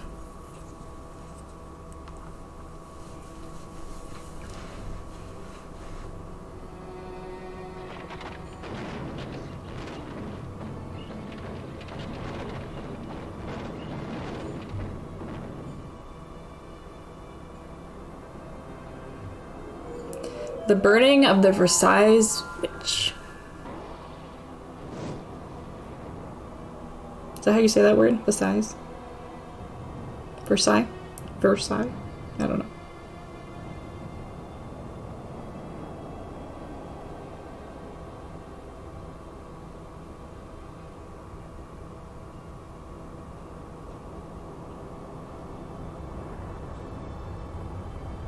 Versailles, yeah.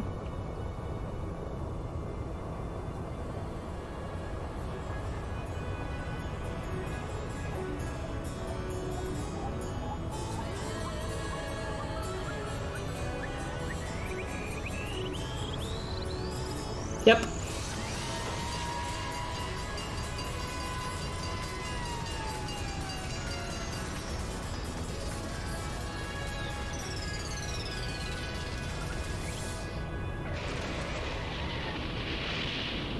High school, so fun.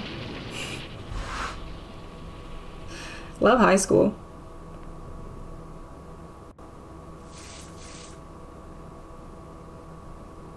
Good job, Monokuma. Good job.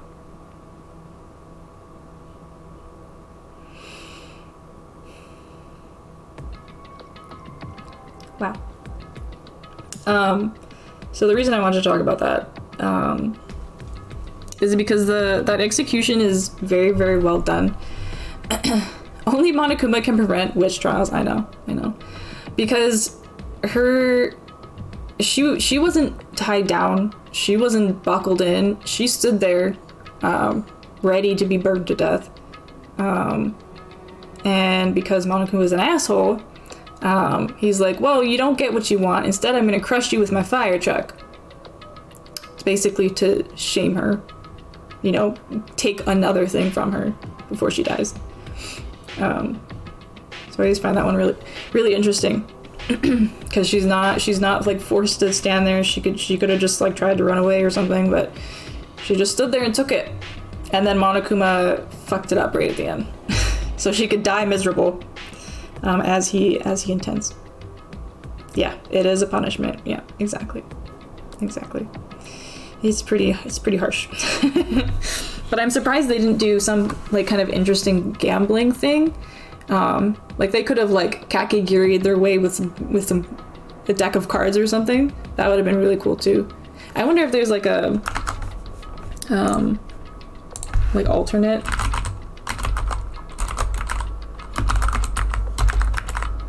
Celeste. Probably won't find anything.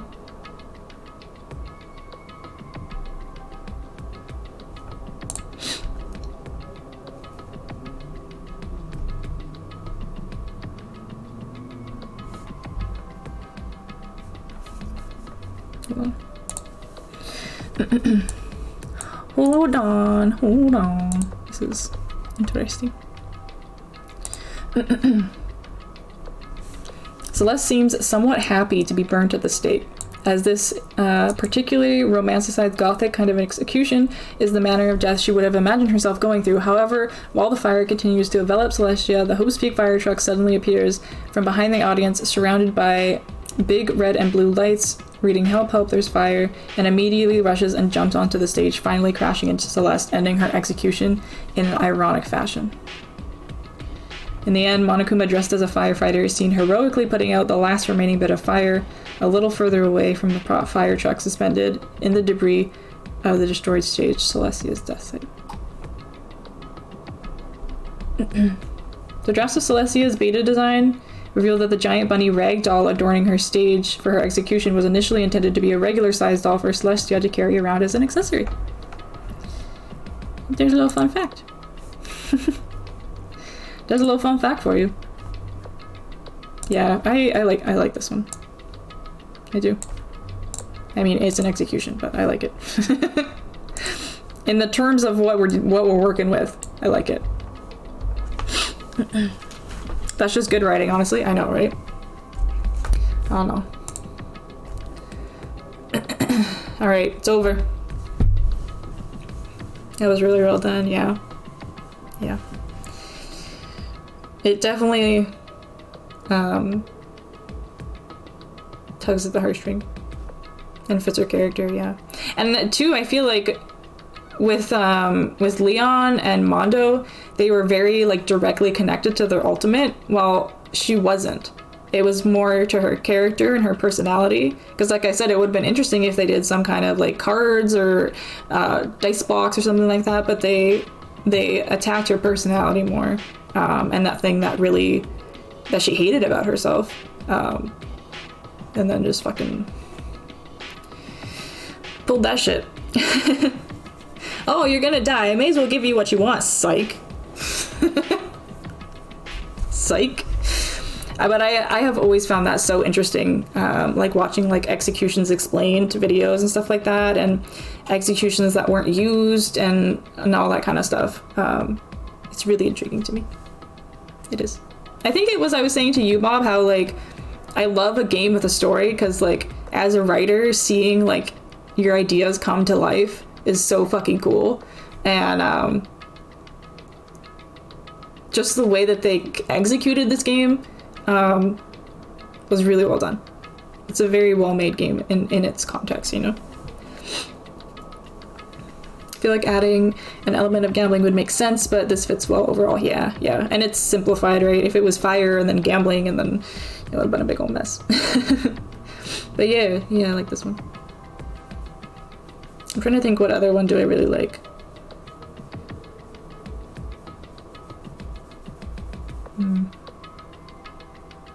I liked Gundams.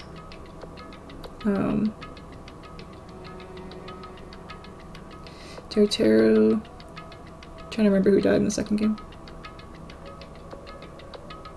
I liked Pekko's too. Pekko's was well done for her personality and her ultimate. Yeah, it would be very cohesive. Exactly. Yeah, I like Pekko's and Gundams. McCann, no. Chiaki's was good too.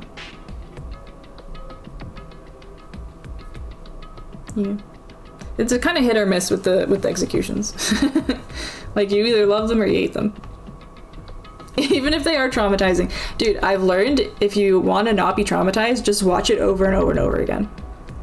I did that with Last of Us 2. I won't say what scene, but I watched many like YouTubers react and blah blah blah, and I watched that same scene over and over and over and over again until it no longer bothered me. You just gotta brute force that shit out of your brain. You just gotta full send, and then you're fine. You're so traumatized, you're not even traumatized anymore.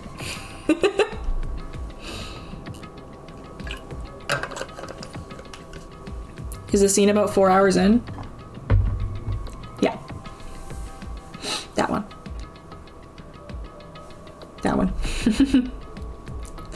It's over. It's over. The third execution is over. Celeste's death is over. Celeste killed... I got a list there for a second. Celeste killed my friends, so I can't pity her. But I also can't deny that at one point I considered her a friend too. And for him to just come along and... Oh, Makoto's my god. I didn't even play it in that scene here. Dude, Des played it for me.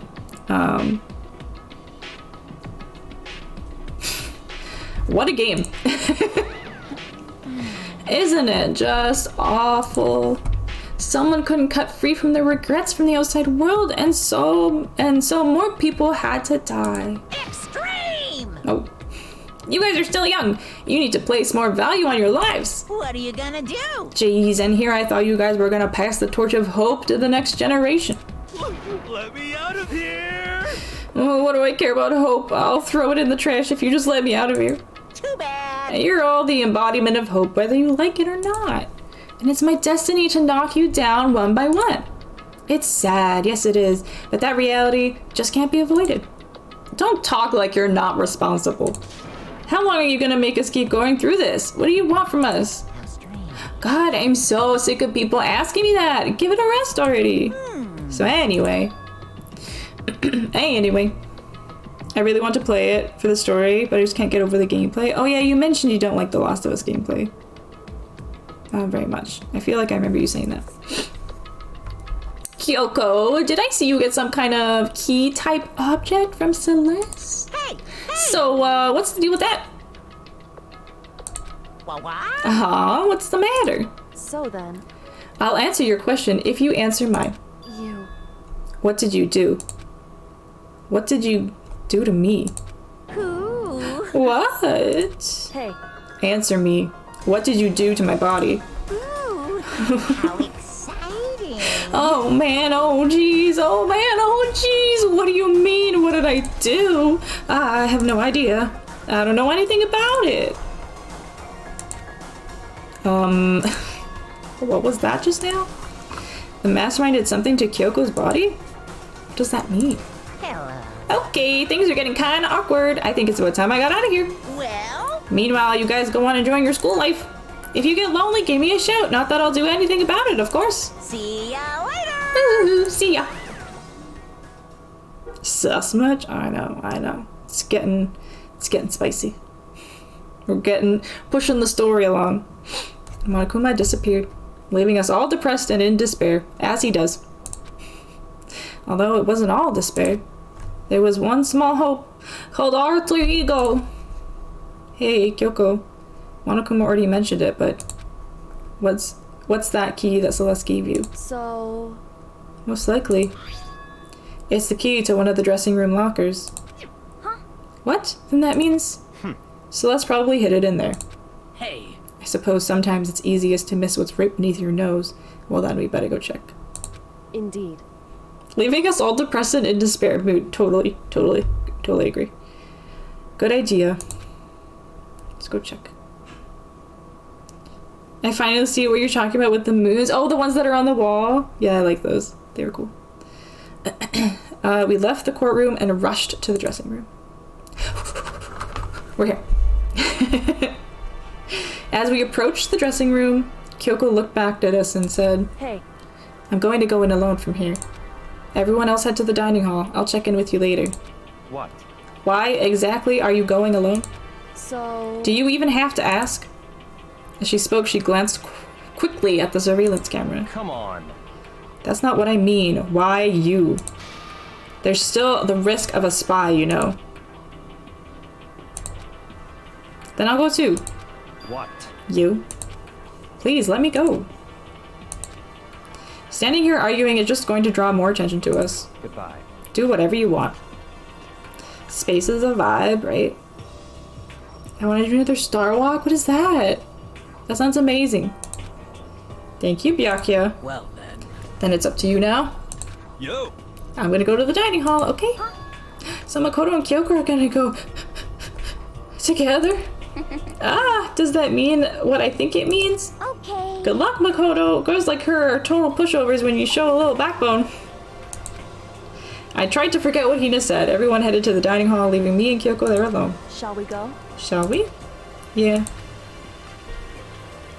So then... We need to get into that locker.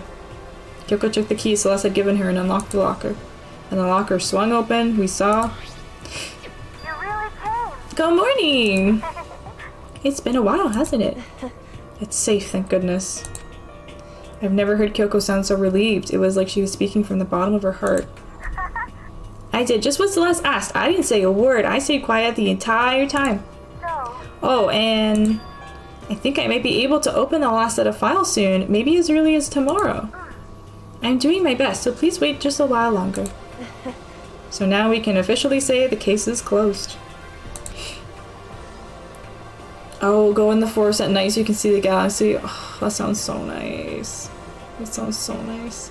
We had one at 6th grade camp and it was mind-blowing. Dude, that sounds amazing. Sounds amazing. That's why I want to kind of like live in the forest a little bit, because I want to see the stars at night. I want to see the moon every night, because I love it. As far as this incident is concerned, sure, but can we take a second since we have this opportunity? I want you to be honest with me. Kyoko, please tell me, what were you trying to do all on your own? What are you trying to do all on your own here at the school? Is that why you wanted to come here with me? However... Regardless, that's not something you need to know right now. I don't need to know. That just makes me even more worried. What? Worried? Like what happened during the investigation this time. You disappeared and we didn't see you again. Without warning, without explanation. When you do that... Indeed. It's only natural that they think I'm the mastermind spy, right? And you too. The night sky at the north rim of the Grand Canyon shocked my soul. It's probably gorgeous. Goodness. No! I believe in you. What? You believe in me? Isn't it obvious people believe in their friends, right? That's why I want you to tell me. And I want you to believe in me too. Because we're friends. I understand. It's true. Then maybe I can believe in you. Just a little bit more. Then... That's fine. Fine, I'll tell you. To see the Milky Way, there has to be little to no moon. Yeah. That's true. I'll tell you why I've been disappearing and where I've been going. You see? Tell me all about it, Kiri. What I heard from Kyoko then was... Well, frankly, it kind of blew my mind. Right after I told Kyoko I believe in her and she told me a story that was, well, almost unbelievable, I decided I had to confirm what she told me with my own two eyes, so I waited for nighttime to come. And when it did, I went to action.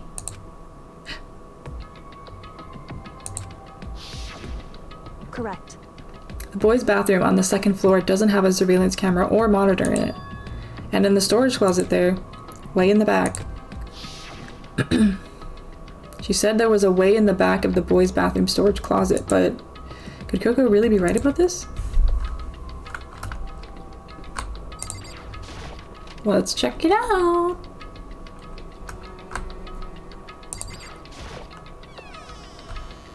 It's just a normal storage closet as far as I can tell. The secret Kyoko told me about, could it really be hidden here?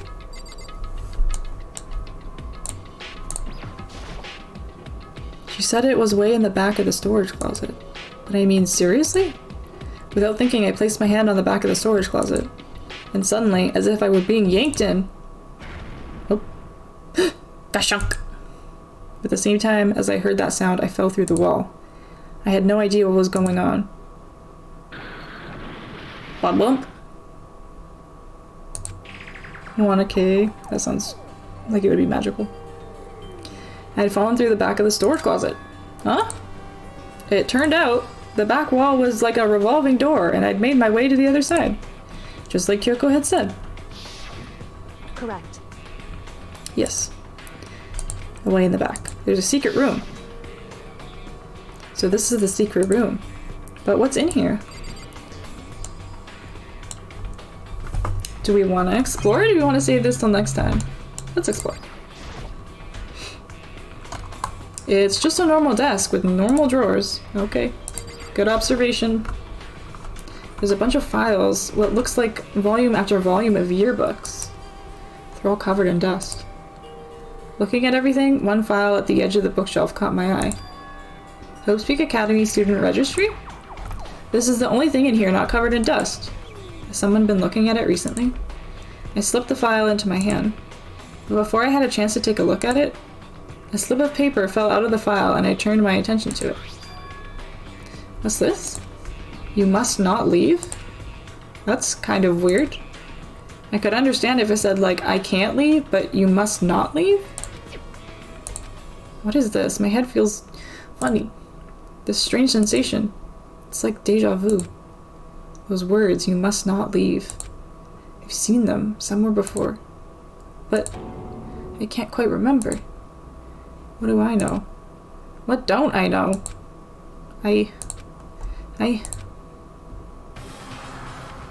Ah! Uh-oh. We got bonked. We got bonked. A strange sound rang out through my head. It felt like it was shaking my brain back and forth. And then, darkness. I don't understand what's happening. I don't know what started it. It's all over. And with that, I opened my eyes. I didn't know how long it had been. Ugh. Ow. Apparently something hit me and I lost consciousness. That's all I understood. The dull throbbing pain in my head proved that much at least. They're gone. Everything's gone. An empty bookshelf. Huh? Empty? Gone. It's all gone. The yearbooks, the student registry, and even that note that had fallen on the floor. It's all gone? What does this mean? My brain refused to do any more work. The insistent pain in my head began to spread across the rest of my body. For now, I should go back to my room. Get some rest. Ooh. We got straight clubbed. My body was heavy with pain, my mind was heavy with thought. I dragged myself back towards my room. Somehow I made it back to the first floor of the school. The farther I walked, the more I felt things are getting blurry. Can't see in front of me. I couldn't stop myself from collapsing right there. And after that...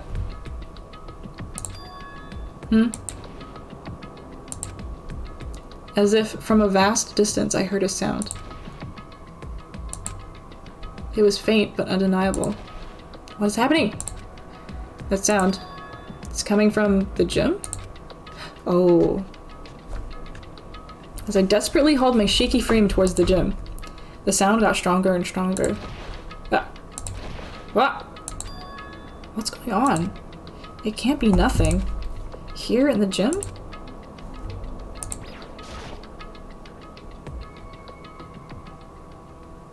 I didn't make a sound as I opened the door to the gym. The sound coming from the inside, meanwhile, only intensified that much more. Probably auto this. Bakya! Da da da da! Oh!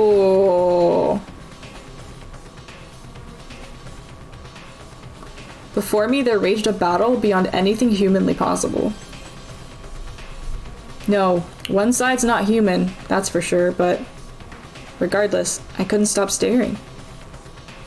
I forgot to move, or even breathe. Why, you? What do you think you're doing? I asked you a question. What's the meaning of this? How dare you defy me? This wasn't part of the deal! The deal? I've made a decision. I will no longer retreat, no longer compromise, no longer regret. I've made my decision. I'm going to resist you. Okay, but you do realize what will happen if you go through with this, right? You haven't forgotten, have you? What I'm holding hostage? What am I looking at? What am I hearing? A hostage? Then could it be the mastermind spy is...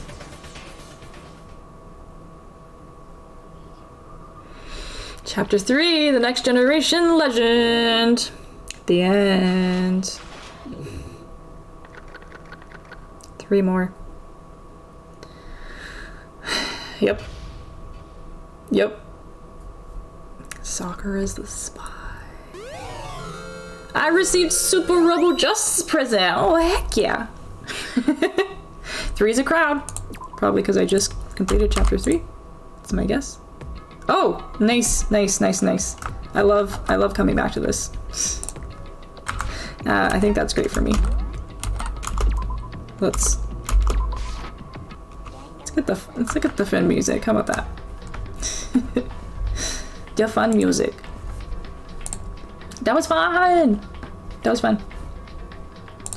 I like that I didn't like remember as much from like the more complicated trials and stuff from the game. So it was actually fun to like investigate and run around and stuff.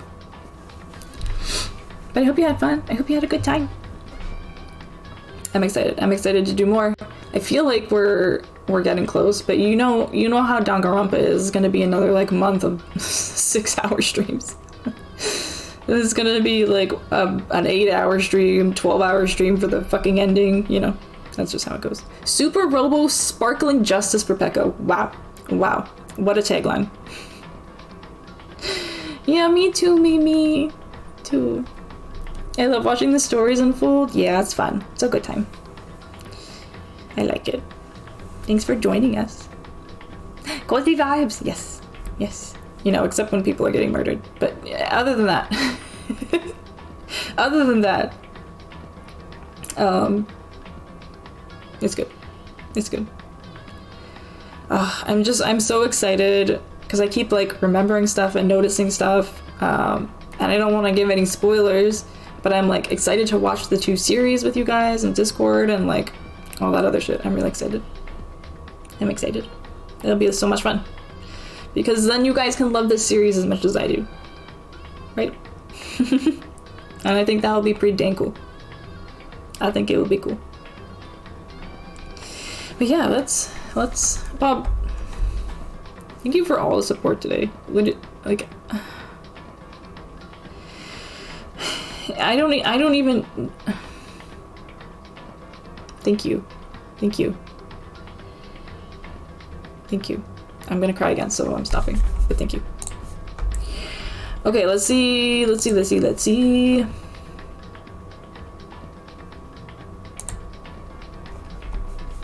Twitch. Twitchy.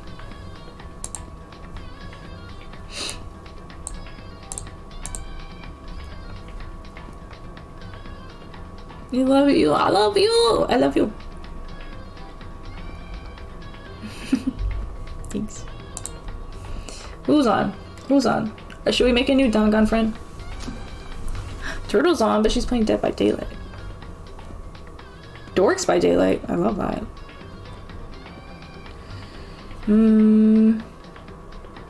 Egg's playing Luigi's Mansion. Let's see if there's any Dangan friends. I literally love making new Dangan friends. It's my favorite thing to do. Out of everything, it's my favorite thing to do.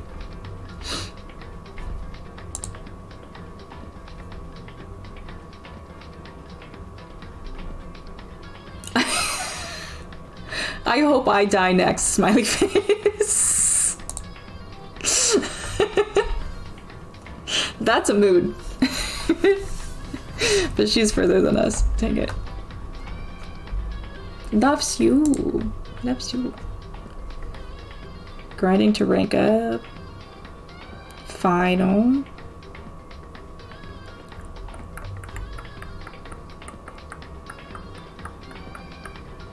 Dang it, grandpa joke times 1,000.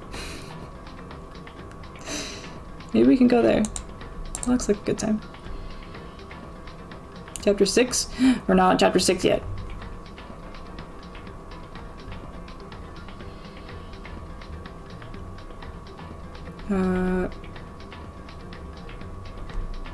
Playing the Build-A-Bear Ace Attorney. The fucking titles these people put are amazing. I'm obsessed. Okay. Hold on. Let me check these guys out. I want to make sure they're a good vibe.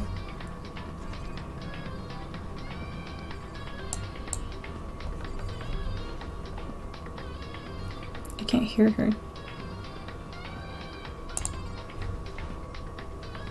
Hold on.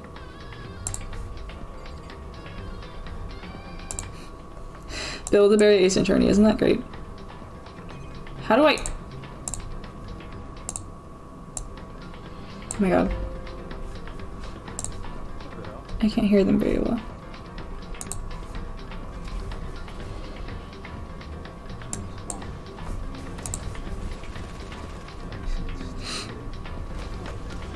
Face the streamer, trying to make a chill community.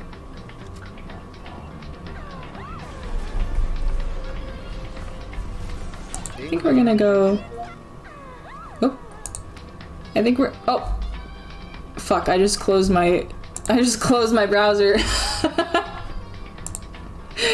Jesus Christ. Restore previous session, you dimwit. Day after day, I could feel the fatigue piling up. As soon as the thought had crossed my mind. Ding dong. Ding dong. I'm Ace, variety streamer. Fantastic morning, isn't it? Taco? Now then, you're part of the interruption. Is that waiting for my taco, bars, and I'm sorry, I'm being extremely indecisive as always. no matter how intensely the stormy sea may I think they're both, yeah, they're both behind us. as long as my feet are firmly planted. Okay? You agree, right? I'm not sure I understand. Okay, let's go raid this person. Oh, is she ending?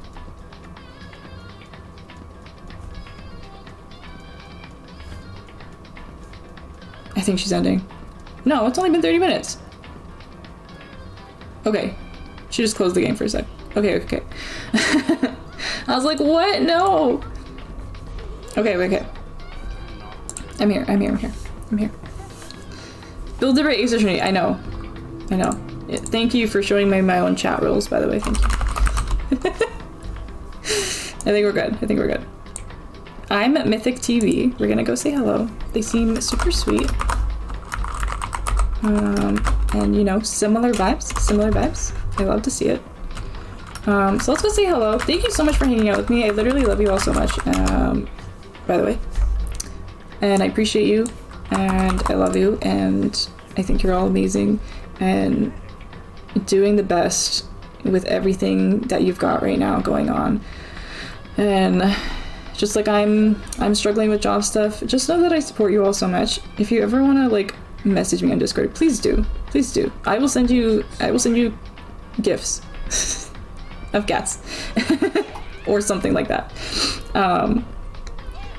But this is their first playthrough, so no spoilies in the chat. But yeah, sending you all the love and good vibes. You too, Mimi. You too. I love you. Thank you for hanging out. Bob, thank you for being so ridiculously generous today. I will yell at you in Discord, so get ready for that. But yeah, thank you for another amazing Dangan night. I will see you tomorrow for Spooky Night, 5 p.m. PST. Some Soma and Phasmo. I'm not looking forward to it, but it's fine. It's fine. I love you all so much. Take care. Have a good night. And I'll see you later. Bye. Love you.